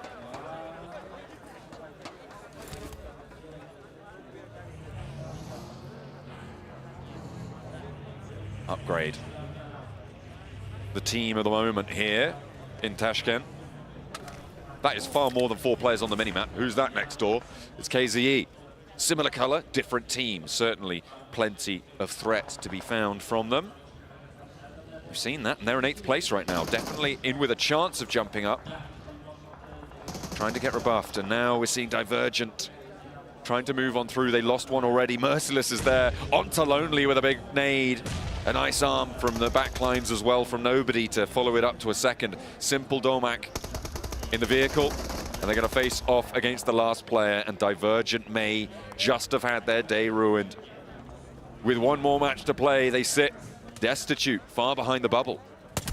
Yeah, for Divergent, it's probably over now. So really unfortunate, to be honest with you. I think it's a great push-up coming through from Fenerbahce, catching them unawares, and for Divergent, it will have to be a 25-plus game, and it's just not something you can request from your players with a snap of a finger, especially on the last match. So I do think for Divergent, that likely is it. But to be honest, I don't think Uzbekistan can be too unhappy. Getting 3 out of the 4 into the top 7 with the 721 aggressors, with a very good chance of remaining in that top 7. I think that, you know, you can walk away from this being very pleased. Definitely. I think it's a great result, sort of no matter what, really. Even if you're only getting 2 in, right? Like, even if you have someone drop down. So, yeah, absolutely a great showing from the home crowd teams here in Tashkent. R8, all the while, second place right now, ahead of the charge when it comes to the bubble bursters. Second only to GOAT quality. And with this west side position, Eskit and the outpost, you know how he likes to back out of these positions sometimes, but he's got back up now, and Marth is in for the fight. High ground from Ikurd, though, potentially looking for some shots, but K21 going to secure that off angle for R8. Yeah, Ikurd just gets sat down off on that high ground there. And Black Esports set themselves up for success, watching down towards a lot of these engagements on the south side. The 721 aggressors can sit pretty for now, but that compound's going to become a lot less valuable, pretty sharpish. GOAT, though, with that initial rotate, they're in lovely high ground position. You can be pretty happy with that one right now. R8 will have to push through KZE at some point to pick up that compound, which will provide them safety. And Fenerbahce on the eastern side, very chilled out. I would say they're very, very chilled out around Longhouse. Yes, they will likely have to get rid of Dope in the future, but a lot of space to work with. Most teams are situated over towards the west and the south side. South edge has got quite a crunch on it. The west side, though, home to 4 teams right now. Nepex trying to reduce the count on the south edge. It's either them or the 721 aggressors going to be falling here. The question is who. Precious goes down, a Domain on the outside with Butcher and Yonik right around the corner. Mukesh is out, and I don't think Domain's got it in the back pocket here. Nepex fall, and the 721 aggressors rack up 3 points blank. It's again just that slow, interminable march for these Uzbekistan teams to that top 7 spot. Yeah, for 721 aggressors, they were the only team that was really in a little bit of danger, right, from Uzbek. And I think from those eliminations and what they should be able to do next, I think they can get themselves pretty safe into this one. Nepex going out, though, does leave them pretty precarious. With Fenerbahce over towards the eastern side, they're chasing them currently at 58 points right now to the 63. Over the top we go with the 721 aggressors onto upgrade. 1 for the spray down rollout. Butcher is traded off as Buzz is there. What? Oh my goodness! With the backup from the sidelines there, Molodoy holds down the pin, and Buzz rattles off a few too. Upgrade still alive, and they want more than 7th. They won't be outdone by their brethren, although they did let them kind of just rock up towards them. They look pretty damn clean from there onwards. Now upgrade up against another team from Uzbekistan. It's Akim Cyber. Here are over towards their northwest. Circle moves north. Plenty of high ground towards the center there. Fenerbahce actually moving down towards the south side. We're going to take the engagement to action. For Akim Cyber, where do you go from here? It feels like you need to clean out this fight before sweeping through, because Black Esports have the higher ground overview. They have the inside track. You're not in the circle. Potentially just crash down to the compound to your north. That may be their best option if they've scouted that information. Yeah, straight through to Ladriera would not be a bad idea, honestly. Picking up that position would be nice. I think Akim Cyber, though, wants more points. Weren't happy that Upgrade overtook them earlier today. Action actually finding a lot of value over towards Fenerbahce with Giganti finding Merciless now, so that's 2 down on the front line from Fenerbahce. I think nobody as well as Simple might just have back up now. And Nepex are pretty happy that Fenerbahce are being cut down to size. With only 2 players alive, that's 1 less team chasing. The other team with a hope here is Dope. On the east side, trying to push in. They are currently out of the circle, but they have got 4 players in. They are not too far behind this bubble, still remaining. I think that's, what is that, 6 points behind. They'll see if they can get more. In the meantime, the roll-up. Upgrade disengage from Akim Cyber, who do go to La Guerra, and then round an enveloped Black Esports find themselves up against third-place team Upgrade. 2 players in broken concrete and 2 over towards the 2-story. Aussie does rotate across. Not a bad maneuver from Aussie, actually, because they already cleared that building or are in the process of clearing it.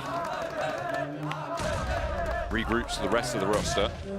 An Upgrade. Guys, Aussie's like, it's clear. Guys, it's clear. Please let me in. Upgrade yet to pull the trigger, but action here to play as well. This is nasty for Upgrade's tempo. Molodoi, though, holding his nerve time and time again for this roster, and they've got to be happy to have him on side. The dropout Weiss just a little bit too bold, though, as Gigante does have a little bit more gas left in the tank. The roll down from Rusas to keep Molodoi safe. They want to stay as 4. Buzz is on a mission of his own, as he's going to careen on in towards Zeptimus and make it work too. An opening towards Black Esports. A fight on 2 fronts, and Buzz keeps it rolling. Getting it done right now. Buzz moves through. We'll confirm that one. Leaving Black Esports as a 3. 8 eliminations already. Upgrade has gone crazy today. Unfortunately, Buzz goes down, but he's already done the job. He's the chisel that has opened the way now for Upgrade to start to move in. And they would like to start molding themselves into a better position within this map. With 3 players on either side, they're both in a corner of this compound. It's fairly evenly fought, and with K21 having the outside angle, it's a little bit of disadvantage towards Upgrade. That means the Black Esports can wait for this to come to them. However, the circle is going to push this fight out in just a moment. You're going to see in 13 seconds where we're going to go. Symphony doesn't want to wait for that, however, as he is forwards, drops the Molotov, slows the approach to the broken concrete. And around the edge, Molodoi down on the sand. Ramesses moving in as well. Symphony on the deck, up to the top floor now. Blue zone right at his back and has to vault over to avoid it. It is going to start to close in but 30 seconds. Molodoi on a mission of his own, but Ramses goes down. Smoke dissipates. Do they see him, though? Has to step up. Knows his time is limited. Gets a couple attacks through. Now Molodoi runs this out. Into the nade from Ruzen. A double. 1 left remaining. They know the building he's in. They know he's on the top floor too. Down the stairs he goes. Pump action into the smoke. Barunzen's there. An Upgrade hold the line again. Ramses will get rezzed, but they have to move now. With 8 seconds before the circle shrinks, Upgrade need to move further. 11 elims blank. We thought GOAT may have secured first place, but that's looking shakier by the second. I mean, Upgrade have been fantastic. Ruzen stepping up today, not only early with a clutch on Erangel, but now here with an awesome grenade. Ikerd up against GOAT, Twix and Ephius. Ephius with the M249. Clinging onto life here, but not for long. Just Twix to stand, and he doesn't know where to go. 1 player down for Ikerd. Alaco low on the high ground, but with Ali on that sort of HP count, drops the smoke and forces them to turn the corner on him. With the DBS, that's kind of his only option. There is an off angle there, by the way, from R8, which is why that fight didn't immediately conclude, but it does finally draw to a close. And 101 is where GOAT will remain at the end of this match going into the last. Yeah, Twix gets snapped in half. Now Ikerd with 3. AZ a little bit dangerous to pick up because, like you say, there is that off angle coming through from R8. So significant teams still left in the lobby. It's Fenerbahce with 3 elims, but only 2 players. T2K with 3 of their own, looking to get further into this match. Akim Cyber do find Molodoi. First time we've seen Akim Cyber with 4 players alive past stage 5. Akim Cyber with just the 1 elimination, still yet to push out of that bubble area, that bubble zone, where they will feel the danger. Still only that 1 point and a knock over towards Force. R8 with 80 points now after their 4 elims, starting to look safer. Upgrade as well. That's 3 teams now where it feels like they're going to have a lot more safety moving in towards that bubble, because remember, NepX went out with 63, only pushing that bubble by 2 points so far. Yeah, I mean, to be honest with you, there really wasn't a lot of movement around that middle side of the lobby, so it all does come down to the final match. Just mostly teams were already doing well, solidifying themselves further towards the top of the lobby. Ramses knocked. Upgrade having a worse and worse time, though can't really count them out just yet because Ruzen still up and kicking. But that's the second point for Akim Cyber. They're now up to 74. And with 11 elims on the match as well for Upgrade, even if they go down now, it is definitely not the end of the world and maybe their access to the Global Open Finals. Yeah, one thing when you look at it, really, it does feel like it was end of support for the old OS of Upgrade from yesterday, and we had a update coming through into today. They look so much better overall. And again, that's what happens in these types of games. Either molds you into a winner on day 2, or you're left crumbling and crushed under the pressure of getting into that towards that top 7, because top 7 is a really nasty qualification bracket, in my opinion. Top 3 takes the pressure off because you're close to it, but you keep pushing and you get there eventually. But top 7, it's like, it should be doable for you. It should be doable for you. And then you get in your own head on day 2 that you just cannot make it past that 8th place mark. It's frustrating. It's very frustrating. Now, Fenerbahce have a big test ahead of them now.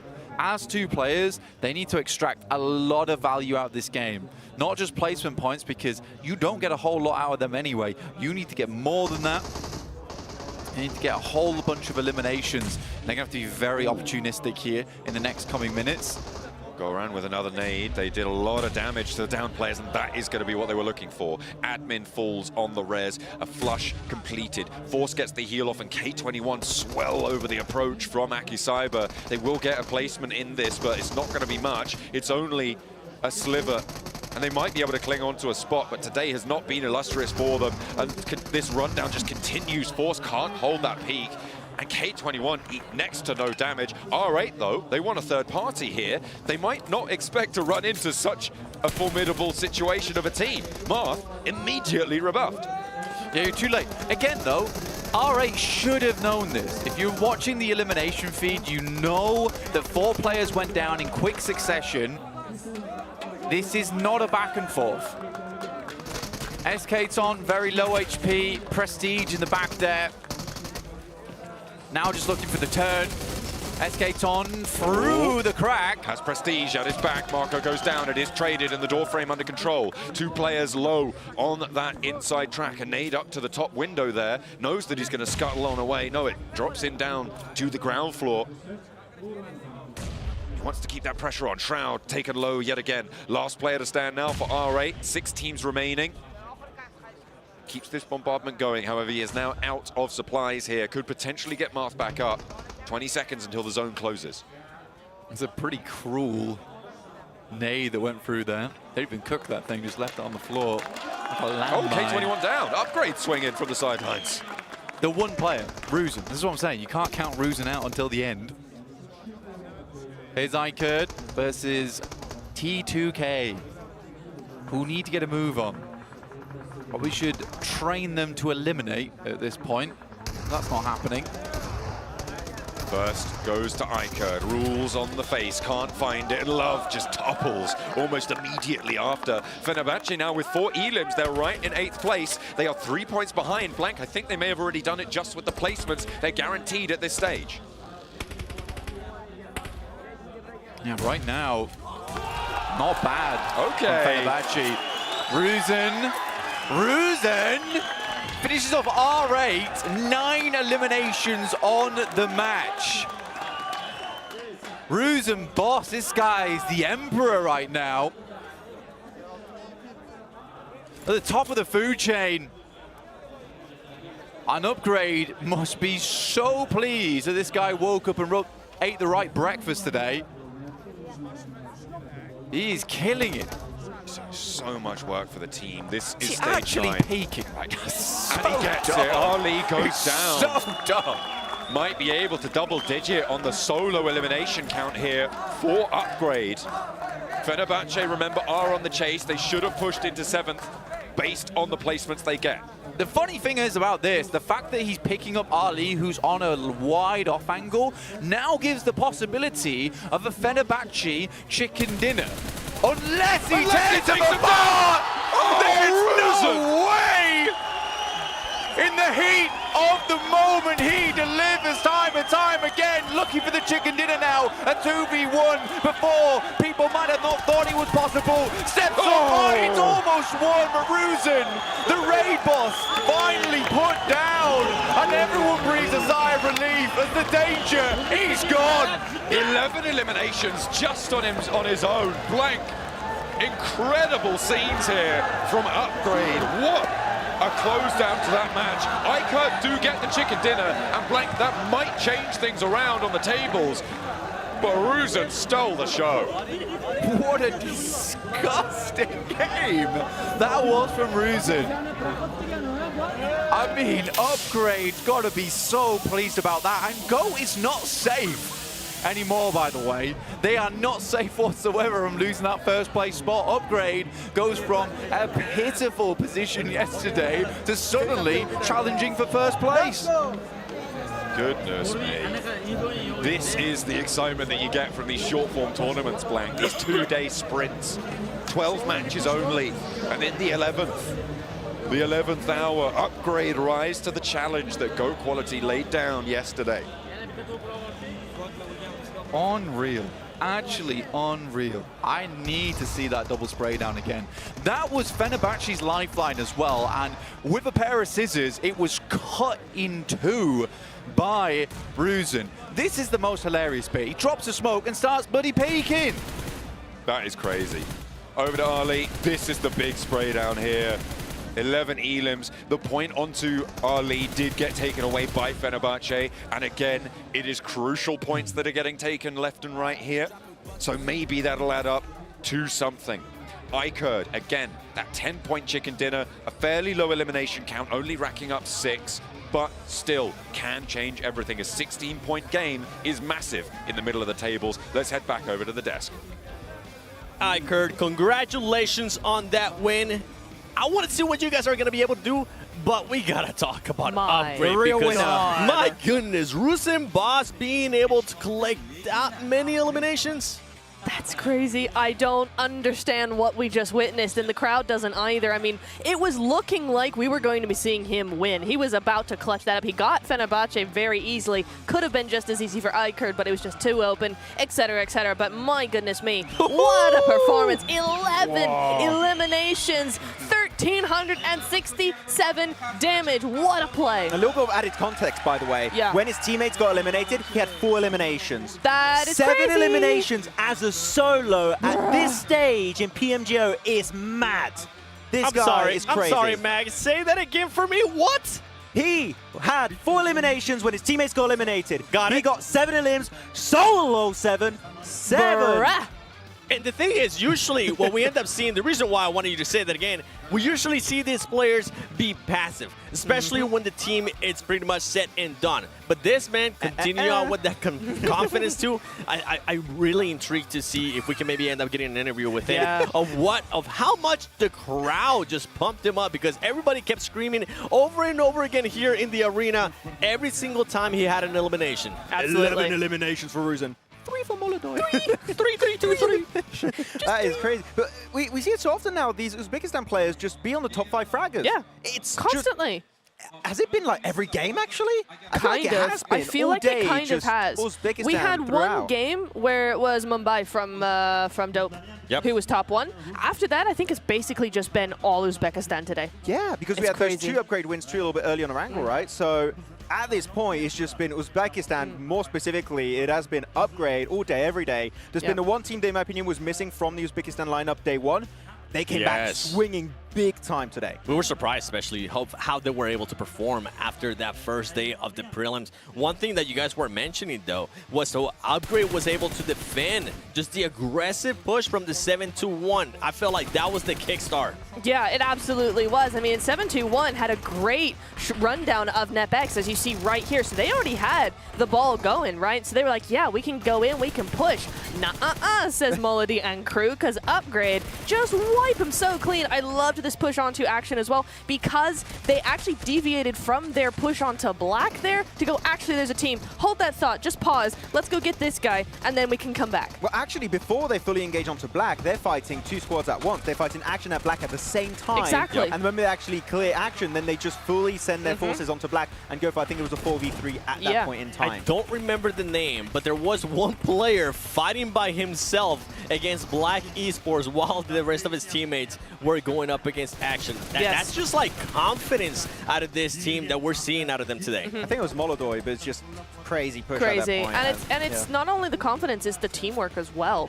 Like, to have that communication of, yeah, that's cool, I'll hold off black while you finish these guys off. Oh, we've got a knock over there, no problem, I got this, you go do that. It's so incredible. I just love because Bruce and Boss is looking at that fight between R8 and the other squad at that point that we had was going to be K21. Yep. And he's just looking at, I'm about to make a name for myself over here.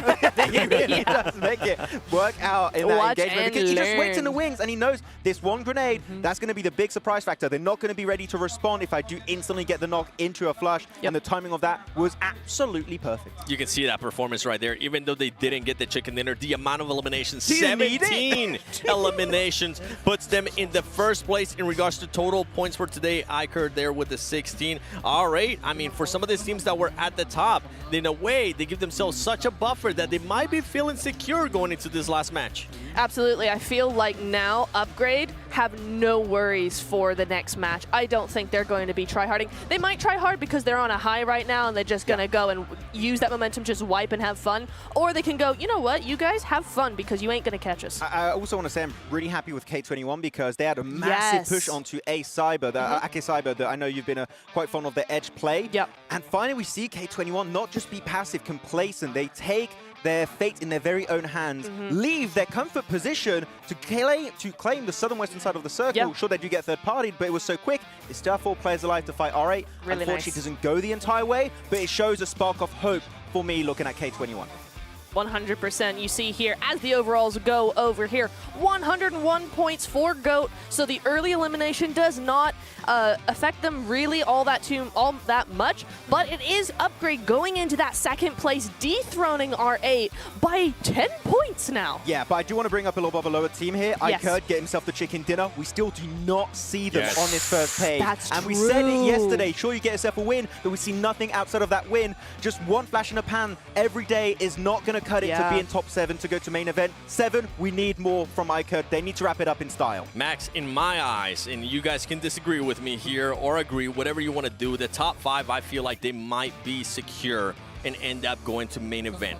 For 6th place and 7th place, as we're going to be seeing the rest of the teams here, keep an eye on that 7th place. They're going to end up with 66 points. But as we're going to go to the second page of the overall, everything is going to be so close. If, for example, Dope Esports, if they end up getting a chicken dinner, they could end up qualifying to main event. And honestly, the way they've been playing, the way they've been waiting for those final zones to actually start making a move, we're seeing them later and later into those games. It's not impossible. Yes, they're being a bit too passive, but with 39 elims and 18 placement points, they've got those elims on their back. That one more game, they could actually clutch it. I think they're in a situation where there's actually maybe just one spot remaining. I'm going to be honest, because we're looking at 6th place team. It's 2-7-2-1 aggressors. These teams always get consistent eliminations. I think we might just have one placement in top 7 that might change after this match. And for other teams, from 13 all the way down to 16, I feel like it's going to be a little bit impossible for even, I mean, 16th place for sure, definitely impossible. A little bit for the other teams, it's pretty much just a toss-up. They are going to be playing that spoiler role. Teams that are currently fighting for those points, they need to watch out, Max. I think that we're going to be looking at some of these teams. If they want to make it, we're going to need to see a double-digit elimination chicken dinner. That's going to be their one lifeline to make it to the main event. But outside of that, as I just said, one spot remaining. That's why I really think the kind of setup is going to be for this final match. And the pressure's going to be there, and I did mention the hot drops, hot troops, you know, shout out to you. Could be something really that could be a major issue because teams at the bottom, again, have nothing to lose. It's really something that you've got to be careful about because it could be a main threat for your chances to go to the next stage. It could end up being a plus, right? Yes, it could be, and I think especially for somebody like DRG, who we know can be quite aggressive, right? They've got that background in them, but it's not been a great day for them. I feel like a hot drop could definitely be something that they will want to look towards if, you know, they really want to do something in this final match, because technically they are still in it to win it. They are. I mean... Or top 7 it, I suppose.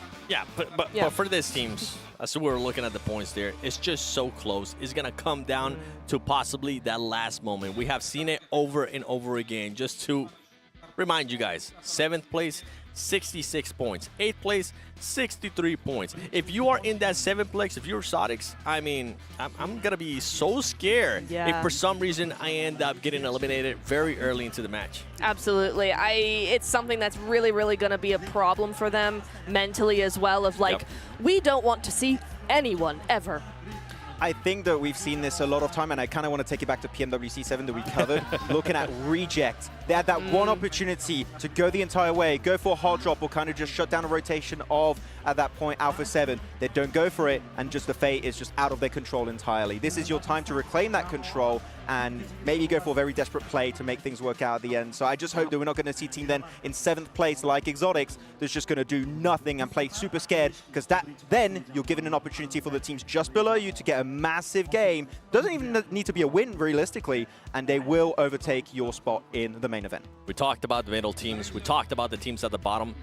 I mean, the Uzbekistan teams are currently just performing so well. I want to take a look once again at that 7th to 8th place. I want to see how these teams have been performing throughout today, because I'm going to be surprised of how close it is. I mean, oh my goodness, you couldn't ask for anything closer than that. 17 and 17 eliminations, and everything else is almost identical. Yeah, it really is. I mean, even down to the average survival, right? 1547 to 1748. There's not that much difference. This is why it's so neck and neck on those leaderboards. I mean, the big difference is those total points, Max. Yeah, exactly. I mean, total points 33 compared to the 22 right now. Nepex have been playing comeback pretty heavily.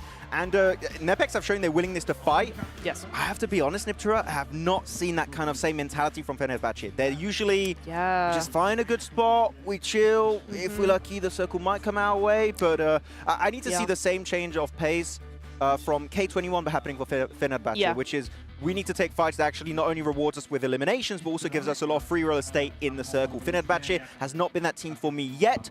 There's still one more game.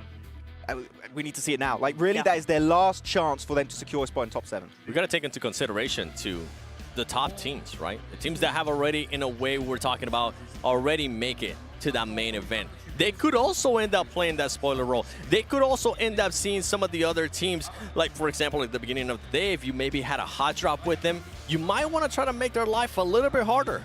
Yeah, I mean, it is a strategy we have seen before in games, in tournaments, and it is fairly reliable, I feel like. So it is definitely something to watch out for. We're going to be going into game very soon here, and only time will tell at this rate, right? Only time will tell. Max, as we're going to be going here into the last match, give me some teams to watch, some teams to keep a close eye on. To remind you, though, Fenerbahce is in that 7th place. Nepex is in that 8th place. Any other teams? Any other team right now that we're going to... I kind of want to support still K21. I think that they've shown true willingness to be aggressive. That push onto the other squad on the edge on this last game was fantastic. If they do it again, maybe they can make it through, but so many teams are still in the conversation, 7. Yeah, I want to go with Dope again. They're almost there. Okay, all right. Well, I'm ready to find out which teams are going to be going to the main event. So let's send it to the man with the hype, John Allen and Blank. We are going around the carousel for the last time, the last turn around the block here at the prelims for the PMGO. It is, of course, Miramar to close us down. Match 12, day 2. Everything on the line. 7 teams will make it further, and their legacy could be born now. This has been very exciting, an unbelievably exciting prelims. This point in time, get the popcorn out because it has been cinema so far. We're going from the south side, Partona, all the way up towards Torre Armada. Incredible games, incredible matches, incredible individual skill. Ruzen taking away the show there on that last match. 7 elims solo, unheard of. crazy stuff, and you believed he could get that chicken dinner too. After that spray down onto Fenerbahce. Had a couple of nades in the pocket. I was ready for it. I was so ready, but unfortunately for Upgrade fans, unfortunately for iCurd fans, they did hold their nerve and go the distance, but iCurd still out in the cold on the tables. Not out of arm's reach, but it is starting to get that way. That it is. Teams starting to get in towards the match for our final game of the day. Before we, not crown, but congratulate 7 teams. And we Elevate. get a Western shift. Very hard shift as well. I think Black Esports going to win this one. Yeah, maybe, maybe, maybe. I think we've seen this so many times. I mean, I feel bad for these squads in prelims going through into the main event. Because if we start getting north circles, east circles, they will have played them. They'll only have experience here over on the western side. But they'll take that experience nonetheless here in the final game. Time to make some adjustments, make some new moves, learn from previous matches. It's all they could ask for, especially if you're going at this one more time to make that break into top 7. Black Esports again, looting Montenuevo. Down early, the options available to them.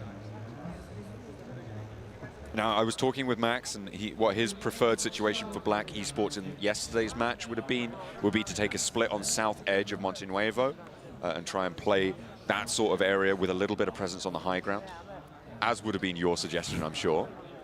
And I think you did suggest that. I did. And I'm just recalling that I talked to him about it also, so he is in concurrence with you. And we'll see if they go for that this time. That is definitely an option for them. Sometimes you've got to get a second opinion, so it's I can true. understand it. Trust but verify. Yeah, every time. That's why teams have more than one analyst sometimes.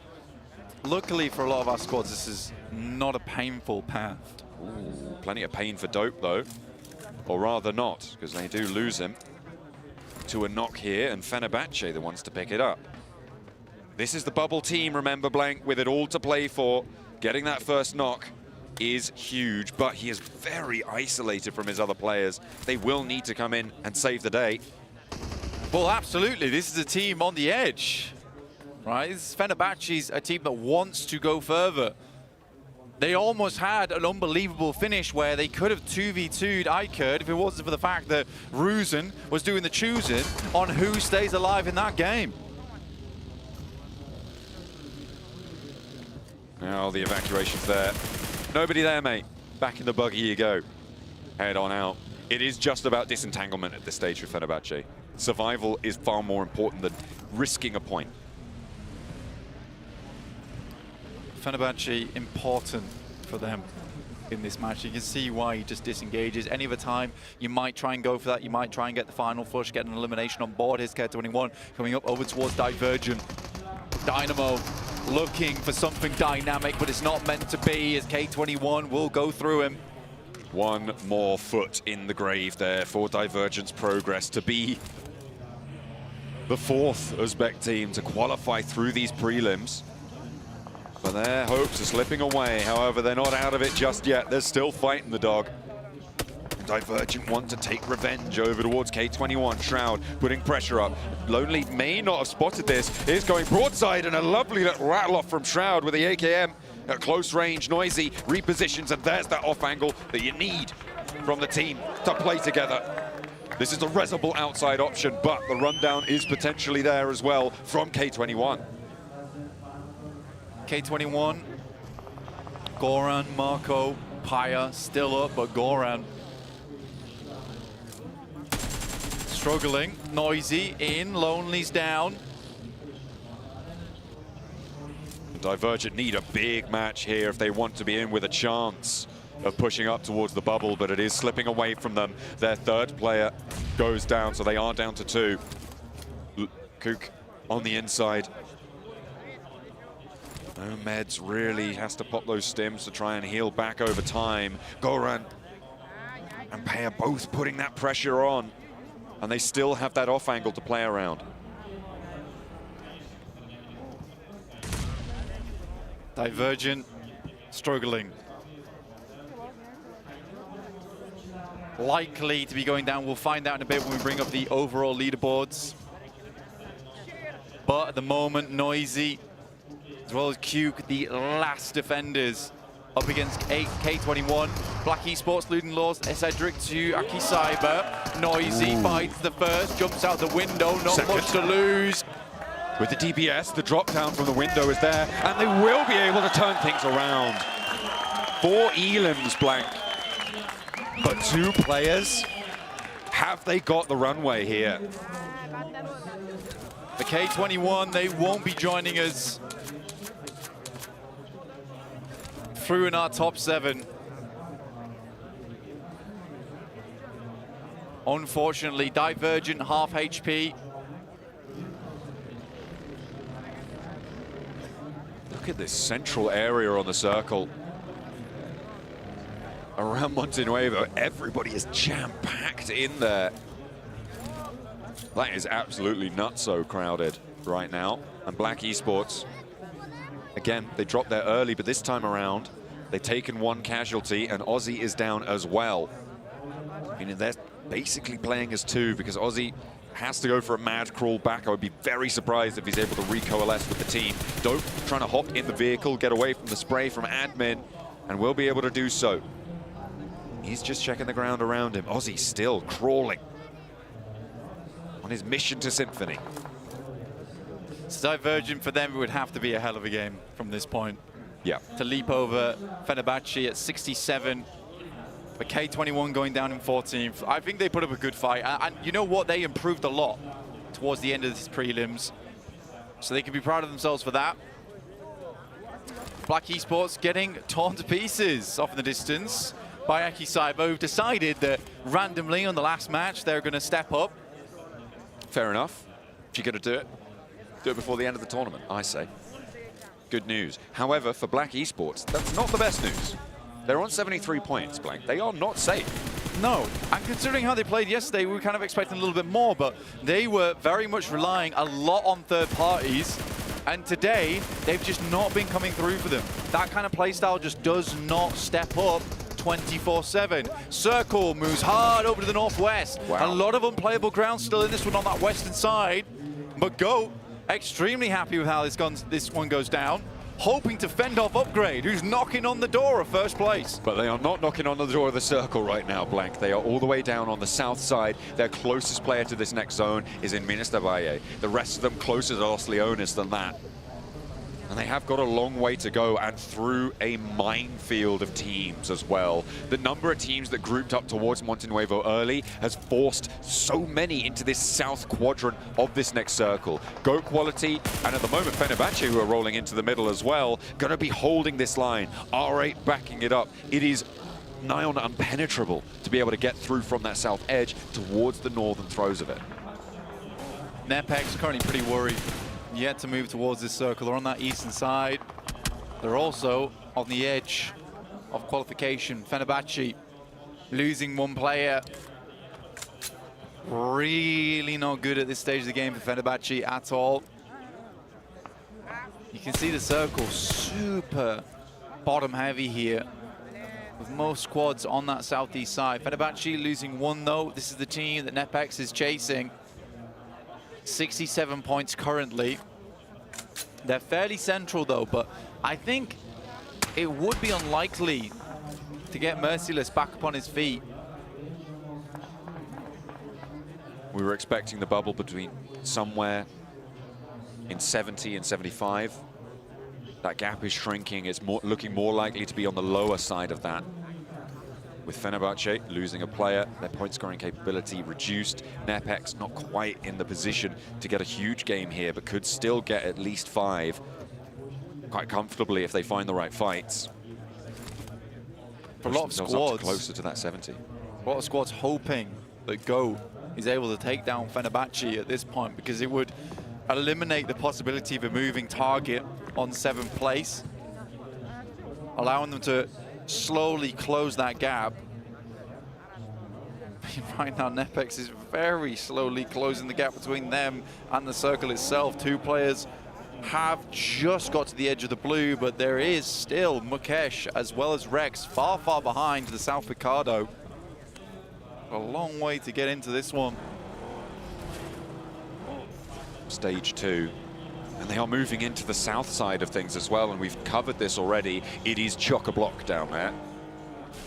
It's going to be really, really tough to see what's going on, but if you want to keep track of everything that's going on, the best place to do that is the vertical feed over on both TikTok and YouTube, PUBG Mobile Esports, and you can see not only the mainstream feed, but also the maps, the player cams, all of the tables as well, the scores live updated. You can see there at PUBG Mobile Esports on both YouTube and TikTok for all of your vertical streaming needs. Don't even need to turn your phone on its side. You can, of course, also have a dedicated map stream.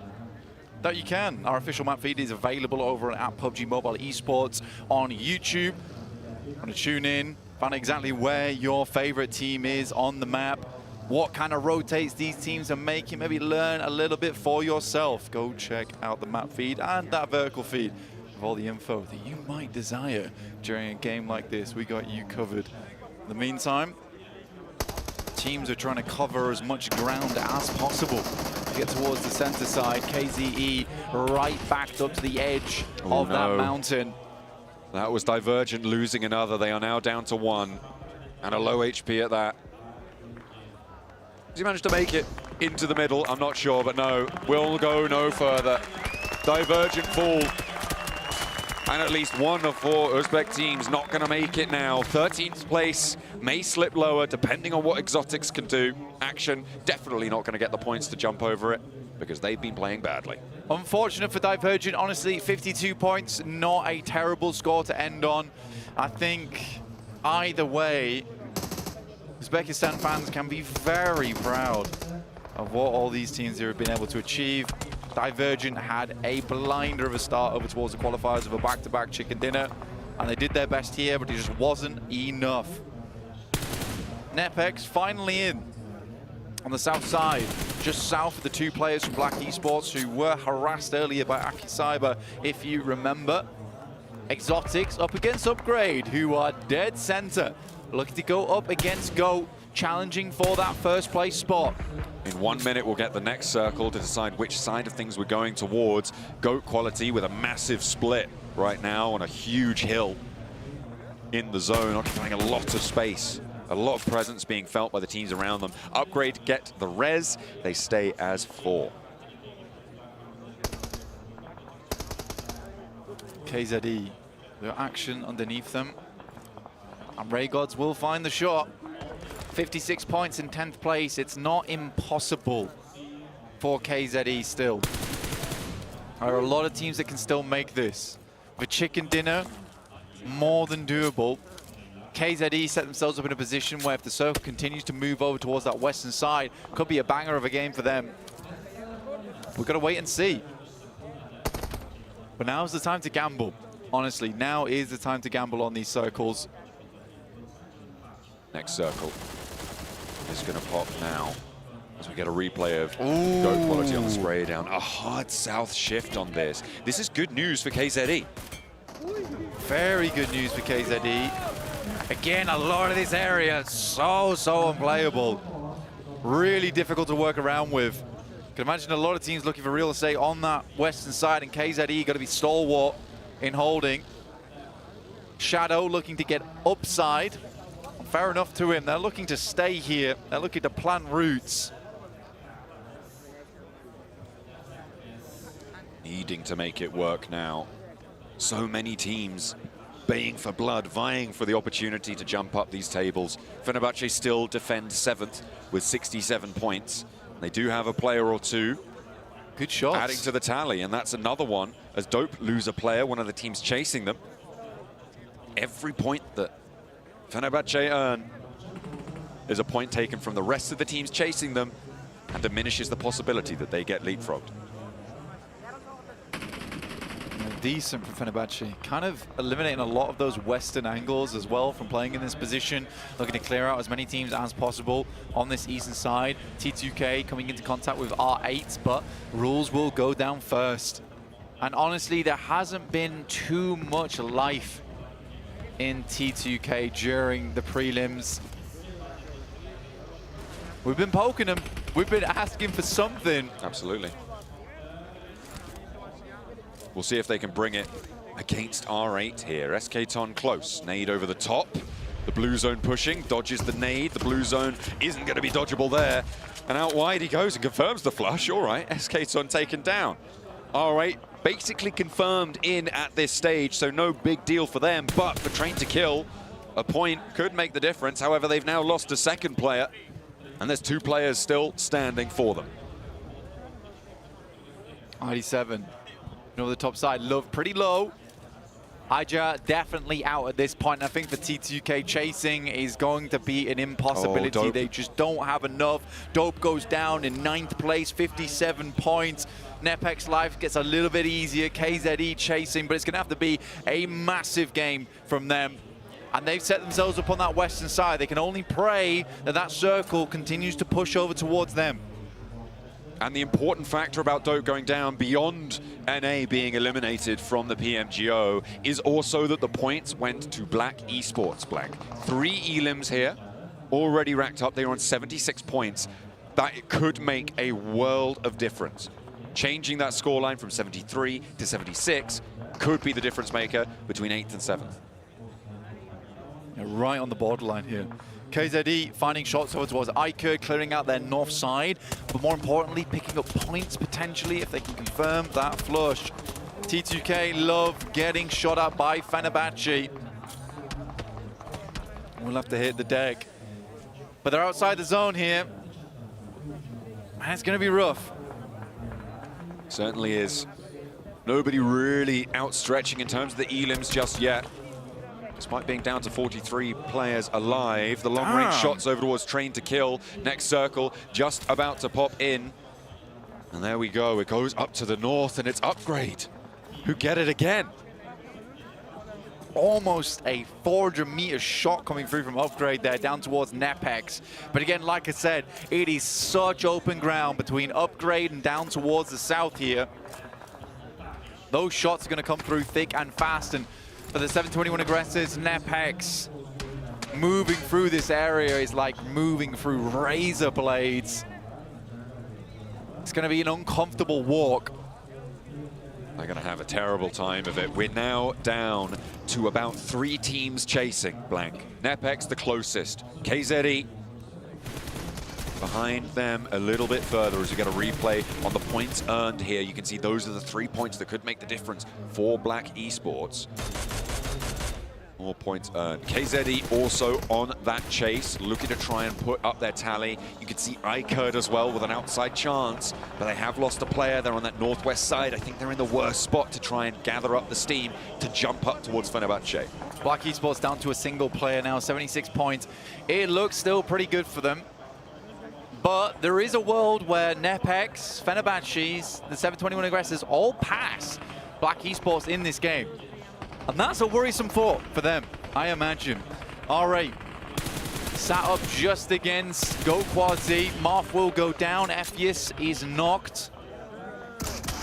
Ooh, takes a lot of damage from R8. Looking to try and take the challenge, but Panati is nasty with it on the DBS. That is R8 down, but with 88 points, it is super likely we see them.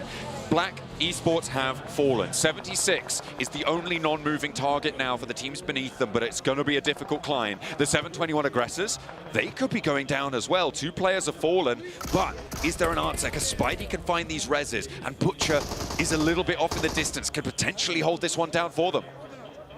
2 players on the floor there for action. Larita, as well as Gigante up front, trying to provide that information back across. Thinks he's in the smoke, but he's off towards the right-hand side. Spidey would like to keep his players up and alive. You don't want to lose them here, especially on 71 points. You aren't safe. Nice nade over the top. Will finish off the rest. That comes through from Butcher.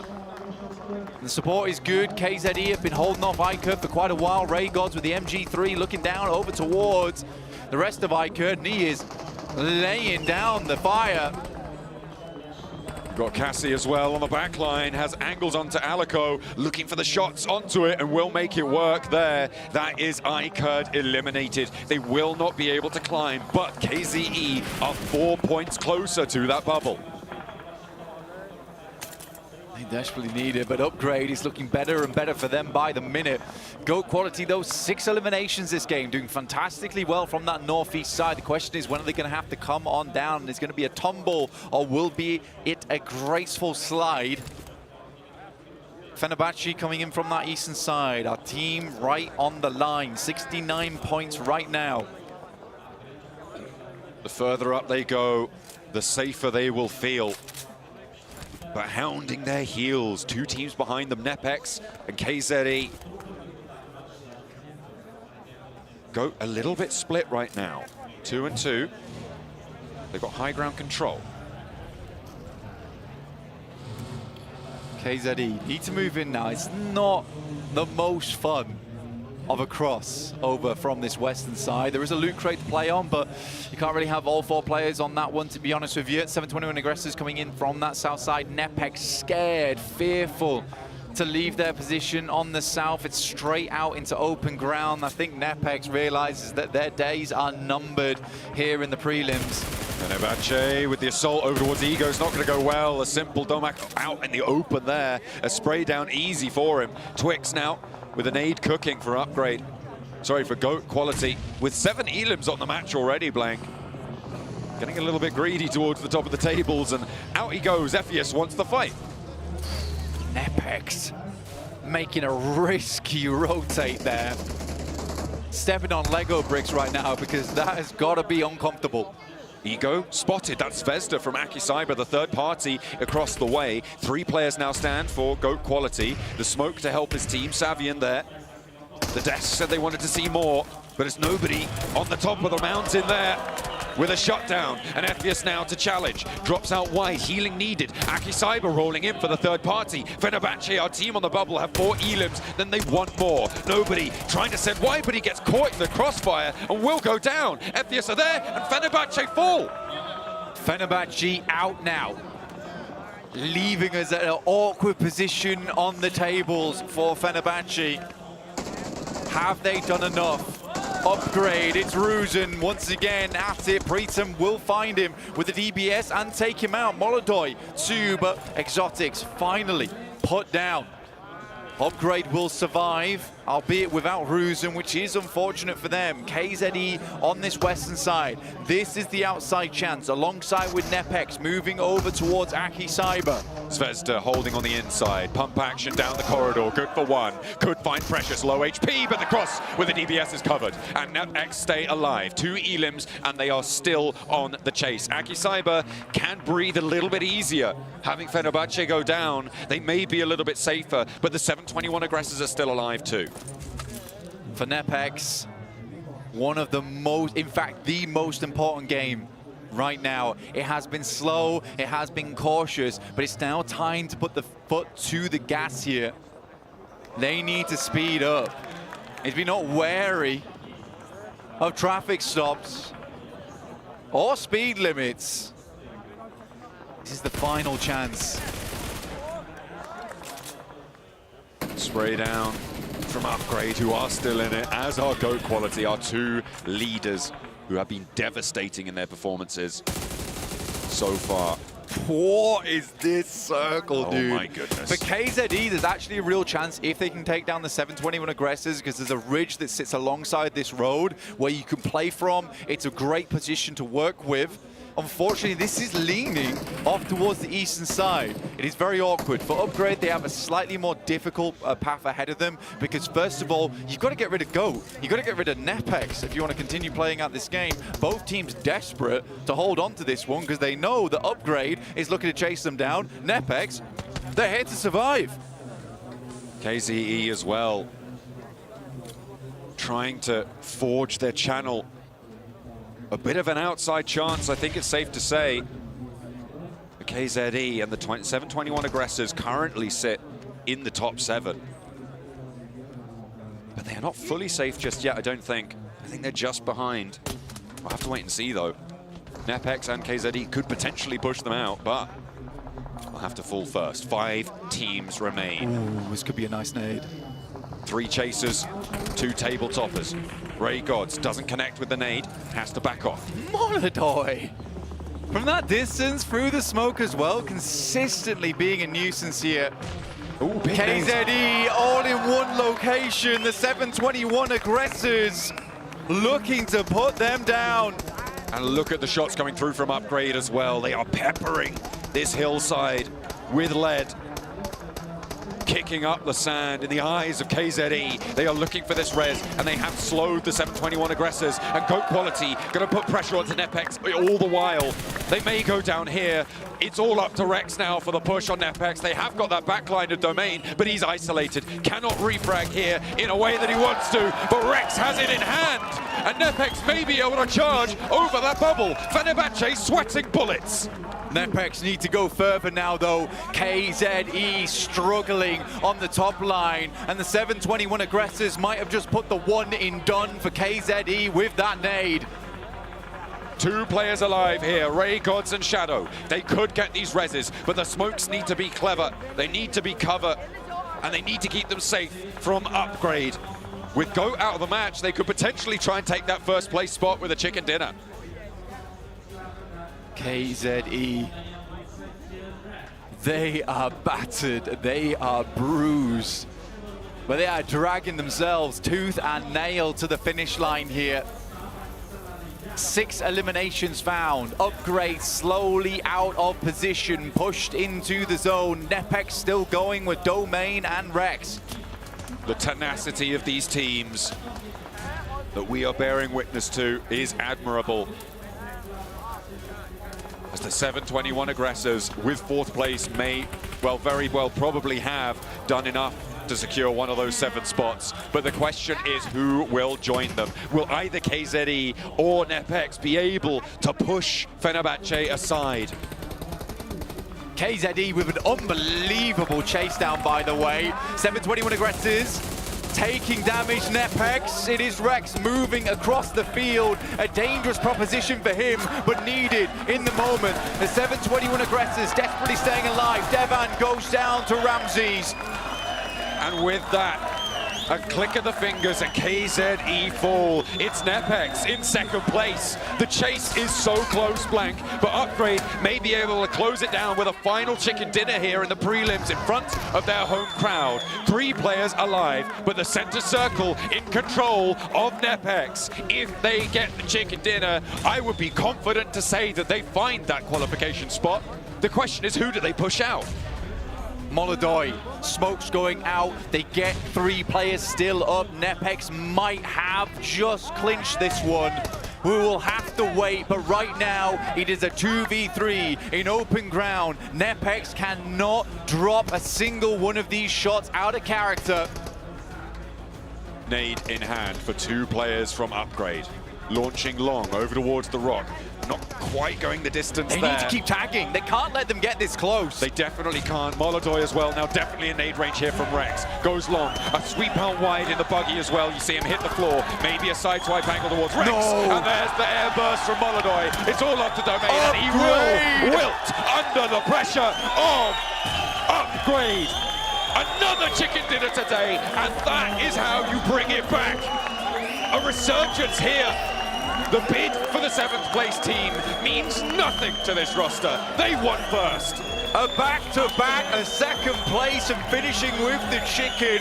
There's no other way to do it here for Upgrade, making the fans in the crowd happy and proud. Unbelievable performance, but the question rests on everybody's mind. Has Nepex done it? Was Fenerbahce's 4 elims enough to push them over that line? Did they keep a hold of it? Nepex, powerful into the final moments, able to stay in. You can see they, too, are waiting for that decision. The coach calmed them down. Just letting them wait this one out, but Upgrade celebrating, and rightly so. We've also had teams like R8 able to keep things going. Have Akim Cyber been able to keep up the pace? Because we saw a lot of teams actually do very well in those final moments. I imagine that they will have done blank. I think Akim Cyber will have found it. Yeah, I can't tell from the faces of these players as well. Akim Cyber got hit with some massive malware today. Not entirely sure what happened to him. Virus in the system, apparently. KZE, though, I am blown away by them. They made a gamble, they did their best, but it was just not enough versus the 721 aggressors who just held them in an awkward position. Did he take himself out there by jumping out the vehicle? I think he might have done, broken an ankle at the end. That is unfortunate.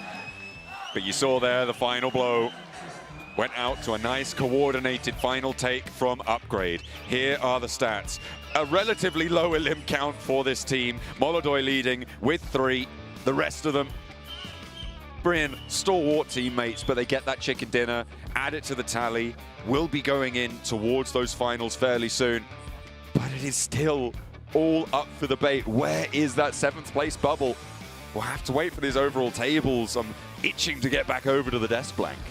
Yeah, as am I. I mean, obviously, very, very good from this team. I mean, Upgrade has had just an unreal performance today, but just want to congratulate every single team that got to the prelims here, because everyone, you could tell, was putting in their all to the very bitter end. It was such a volatile mid-table as well, which was awesome.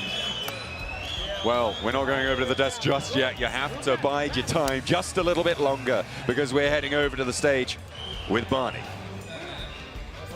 Thank you so much. What a phenomenal day it has been, and this crowd has been absolutely wild throughout. We are joined by 721 Aggressors' own Butcher. What a phenomenal performance. Consistency, I think, is the word that comes to mind when I think about your team. Now, you've made it to the main event. Try to describe how you and the team are feeling. Main eventga yetib keldinglar. Siz va jamoangiz qanday hissiyot bilan? Hissiyotlar juda yaxshi. Xudo xolasa main eventda yaxshi o'yin ko'rsatishga va'da beramiz. He's feeling pretty good and he's willing to win in the main event. Ready to win the main event. I like that confidence. Your team placed 5th, so you made it in quite comfortably. Now you've competed on this stage for the last 3 days. You've got 2 more days up here against some of the best teams in the world. I guess the question is, are you ready? 3 kundan beri shu yerda уже musobaqalashyapsizlar. Hali yana 2 kun bor.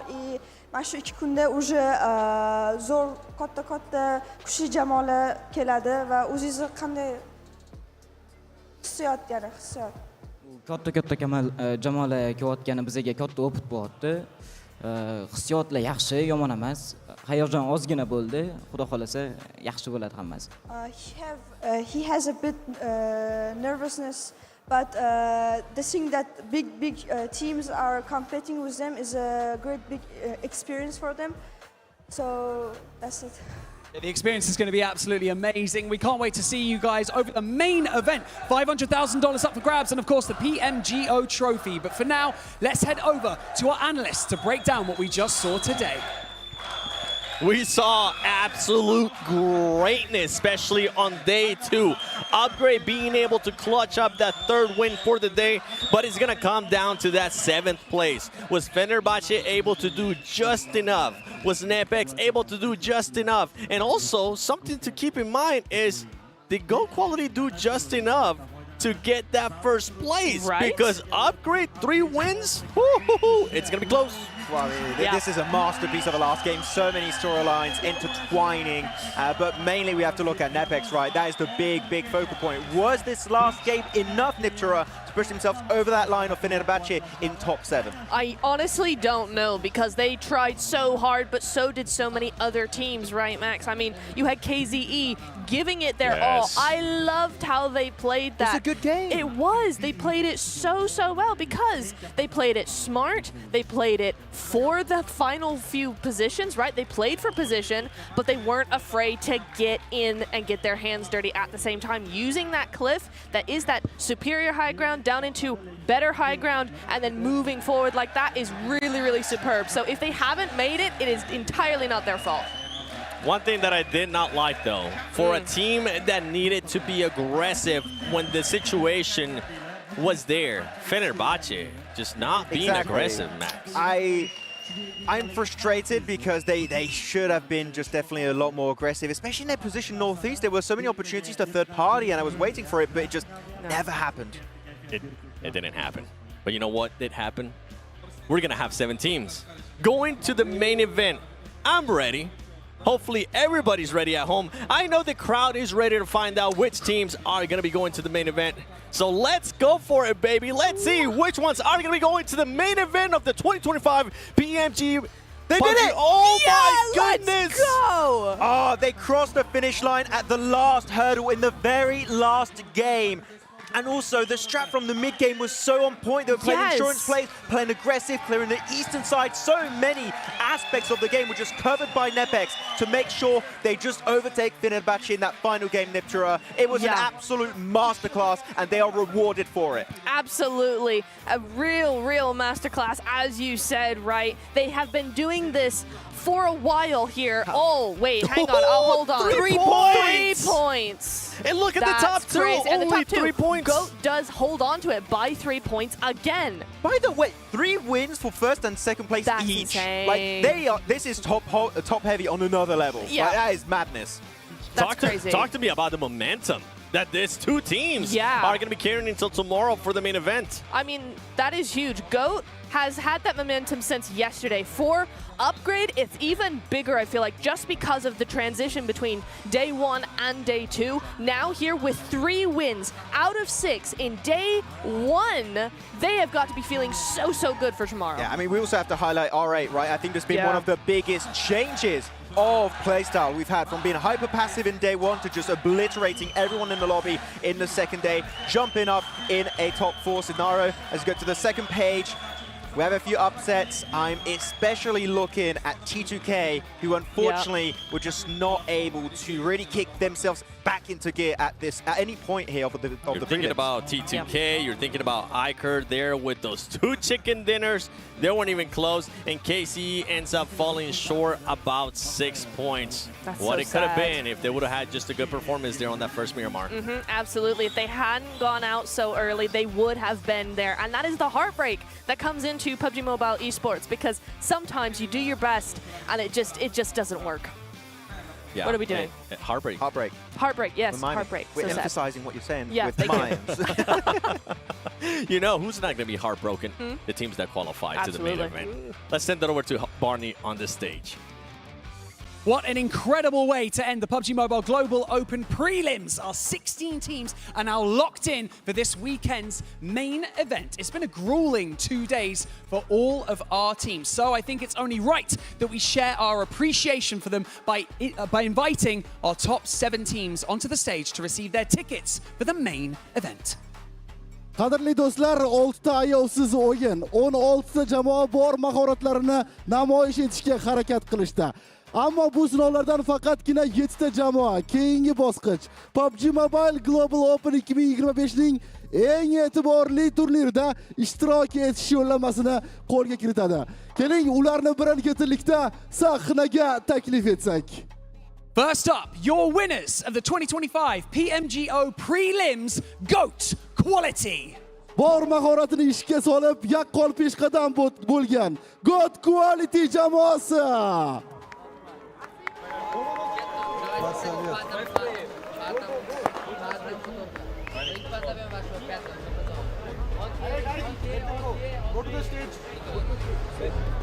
Qarsaklar bilan olqishlab turamiz.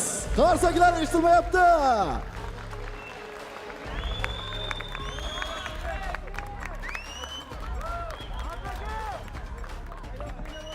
Congratulations.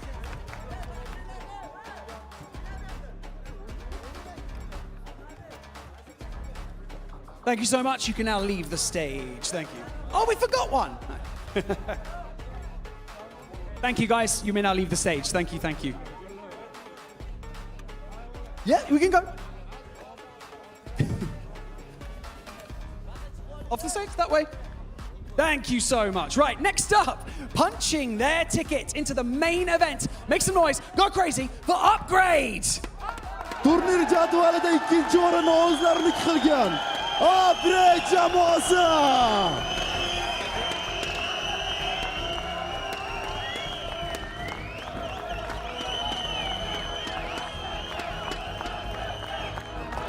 Congratulations, take it all in.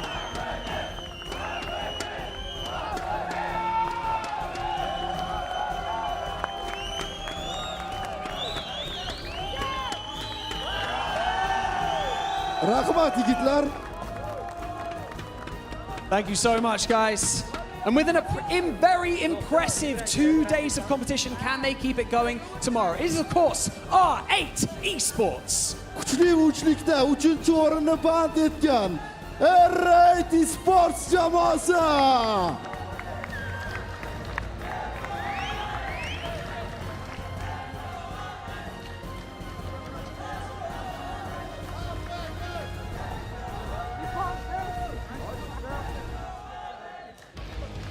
Thank you, guys. You go. You can go. We'll see you tomorrow. Taking 4th place in our PMGO prelims, it is Akim Cyber. Ajoyib o'yin namoyish etib, asosiy bosqich uchun yetarli natijaga erishgan Akim Cyber jamoasi.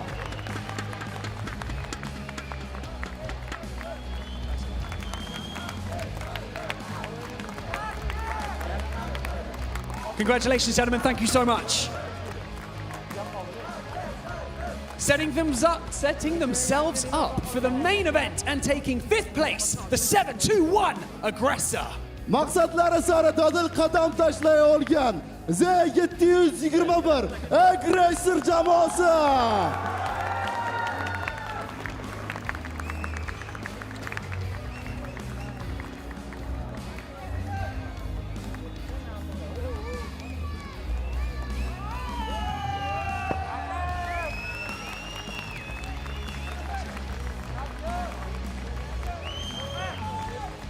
Congratulations, gentlemen. Thank you so much.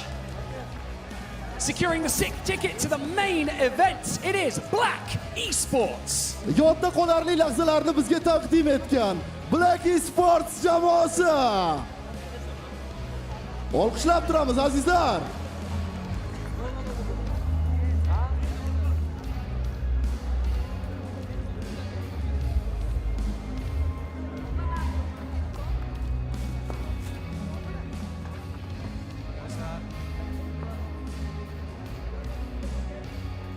Congratulations, thank you so much. We look forward to seeing you tomorrow.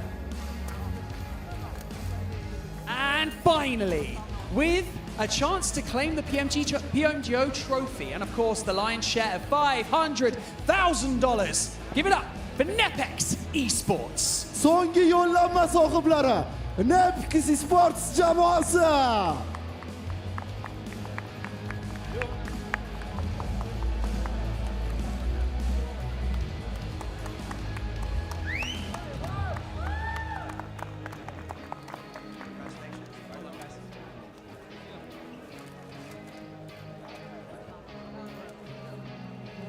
Congratulations, everyone.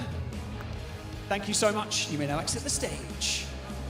Incredible work. Congratulations once again to all 7 of our qualified teams through to the main event. We cannot wait to see what you all bring to the table because the hard work has only just begun. So for now, we're going to head over to our analysts to break everything down further and for a nice special surprise at the end of the show.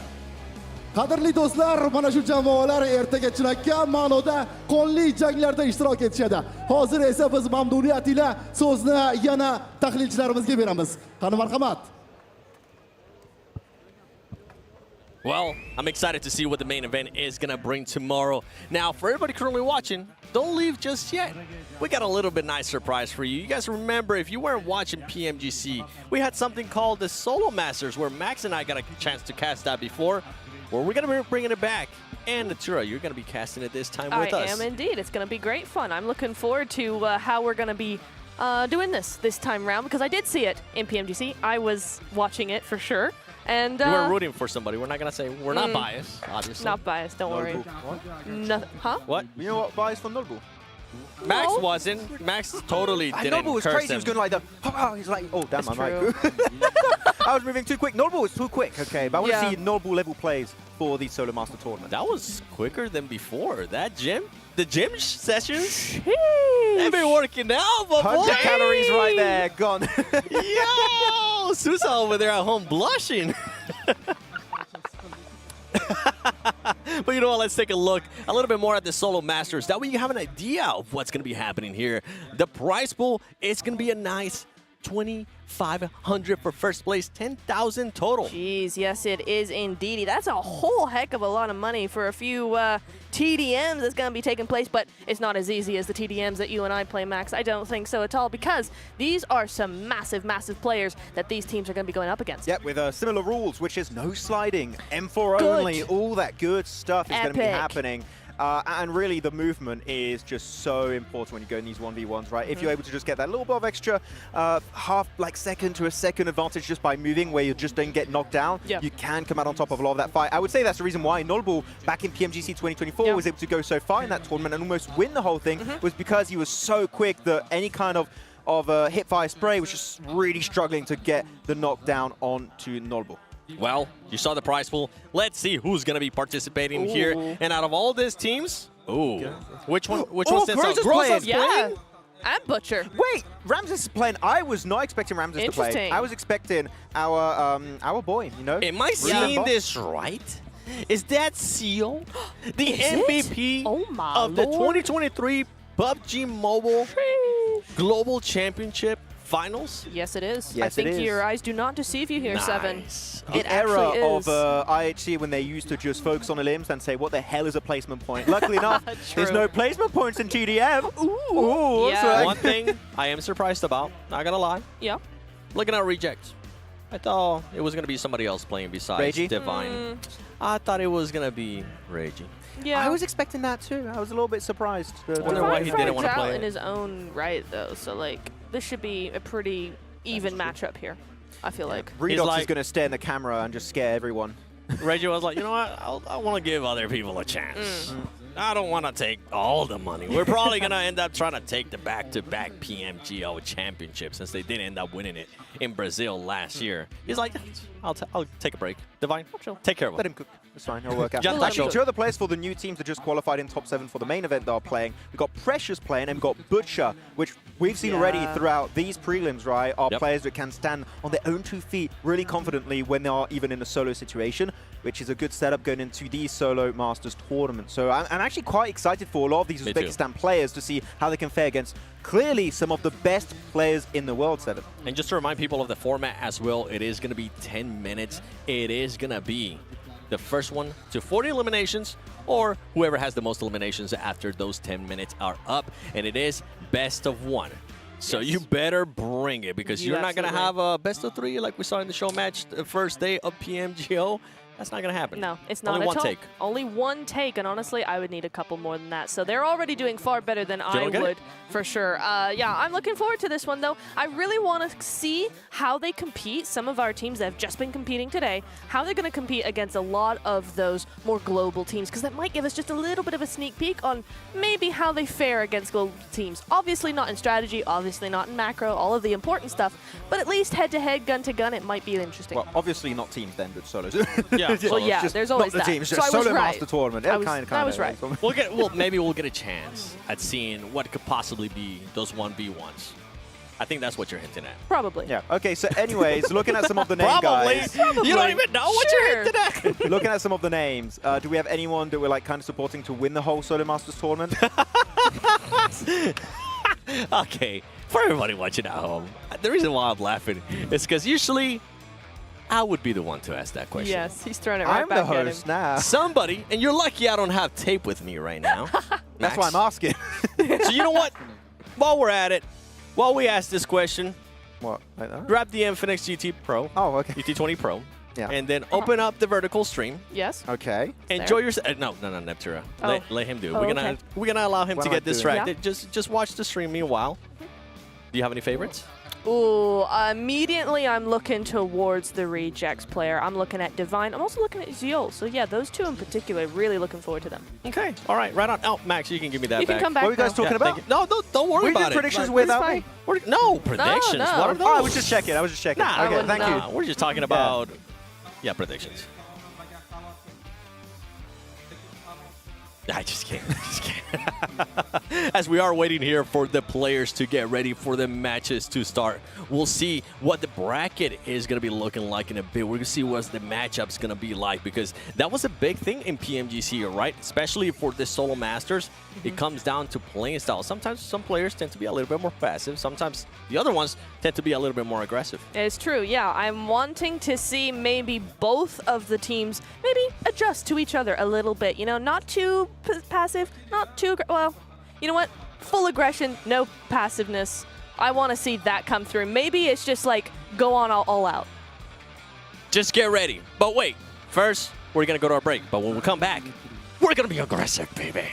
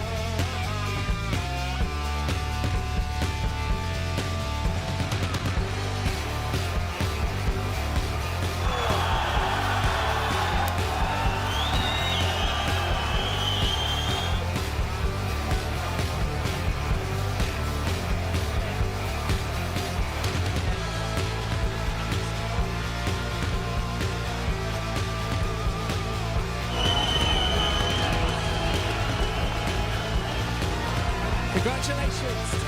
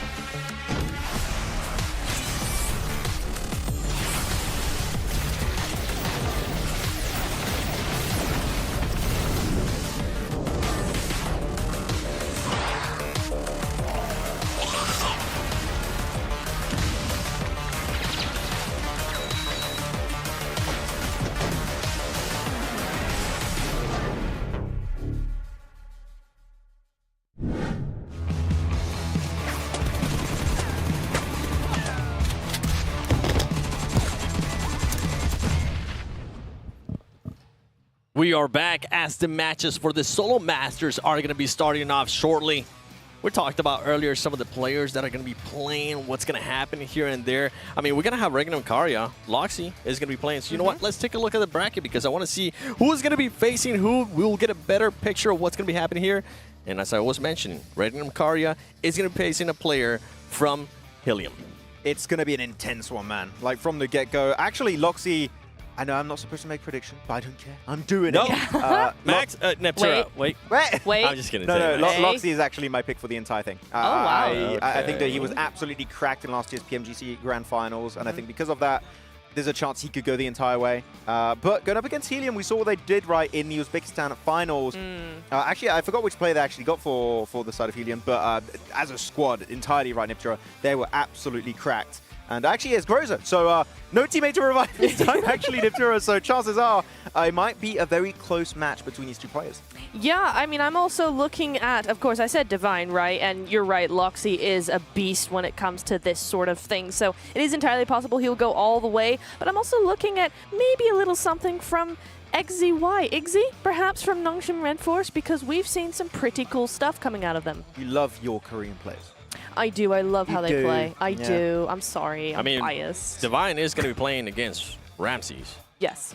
On top of that, you got Seoul going up against Force from Akim Cyber. Also. I'm actually quite surprised why Ramses was picked to do TDM because, like, Risenboss is quite like the guy. Yeah. And Ramses is typically more of an off-angle scout player from what I witnessed in games. So that's an interesting decision, but TDM is a different ball game entirely from what you have in the BR mode. So like our expectations can just be taken, thrown out the front door because it doesn't really matter. One of the other matches that we are going to be having is going to be LGD, Glukun, and he's going to be going up against Napex Esports, none other than Precious. And that one I'm excited about because remember the clutch up that Precious had last time? Yes. That 1v3. It was a big 1v3 as well. He knew how to maneuver his way around a house, so maybe he'll know how to maneuver his way around those crates as well in that TDM. So highly likely that he's going to have a very good, start to this. I'm actually intrigued to see what the meta is going to be, for this, because we saw one thing, when we were covering the Solo Master Tournament in PMGC last year, that was whoever was able to control the main central warehouse typically came out on top. The reason why that was the case is because you have only 4 main entry points into the warehouse, meaning if you control that and you are in the lead, you are waiting for them to arrive your way in a very predictable bottleneck situation. I want to see if there's going to be some people already catching on to that very quickly and looking to control the center of the map. Something that we did see in the past, too, is, I mean, you do have level 3 scattered throughout the map, right? That kind of spawns in. If you get a chance to go for it, even though maybe one of the players is close by, maybe don't go for it. But if you do get a chance to go for it, would you go for it? I would go for it as long as I can kind of do the jump and grab and not go through the full animation, honestly, because that just takes way too much time and isn't worth it. The other thing I want to see very quickly is nades, because a lot of these players are very good with their nades, and those do also spawn. You only get 1 nade, by the way. So like one when you is all spawn, you need. so that's all you need. But I wanted to talk about the tier 3 helmet and do you get on top of the crates. The best time to get it is when you get an elimination. That is the best time to do it, but it doesn't matter because we are getting ready, ladies and gentlemen, for our 2 matches. Our 2 first matches for the Solo Masters Tournament happening side by side. We're going to have Loxy versus Groza and Divine versus Ramses. Excellent build-up coming in here. Really, really good stuff. And we're already seeing a little bit of eliminations coming on through here. Ramses has 1 point, and Divine is not really got any yet, actually. He's not letting him... Okay, never mind. He's got 2 now. There we go. Divine unable to get any of those points coming back to him. On the other side, of course,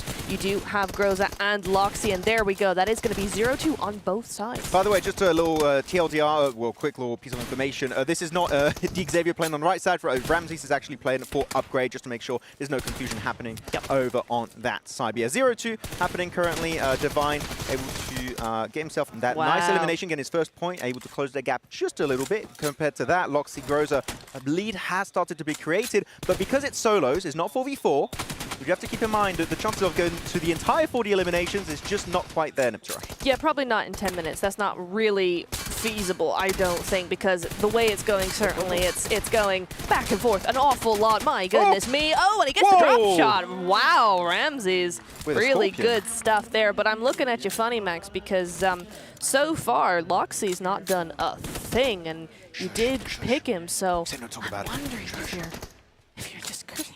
Don't put me on the spot, please. Wow. This quick? Yeah, already. I'm still rough. here, Max. Yeah, hi. I'm still gonna be checking to make sure you don't curse anybody Just keeping else. me in check. Yes. Is that your job? It's like, I'm not casting, I'm just keeping Max in check. I'm the voice that the makes evil sure eye. Max doesn't curse people. One really interesting giving us strat we stink did eye. see is when they do eliminate the enemy, they pick up a second M4, but they don't have to go to like a bad secondary weapon because you can't typically have 2 ARs, but if you can loot the M4, the rules are you can use the M4, so hey, you're following the rules. Rules are rules. Twice, technically. So it's actually a pretty good strat. You can get that crate. If you have a full screen on Divine, go for the push, gets himself his 3rd one, and tying this game so far against Ramses. It's actually really interesting how close it actually is, right? I don't think we expected it to be so neck and neck. I think we did expect that there would be some wins coming out on both sides, but to have it 3-3 like this is quite interesting. Yeah, actually, I do feel like Divine has been playing a lot more towards that central position, and Ramsey's just waiting to get pushed a lot of the time. Divine playing Iron Sight. We see like people playing on the red dot, the Iron Sight. I don't know which one you prefer. Red dot. Yourself, red dot. I'm also a red dot enjoyer myself. But Iron Sight, typically, if you see someone playing Iron Sight, they or just don't know what they're doing, or they're very good. Yes. And I think Divine is very good at what he's doing. He is, yeah. I have that feeling. Can I have just say something very quickly though, Max, as well? Go for it. Oh, okay, cool. No, holographic, cringe.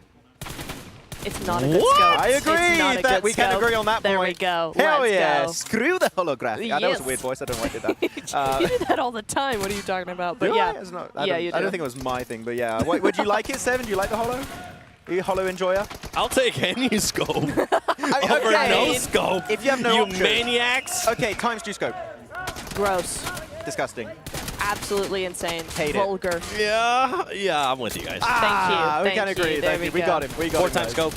Goated. Hell yeah. It's okay. Depends on the. What's okay? No, it depends because I'm not good with it, so it's only okay for me. But other people are very goated. 3 to 6 times scope. 3? Yeah, the 3 is awesome. I love the 3. Yeah, I like 3 I like the scope. 6 That's as my well. typical AR scope I Yeah. go for. 6 Not times TDM scope. though, I go red dot. 6 times scope, OP as well.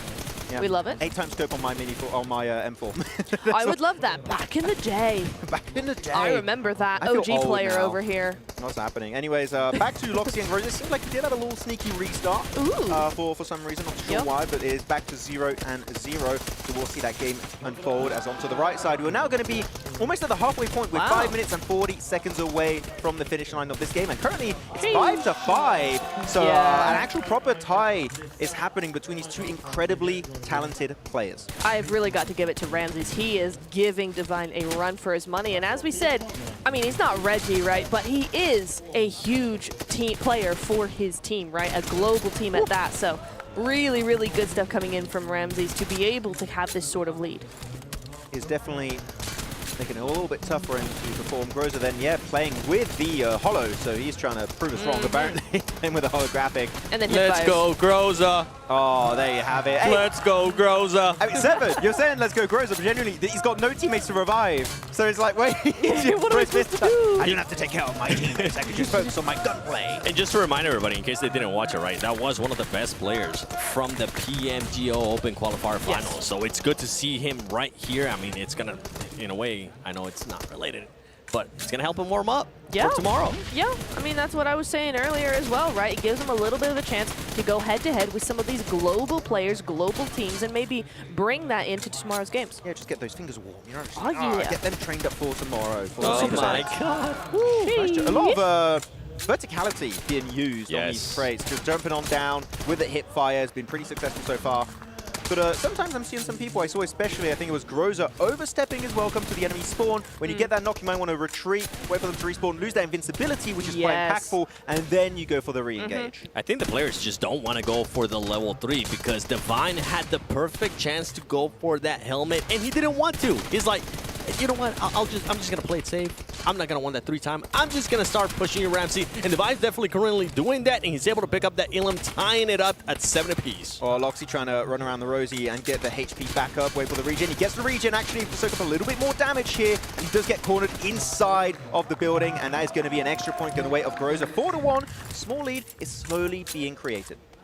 On the other side, though, 7-8, we are still going, and my goodness me, 3.5 minutes on the clock. Not much time left here at all for Divine to actually get this lead going, and now is certainly not the time. 1 HP, round the barrel they go, and good on him, mate, there, as we see Ramses clean up and get a 2-point lead now. Yeah, the double M4 meta is OP. It's really going to be making it quite easier, especially if you're not able to quite hit the initial hip fire. Just swap on over, no need to reload, and you will be good to go. Loxy's starting to make a bit of a comeback there. It was 3-0 at one point there towards Groza. It is 4-2. Just 2 Ilums separating them, but I mean, you can see on the right side how close these things are going to be, as Divine does end up getting destroyed by none other than Ramses. Ramses trying to get the angle here. He's going to be able to get it. Being able to just pick a tiny bit. He's back to full health. Divine trying to see if he can just find a slip in the crack to maybe make that push a little bit closer. Yeah, but 2-5 with 6.5 minutes to go. It's not that much time, even less time. 7-11, 2.5 minutes coming onto the board. And Divine, my boy, I supported you before this. Was I not supposed to? Because there's 3 elims left to go and not that much time to do it. Is that your pick? It was. To win everything? No. Oh, just that match. I just said I'm looking out for him. Oh man, I got so hyped. She used that my boy. I was like, okay, that's her pick. She's got like 20. My boy. It's true. It's so Every true. single player. I feel like Jason was giving me a lot of crap initially because I was saying he was my boy and I had my boy in every region. I had 1 my boy per region. So it was like, honestly, that's fair, too man. many my boys. My boys is like singular. Yeah, it's just Per one region, with an S. Maybe? Shout out to my boy, Paraboy. My boy Katsune. Paraboy is the boy. Yeah, Paraboy is awesome. You know who's truly the boy, even though he doesn't have that in his name? Ramses. Ramses right now, 13-7. Divine is just getting absolutely wrecked. Make it 14-7. Wow. Double the points. That's double the points, yeah. Oh, math. And That's always going to come back. lethal. 1.5 minutes, though, on the clock. I don't like this. I mean, I love it realistically, for Ramses, but Divine's in trouble. If you're Ramses, you just play it safe. You just stay in your own base, use the invisibility to your advantage, and you just let yourself get pushed by Divine every single time. Yep. That seems to be what he's starting to do as well. 3-6 on the other side of the board. 5 minutes to go. Oh, Divine. There we go. We really got to focus on the, 1 minute right side of left, the screen here, by the honestly, way. because, yeah, Oh, 1 minute left. And I think with 1 minute left, it's easier to say that Ramses is going to be winning that one. So let's start focusing a little bit more here on the left one between Loxy and Groza, because there is 4 minutes left on that one. It is 4-6. This two are actually playing a lot more passive in comparison to what we saw earlier from Divine and Ramses, especially at this time in the match. And Loxy is pushing the action here. Is he going to be able to get him? Groza trying to find that angle. He's going to go for it. He's going to have to jump down. Loxy goes for it. He goes to 180, and he gets that elimination. Loxy's playing so well. The moment he gets that elimination, he moves back because he knows Groza's going to respawn and he can't win that fight. He's being so respectful and just cleaning up this angle every single time. Got to the right side, Divine versus Ramses. You only have 10 seconds left on the clock, 9-17. It doesn't matter. There's not enough time in the world for Ramses to be taken down by Divine. 5, 4, 3, 2, 1. No, 2, 1, 0. Hey! Congratulations. Gee, Wait, hold on. Take me back to the other one, because the other match is still going on. I want to see what... Yes, Ramses. All right. Your team did really well. You were able to carry that momentum. But show me what's going on that other match. Because Groza and Loxy, they're really close. Yes. It is. They are very Ramsey's close thinking indeed. of who his next fixed him is going to be. And Fixed him? Fixed him. Yes. It's a new word. I see. I was trying to give a reason. No, I just messed up. Yeah, you just messed up. It's all good. But I tell you who's not messing up. It is going to be Loxy, because 6-6. He's even the scoreboard here. It is pretty even Stevens between the two of them. And did you almost fall there? Yes. You're wearing heels, so I get I it. am, yeah. This I is gotta why I do don't wear something to be heels. taller than Even though I'm short. 7. You and Steve. I mean, you have a box usually. Actually, you don't have a box this You time. don't have a box. I'm robbed. Wait, no, I'm not rubbed. That's I'm a good. video game and a movie character now, Steve. I am Steve. Steve. I am. Oh, no, he's not here. Yeah, it's not. I am. Look at this. Yeah, Look at Loxy and Groza. They're just like, boys, They please, do a little dance. do not end up time because we're going to have to replay it again and then it's going to come down. If I remember correctly, if the format is right, is whoever ends up getting that first elimination. Right now, Groza trying to get a little bit closer. I think Loxy ended up deciding, you know what?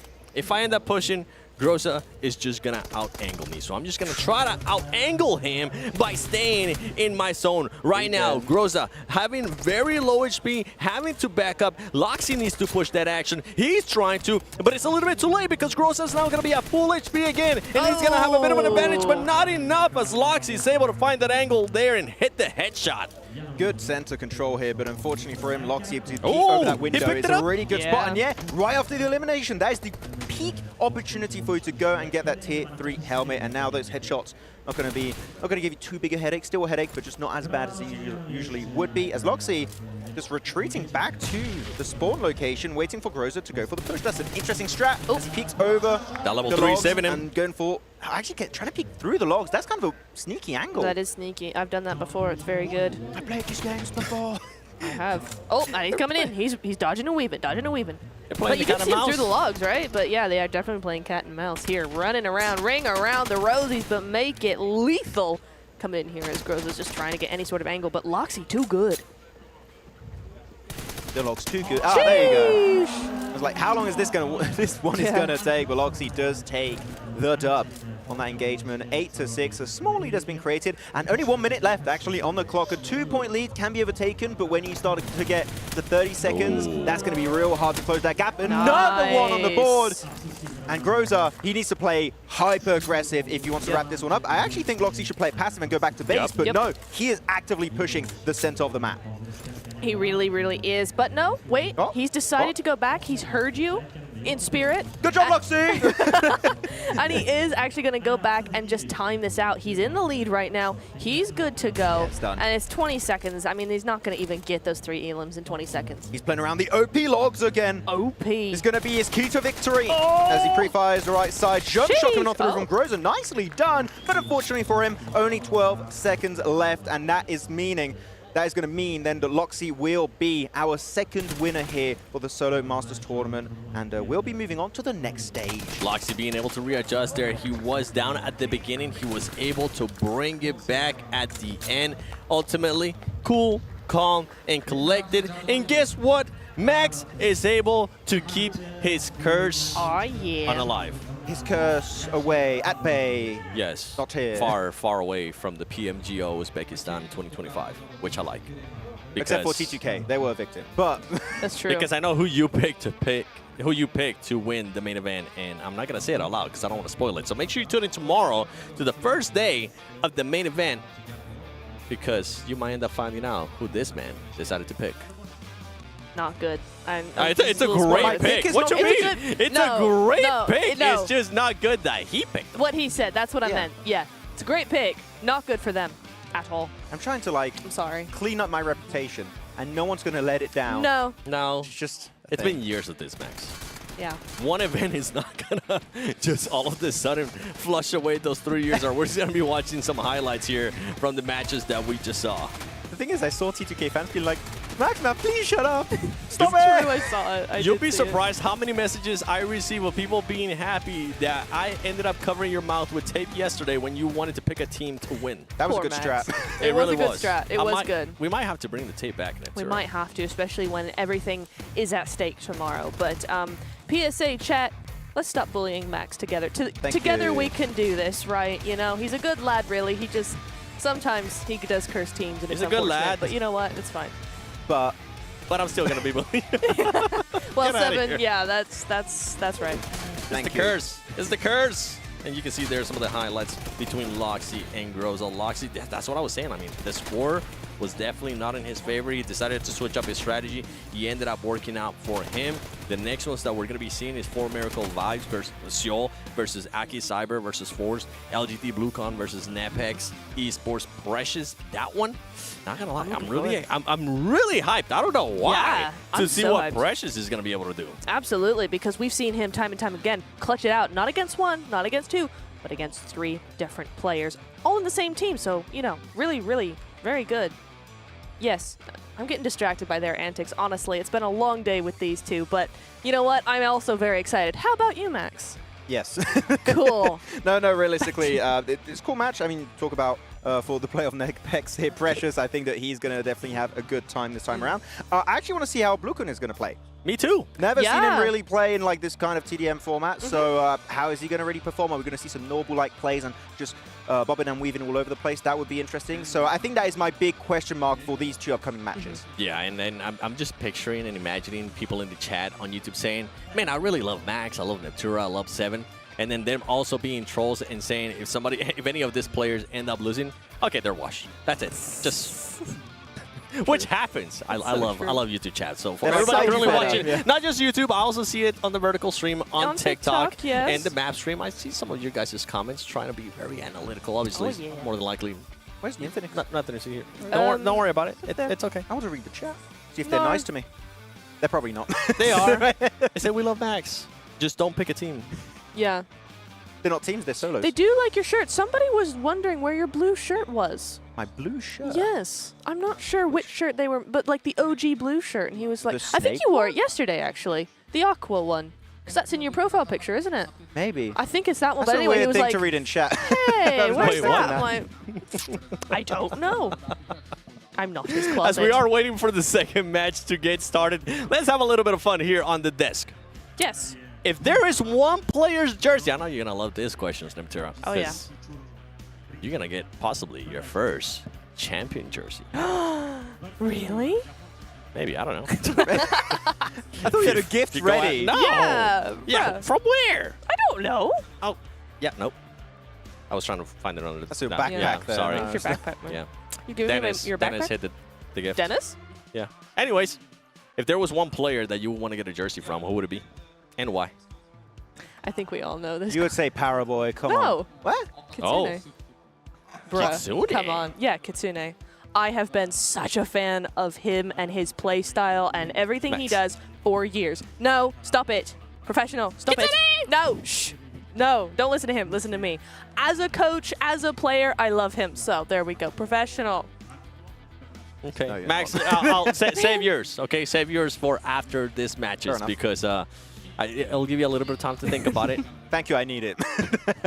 I'm trying to think about it. I'm like, do I have his jersey already? I don't think I do. I have his phone number, which is... You've got like I mean, 25 that's- Alpha 7 jerseys by now. You've got Bruh. every single Yeah. edition. I've got said the my spring, favorite winter, players summer. is from Alpha. I love Alpha 7.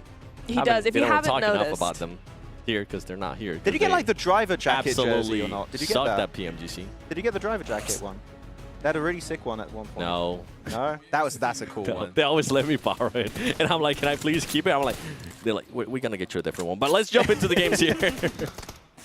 There we go. It's going to be Zeol versus Force onto the left side of your screen, and the right side is going to be BlueCon versus Precious. Picks for these individual matches here, Niptura. Who do you have on the lookout for the left? I mean, to be honest, I think we kind of have to go with Zeol. I mean, global MVP is kind of insane. We haven't seen too much from him since that win at PMGC, but I kind of feel like maybe he's got a little bit left in the tank. 1v1, I mean, maybe. I mean, yeah. Okay, I'm going to test something. Okay. I'm picking Zeol.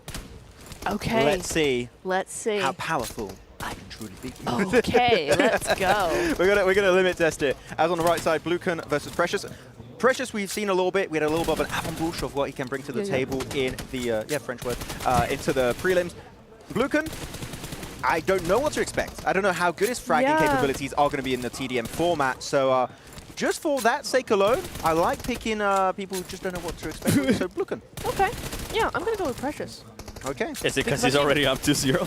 3-0? 3-0? No, I wasn't actually even looking at that. I was just remembering that epic 1v3. It haunts me, man. I see it all the time, rent-free. I'm with you. I'm going to be agreeing with Neptura.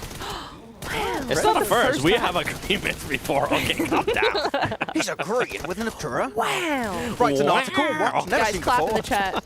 So yeah, with Precious as well, I was really impressed at that 1v3, and I kind of want to see him continue to move on here on the Solo Masters.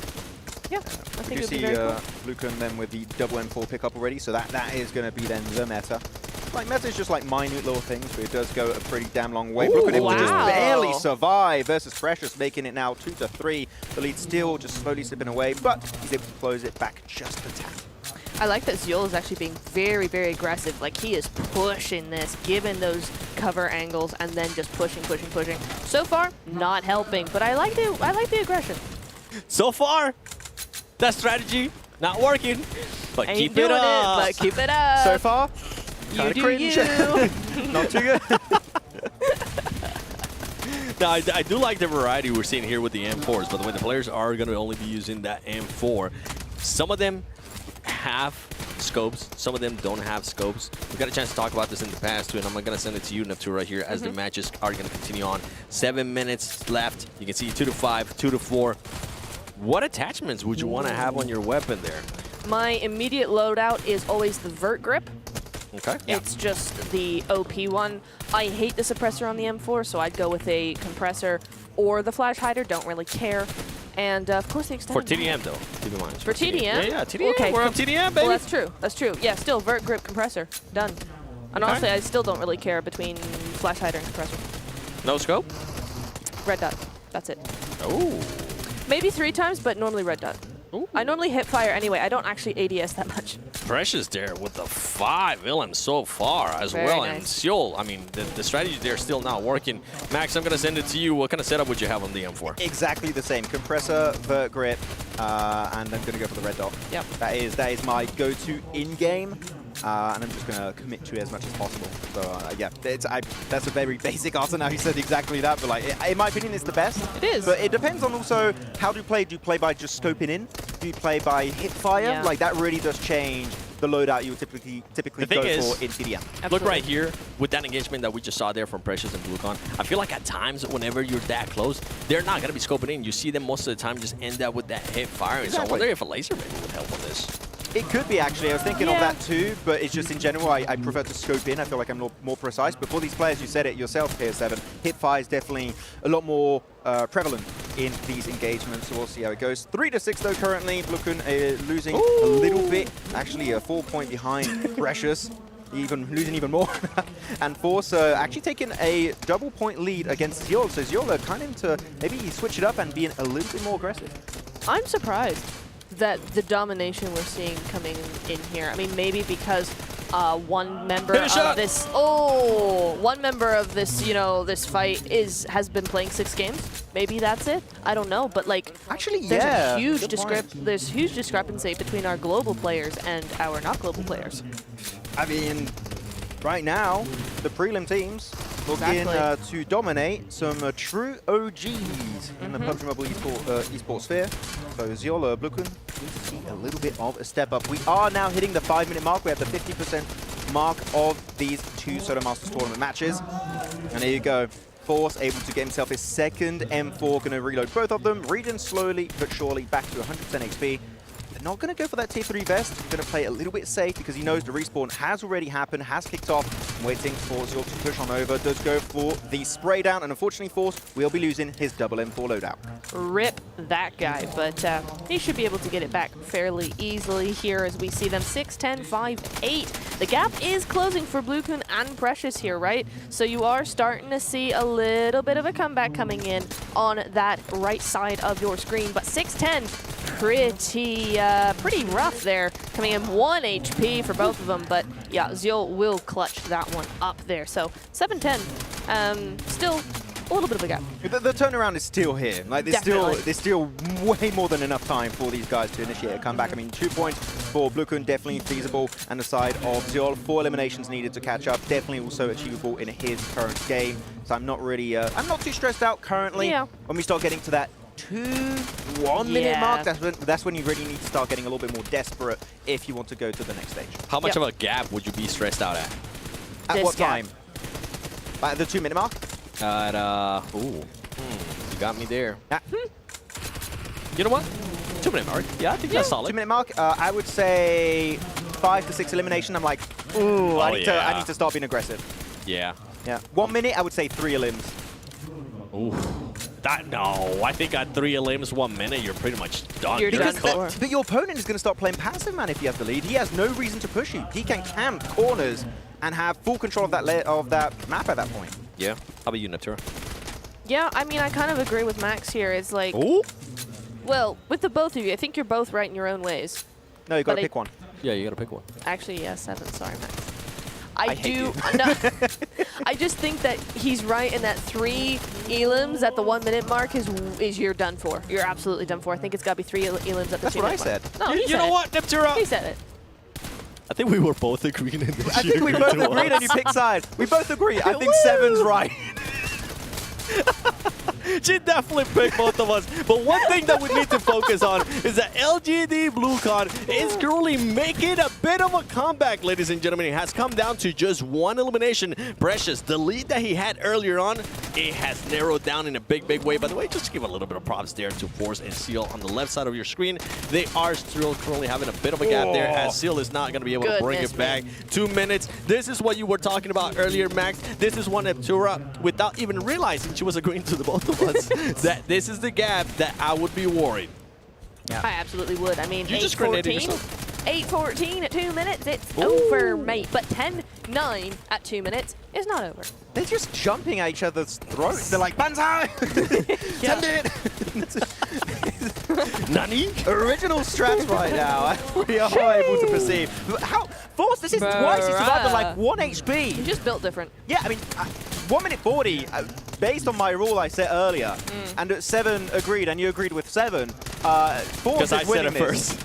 And you said it. I did! Chat, let us know. It's been a long day. Oh, my word. But yeah, I think that on the left side is done. Force is going to be beating Diol, which, big surprise. Did not expect Huge, that. yeah. And Precious, BlueCon is still up in the air, so who's going to win it? Yeah, that's hard to say. Precious could clutch it up, definitely, but it's so close that it really could go either way there. 11-9 now with a minute to go. Same here for Ziol and Force, I mean, but that gap is just significantly bigger. Yeah, big gaps. Big and gaps. Ziol not going to be able to jump over that gap whatsoever. Though actually, now 1 minute left on both sides. Again, left side done. Force takes the dub. He's moving on forward. Good job. GG's well played. Looking on the right side, BlueCon, Precious. It could still turn around. 50 seconds is more than enough time to catch up and make it at least a tie. That third one might be a little bit tight, but we are seeing then BlueCon, he's playing it a bit more passive, playing it defensive. That jump shot was big. Takes a lot of damage. He is going to try and kick off that regen factor. And he's taking even more damage. He can't regen. He's just getting chased on down. Seoul needs to push the action here. It's going to be too late here for Seoul. So you know what? Let's actually go and focus here on Precious. Precious, 1 elimination. It is going to be 20 seconds left. He needs to push that action. He needs to be careful, though. There you go. The invincibility from BlueCon goes away. It's going to come down here to the end. First one to strike is going to be Precious. BlueCon throwing a grenade. Precious is going to end up realizing that they need to make this push. You need to make this push, and you need to make it now. BlueCon trying to run away. He knows that he has the advantage. Is he going to be able to do just enough to make sure that he runs away? Precious on the hunt. Can he get him, Max? No, he cannot. So close. Well played. Oh, 1 more second. Yeah. 1 more second, and it could have been a tie. Yeah. But the jump shot was just not early enough. And unfortunately, because of that, BlueCon will, not unfortunately, happily for BlueCon, he will be moving on with the other player on the left side. I forgot who it was that won it. Not going to lie. Force. Force. I knew it. I knew that. It was a quiz. It was a test. Sure. Let's do it that way. I'm so hyped, I forgot. I was just focused on the right side match. I hate that we hyped out Seoul so much. First round. I know. So my test failed. Yes. I mean, we kind of double cursed him, though, a little bit. Right? Wait, didn't you pick Seoul first and then you switch your pick, bro? Me? No, I just picked Seoul. No, we picked Seoul. We both did. Oh, gosh. Yeah, I know. Get away from me. Can we switch back to this camera? I'm just kidding. Get me far away from there, because now I don't want to end up picking somebody from the main event. But nonetheless, I mean, we're starting to see different strategies here, right? They end up backing it up, especially there at the end from the LGD, from BlueCon. He did the perfect play. I would have done the exact same, except I probably would have just ended up getting caught running away, because I can't run fast enough because I got short legs. That would be your downfall. Like, my character model is too short, okay? I need a different skin. but I can't change my... I got nerfed. I was born with it. I got nerfed at birth. It was patch 1.1. It was like nerf 7's high. Oh Yeah. no, we got him. Why? Actually, you know who was truly OP these 2 matches? Well, that last game especially with Bluken? Cool. The logs. Again. Again, The people yeah. just running around the logs, man. Round And they're just taking a few shots through, but no, it's just buying you so much time because it's such a wide obstacle. Like, generally, on a serious note, it's a wide obstacle, meaning you can buy so much time to not only just avoid getting shot, but if you took damage, you can kick off that healing factor and maybe get back to 100% HP. So like, there's a lot of depth there that's a little bit under the surface that you need to be able to appreciate when you look at these Solos Masters tournament. I mean, we saw Adair play at the end of that last match, right, with BlueCon as well. He was using those logs to his advantage, making sure that he got away. Ended up working out for him. We'll see if those logs are going to be coming into play in the next one. Now, as we get ready here for the 3rd match, and by the way, we have 2 more, so stick here with us. I do have that question for you, Max. Which player? Jersey. Oh, you haven't thought about it since, have you? It doesn't have to be an active player right now. It could be a retired player. Can I pick when the jersey is from? Like, pick from which particular event? Of course. Can add more depth. Okay. That's I'm fun. going to pick the jersey from top when he was on Stalwart, when he became PMGC MVP. That's not bad. There you go. That's the one. I want the sweat and everything. All right. And we Okay, lost him. we got the weird factor there. I'm going over this way, man. Help. Help me. He's weird.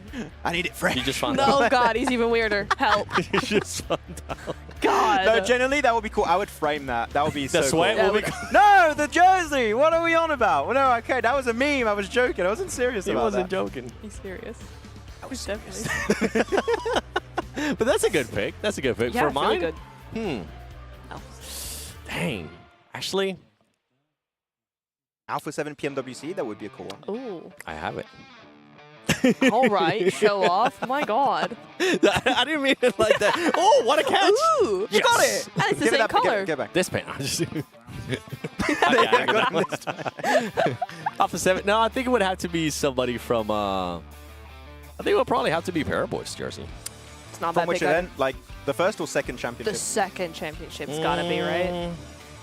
That's the thing, right? I feel like the 1st year, he performed so much better when they won the PMGC than the that's fair. 2nd year. But then the 2nd year is what solidified them as like the legends that we know. That's The reason why we still talk about them, even when they really haven't, he hasn't been performing that well. been a while. Yeah, It's been a while, It's been yeah. a long time. Still miss you, Purple. But yeah, I think it would be the 2nd year. I like that. Okay, good pick. Yeah, let us know in the comments below for everybody currently watching. If you could pick a jersey, it's not a giveaway or anything, so don't hold us to it. We'll check on the Vert stream, okay? We'll check Yeah, we're looking. who you guys will be picking for your jersey. Or follow Max on Instagram at what? MaxmanCasts. Or follow Neptura on Instagram at what? Neptura_network. Or follow me at the 7WG on Instagram. Give us a follow. Hey, 1,000 follows.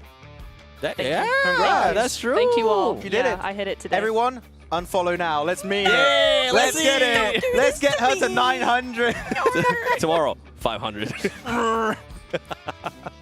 He's cursing my following now, man. What the heck? Or maybe it's going to increase. It's going to go up 500. Not because I said it's going to go Could be the down, reverse so it's going to curse. go up. That's why I don't yeah. invest in stocks, because I don't know what the hell I'm talking about. Like, but I don't know. Yeah. No comment. I don't know. That was a weird tangent. It's okay. It's It's all right. fine. Don't worry about it. It's cool. We're just waiting for the next TDM to get started here. So for everybody currently watching at home, thanks for waiting with us. Thanks for hanging out with us We're here chilling. as we are experiencing the Solo Masters. And I'm intrigued, though. I mean, so far, we have had, remind me, who has won the first 2 matches? Match 1? Yep. We had Loxy versus Groza. Yep. It was. And we had Divine versus one player from Upgrade. It was Ramses. Yep. And, well, you want all of them? No, Yeah, who won? Oh, who won? Okay, Yeah, no, yeah, that's... Okay. This is what I have to work with, ladies and gentlemen. Okay, here you go. I have them I don't have the circled, results. 7. I Okay. have them All right. circled. She's a better analyst than me. Okay. She does a... From the get-go, Neptura. Yes, we had the first match. Loxy won that first one. Thank you. In match number 2, it was actually Force from Upgrade. So there you go. Yeah, very nice. Force from And Upgrade. then 3rd and 4th. It was Ramses. It was Ramses from Upgrade here. Oh, I Do did you my want it? research. Look I at had a me. circle. Hey, at least I got halfway through, bro. You answered the wrong question. At What least do you I want know who about? was playing. All right, well, whatever, man. How about the other matches? Oh, that yeah. just happened? It's a long day, guys. You took so long that now the other match started. So let's go over to Enigma Galaxy Redhawks against none other than Ozzy from Black Esports. And Redhawks, I swear, man, if you don't win this, oh wait, I'm gonna have to do the only French word that I know that I cannot say on live. You got the sword off as a shotgun. That's scary. Hey, Redux coming in hot over here. He's gonna regen. He gets the regen just around the corner. That's big. crazy. And he gets the what? He gets the point With a pistol. With a pistol too. He didn't have enough time to reload it, so he switched it over. With a pistol. What the? Nah, that was not the same. The first one was like, what the pistol? It was guttural. Yeah. You can't replicate that. It's fine. Yeah. He can't say, oh, the sword off. Is he gonna get the? Oh, you're gonna get 2 shots on that. Actually hits one, puts him extremely low. Might make Ozzy rethink it. Very low ammo on the M4. Because of that, Redox does win the fight. The sword off, actually, it's not a bad idea. When you're in those like situations where you are pushed back, you have low HP, your clip of M4 is just completely empty. That might be able to just turn the tides, and we saw it happen just here.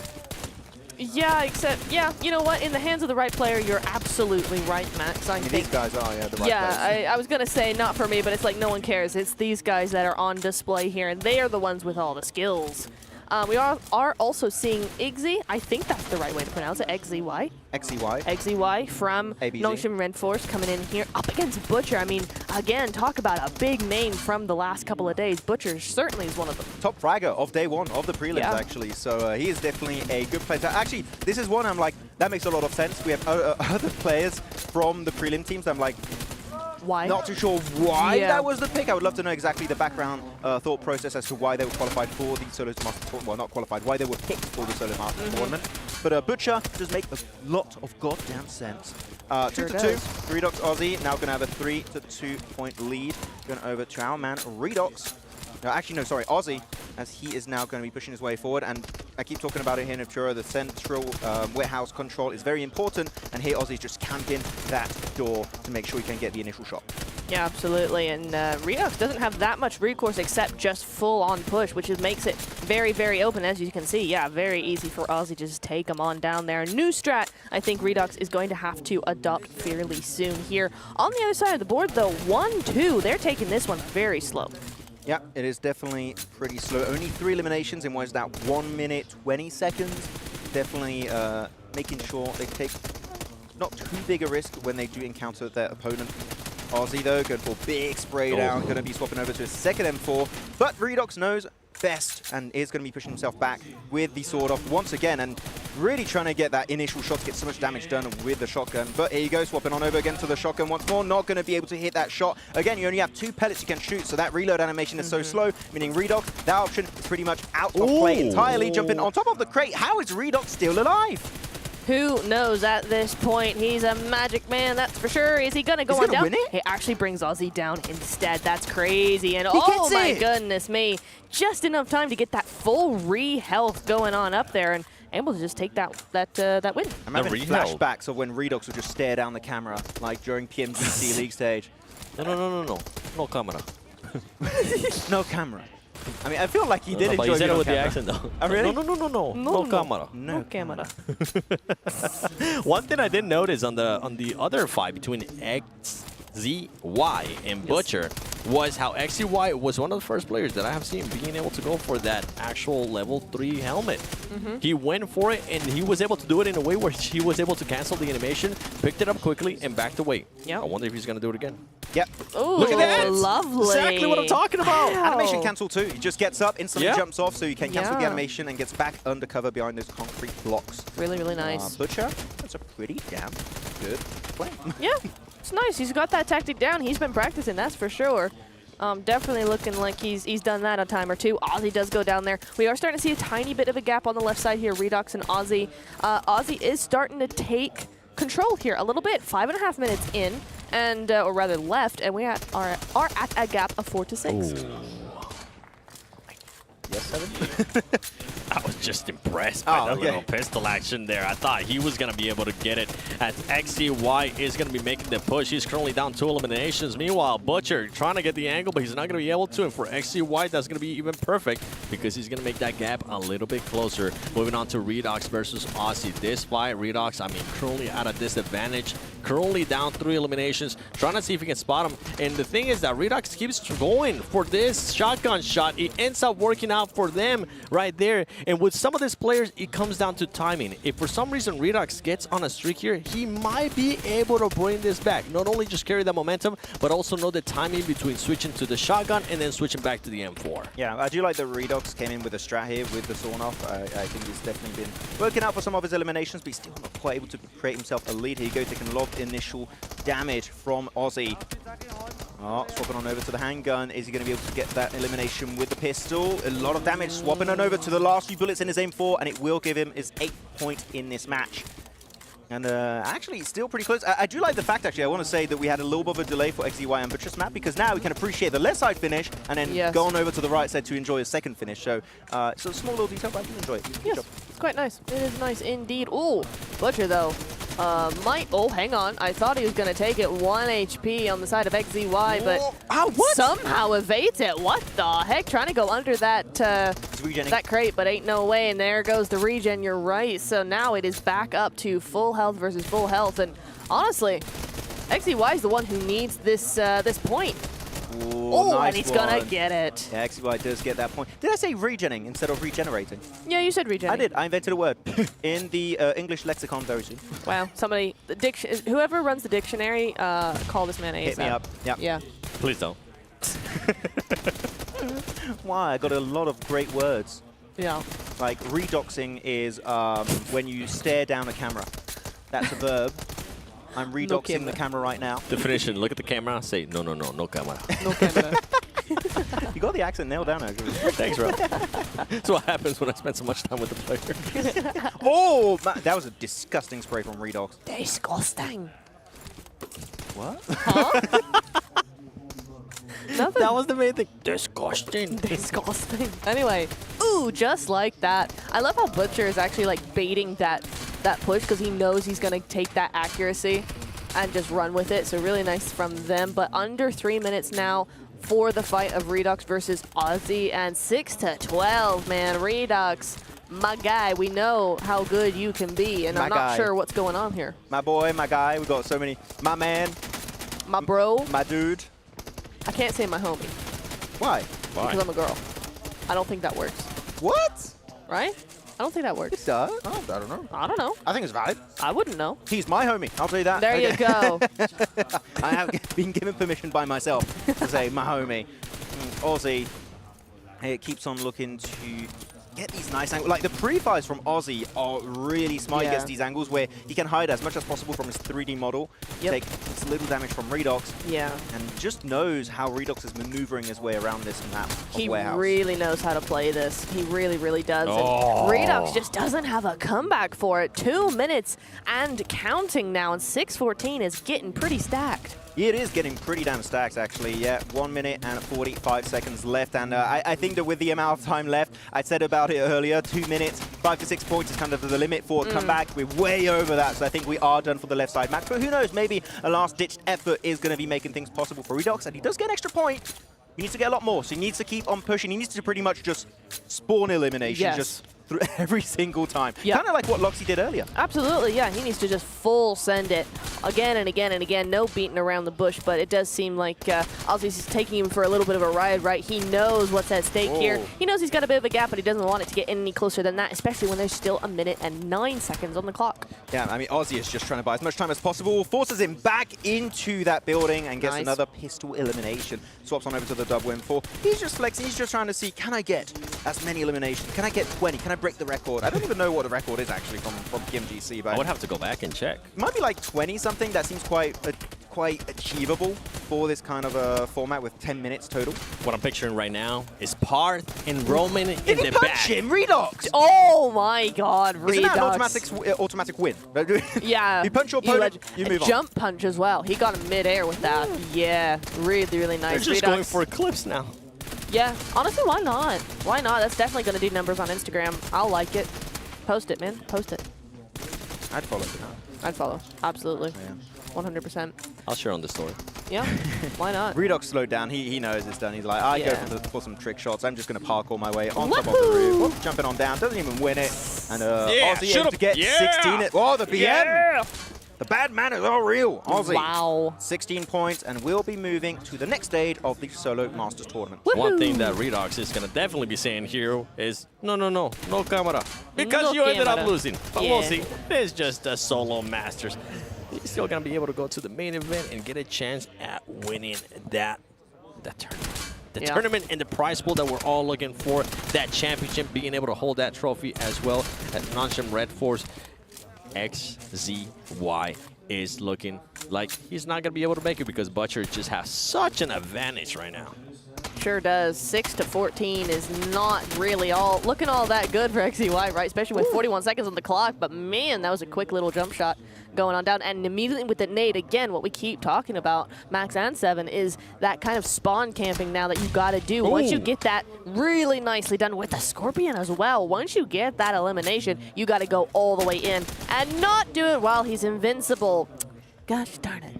Yep, he was a little bit too A little aggressive bit on that greedy. push. So it's Yep. fine, only 15 seconds left, meaning that then Butcher will be moving forward. And really, from what we've seen from a lot of these players, I think we are going to be seeing an interesting clash of meta. I think the sword off especially has been shown to be useful. Redox, unfortunately, was not able to move forward, but some people might be like, no, that was actually quite an interesting weapon loadout. Maybe could be used in our future Solos Master Tournament. But congratulations to Butcher as he moves on to the next stage. Absolutely, really good stuff from both of these teams, man. I mean, what on earth are they doing that they can just dominate against some of these global teams? Oh, look at that. You wrote the name of the players on And your she circled paper. the one that Listen, won. I have something to say for myself. The reason I didn't catch the last two games is because I hadn't circled them yet. So it's like, oh, that's the only ones. You know what? I have an excuse. Excuses. So I'm right. Let's take a look at the highlights here from the match between Redox and none other than the other player, which I can't remember right now because I'm completely brain farting. Oh, yeah, that's right, Aussie. Yeah. The one that Aussie. won. Yeah, the one that won, yeah. A pretty good way to remember him by, right? The one that won, and he will be going over to that next round. But some really cool clips coming in from both of these fights here. I really have enjoyed this round. Which one would you prefer, like, in your loadout? Because clearly there's a meta around the secondary weapons, sword off, or the Scorpion. Scorpion, 100%. I hate shotguns. Don't ask me that. Sawed off or otherwise. Okay, I'm asking you that question then. Hey, Tell Seven. me. Now I'm intrigued. Why do you not want to answer? I mean, if I really had to pick, I would pick the Scorpion. Because for me to try to hit a shot with my aim, 100%, bro. Yeah. If you hit it and Buddy. you did a bit of damage, that's a one-tap. If is like a 1% chance for me. Like even in your close range. hands, but yeah. they're like Yeah, we're kind not of talking way about that. better You than asked us. about us, bro. I would potato trying So to go bad. from the shotgun to the actual Just M4, punch. and I'll end up switching so it, many and it will times. just be me out with the Okay, fist. but shotgun, right, as secondary, but on the Infinix GT20 Pro. Oh. Oh. Okay. Yeah. Hey, I see what you Windows. did there. It is the official gaming phone, It built is. to outplay the rest. True. Does Go it get make the up for my edge. skills? And in the think heat it of the could. moment, Yeah, I think only it the could. Outplay the fastest rest. and most powerful survive. And vertical stream. Yeah. You can't do that at the same time. Just don't try. We'll get 2 devices. That's also good. That's good strat. If you have a lazy eye, you can just do 2 at the same time. That might be helpful. I mean, yeah, if you want to go for it. Or if you don't have a lazy eye, guess what? You'll probably end up with a lazy eye. Half the time, it's a lot of training. Quite. Ask the Pennywise actor. You know, he knows how to do it properly on command. He's pretty good. I'm not going to try. Sure, yeah, No. I thought about it as well, actually. You know If what? there's No. wind, it stays stuck like that. You know what? Let's go for it. Let's go for it. What? Give us a solo shot real quick. Oh, no. You're going to translate that. All of No us are way. going to give it a chance. No, absolutely not. All right. Okay, here we I'm go. watching. I want you to rate my lazy eye. Okay, from me, then we're going to go to Neptura, and then we're going to go to Max. Odd. All right? Okay. I don't think I can do it. I'm just crossing my eyes. All right, go over to Neptura. Okay. All right. I haven't done this in a while. Okay. Wait for it. Wait for it. Wait. Wait. What? Oh. You're closing your eyes. Yeah. Don't try this at home, by the way. I don't know if I did Quick it. little disclaimer for everybody at home. Don't try this. Don't try okay? it, yeah. It's not This safe. is professional. Professionals only. Okay. Oh, that's actually Not bad. That's not bad. Okay, you can take it away. People are gonna start just closing the stream. Can I have 2 Infinix devices? Am I? No, am I- you already have one. Stop being so Yeah, but I want a greedy. second one. No. I'm lazy. I'm entitled to it. For goodness sake, what's going on? Maybe. Map stream, vert stream. Actually, I don't need to because there's already a map stream on the vert stream. Okay. Wow. And a Yeah, leaderboard. so right. Wow, that's so true. right. You do get to see a lot of stats. Honestly, the vertical stream, as much as we hype it up as we need to, because we need to, I'm enjoying it. Like Yeah, when we pull it's it up, fun. like it's cool to see all the stats that do end up being there. Not only the map stream, you can also see the leaderboard too, and you don't have to like hold the device sideways. Yeah, which is it's like so uncomfortable awkward, for man. fingers. You can Because hold if it you're trying to vertical. type or something, like going horizontal and typing is so actually pretty awkward. I like doing vertical. Well, as much as you guys enjoyed us here being absolute doofuses on the screen for you, let's go into the match between none other than GOAT quality versus D. Xavier Levi's. Yes, indeed. Ego, actually. Actually. I was actually Ooh, thinking that's for GOAT, if you're going to have EFIs playing. But no, Oh. they went for Yes, Ego. Ego. They actually stepped up big time at the end of today. Yep. So maybe because he's like hot, he's in the moment, he's feeling himself. He was picked instead, so I think that could be a really interesting pickup. And so far, he's off through that first elimination. Yeah, for it. but... Huh? Oh, I was hoping Ego would just go for that 3-time right there. He knew he was going to have some buffer. Yeah. Nope. But, I mean, Diego is no stranger to most people, right? I mean, Influence Rage Diego, we've heard about him for a while now. His representation, his reputation precedes him. Chugga chugga chugga remix. Solos Masters Tournament. Beatbox, Max. There you go. Oh. Nice. Epic. Epic sauce. God. Epic sauce. Actually, Seven, question for you, right? Because Yes. Influence Rage, looking at that region, looking at some of the players, Diego has been a player that I feel like has been stepping up. He's up there, you know, maybe not your S+ tier players, but he's One of definitely my favorite up players, there. Do you think in Solos Masters he could be the one to take it in this matchup? I mean, right now he currently does have the lead. It comes down to the thing that we're seeing, though, is that these players, in a way, are coming in cold, right? As much as you like to warm up, even if you end up warming up, you're going up against teams that already have 2-3 days under their belt. Yeah. So that's going to be a big of a gap. So if he can overcome that, I mean, I can definitely see it. Right now, he's doing just that. He does have a lead against the team that ended up, against one of the players that ended up being first place from prelims. Yeah, absolutely. The other thing to think about is that some of these teams are actually, the pro players rather, are actually having come in for the later show, right? So maybe they haven't been here as long. They're a little bit jet lagged. They're a little bit fatigué, if you want to use the French word. A little tired for those who don't know what that means. Why would you want to use the French word? What, Yeah, fatigué? what? It's a familyism. We always say fatigué. Sorry, that's my bad. Huh. It's French. I live in France. I'm going to use it, but whatever. She's French. I am French. Confirm? Yeah, a little bit. Oui, oui. No, no. Oui, oui. Okay. Merci beaucoup. Okay. Okay. Marth, let's see what he's going to be able to do, as he is currently one of the players that, as I was mentioning, he does have some reps under his belt. He is probably not going to be jet like he's probably going to be ready to go. But Levi's from D. Xavier, I mean, for the longest time, this has been one of Max's favorite teams. But right now, it's not your favorite player playing, Max. It's not your boy. It's not. Paraparajin, paraparajin. Yeah. You have to have the yeah. He's also added to his name. Yeah, he has. Ooh, nice. With like 7 Ys. Yeah. PMGO League stage, I did that in front of him. I was like, my friend Max. I was like, he did the thing. Oh yeah, that's right. He was on the interview. You did it during the interview. He just looked at me. He was like, that's not my name. He looked at me so lost, and then the explanation came about, and he's like, "Oh, that's so funny." He's like, oh, that's kind of crazy. I don't like that. Don't stop it, please. And you said no, never. But I said it with that accent specifically. yeah, that accent. I know you. I know you too well, man. I can do your accent. But Diego, finally. Okay, what does that mean? I was gonna say finally we've got a pro player who's actually dominating over one of our prelim teams here. Because outside of Loxy, then it wasn't Yeah. kind of the newcomers dominating. And that was close as well. I mean, 7-1 is nowhere near what we've seen so far. Yeah, 7-1. Diego. 6 minutes left, too. Flexing. Yeah. I was going to say in the battlegrounds. In the warehouse. I have to respect, though, from Diego that he's still pushing the action here, even though he is currently ahead. He's not wanting to change anything, even if sometimes he gets eliminated like that. I'm hoping that that kind of continues, unless, obviously, it gets super, super close. But I feel like sometimes the players tend to maybe change their strat, and it changes their whole mentality, too, throughout that match. And then you see some of the stuff kind of like backfire, like how we saw earlier in the first couple games. Ego just got actually the tier 3 helmet, I think it was, over those concrete blocks. Able to just get back up, deny the animation, but still doesn't matter. Diego will take him down, so that means that tier 3 helmet is going to be lost to the ether. Disappeared. Yes, indeed. Levi's and Marth, though, head-to-head here, 4v4. I can't quite see the clock from here. What's that say, 6 minutes 52? Yeah. So still quite a bit of time for them, but that head-to-head is more consistent with what we've been seeing in the previous matches. 9-2, though. I mean, that is something else. That is a scary lead. Actually, we're at the 5-minute mark. A few more eliminations for Diego at the pace it's currently going, because actually 11 elims in half of the timer is quite low.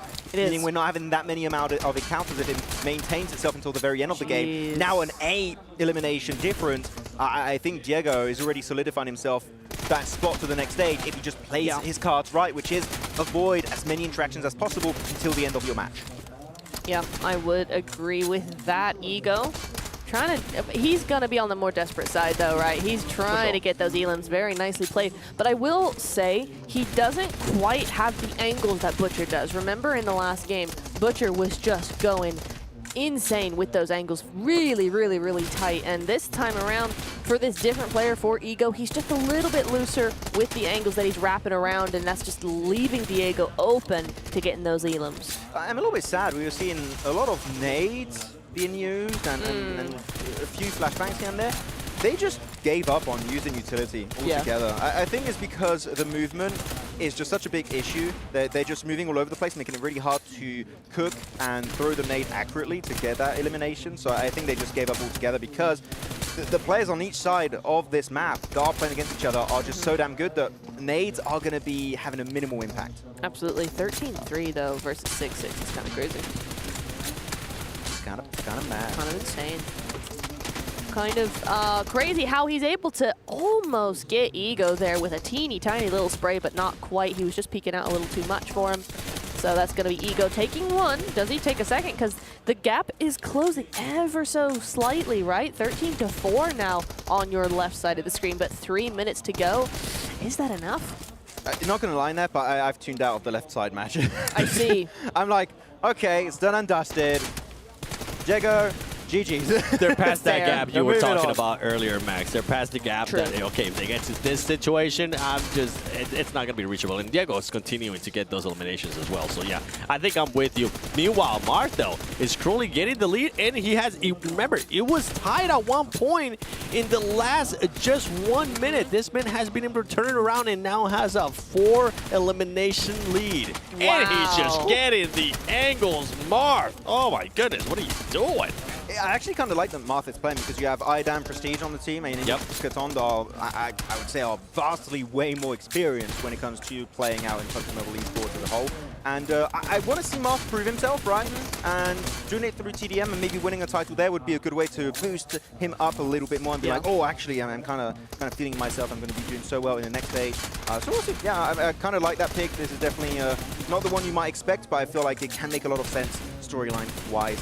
2 minutes onto the left side for Diego and Ego, as you do have then a 12-point difference between the two of them. And Levi's Marth, that lead has started to be creeping upwards in favor of Marth, and does get way more control of that central warehouse.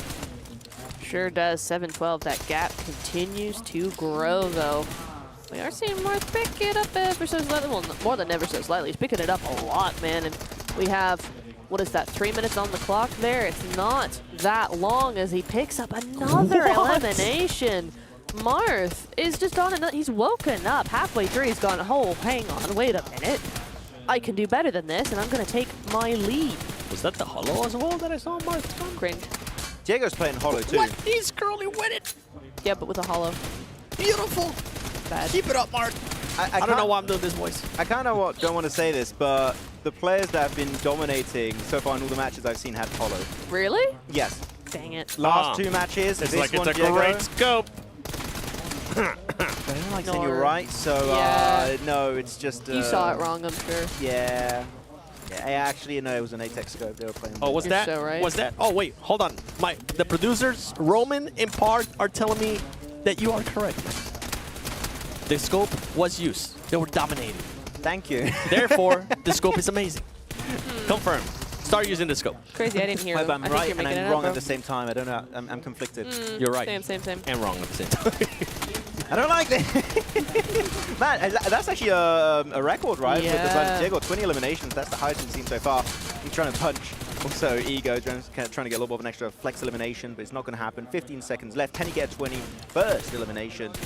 Oh, Diego with a hollow. An amazing scope that I love so much. It's my favorite. And he's almost going to get it, and he does get his 21st elimination. GG, well played. Very nice. 10-15 as well. I mean, not Seal. Levi's has picked that up a little bit, right? Closed that gap, but it is... we'll wait to see. It might be enough, but I think that the time's pretty close. In the meantime, it is going to be Diego to win that against Goat Ego there. A big GG's heading their way indeed. As we have Diego go into the next round. He didn't even break a sweat, man. He was like, business as usual. But something that happened, meanwhile, during that fight, guess what? Levi's is starting to get a streak here. And it's only 3 eliminations that separating Mark and himself. And he's currently having a bit of an advantage here. Mark getting shot once again. Levi's though pushing the action, but Mark telling him, calm down.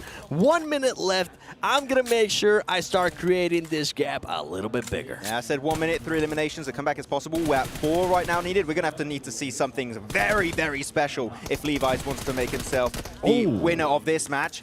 And actually going to be reducing it to 3. Still 43 seconds on the clock. It's still maybe possible for Levi's, but he needs to be hyper-aggressive. And Martha right now is just playing ring around the rosy, around these containers, around this train, and trying to buy as much time as possible.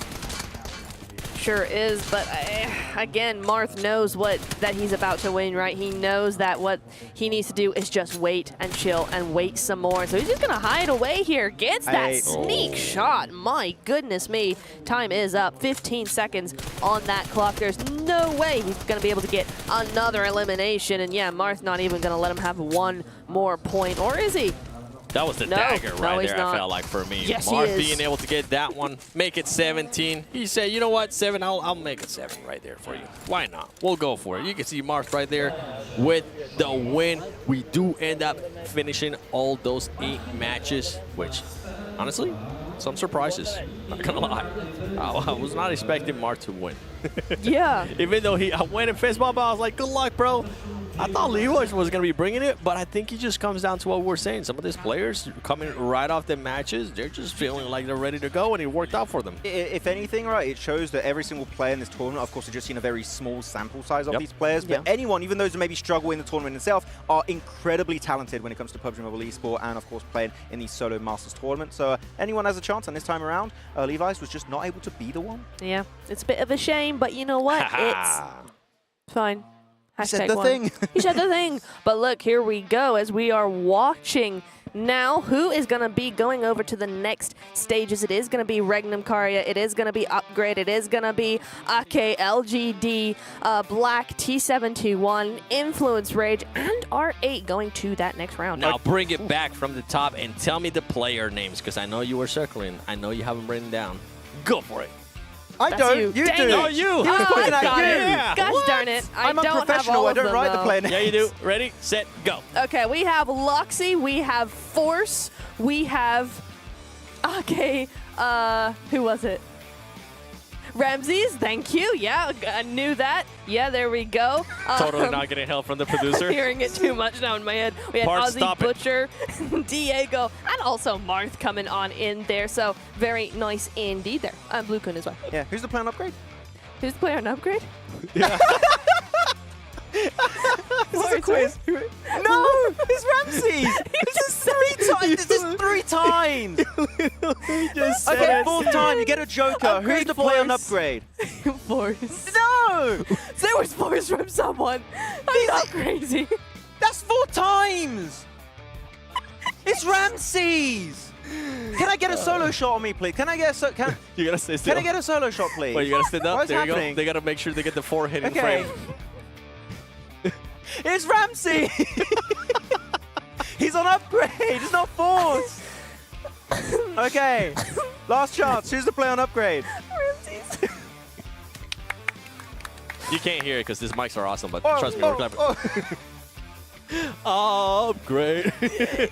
But nonetheless, hopefully you guys enjoyed this Solo Masters here. The first day, we will be back. We'll end up crowning the champion. My name is the 7WG, alongside Maxman, alongside Ramses. Ramses? Yeah. That's me now. From upgrade, I heard. From Let's send it over to the stage. Congratulations to our solo Masters players who remain in the tournament. And with that, our 2025 PMGO prelims have come to an end. Our final 16 teams are now locked in for the competition. There we go. The microphone is now on in the arena.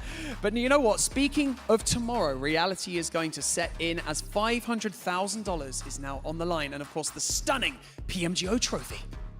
Qadrli teletomoshabinlar, kun dasturidan o'rin olgan yakkalik bahslariga ham birgalikda guvoh bo'ldik. Bir o'yinchi, yagona maqsad va unutilmas namoyish. Ammo janglar shu yerda yakunlanmaydi. Ertaga asosiy bosqich boshlanadi. Birinchi kun shu yerda eng kuchli jamoalar bir-birlariga qarshi jang olib borishadi. Thank you so much once again for all the players, production, and the talent for all of your hard work. We will see you back here tomorrow for the main event.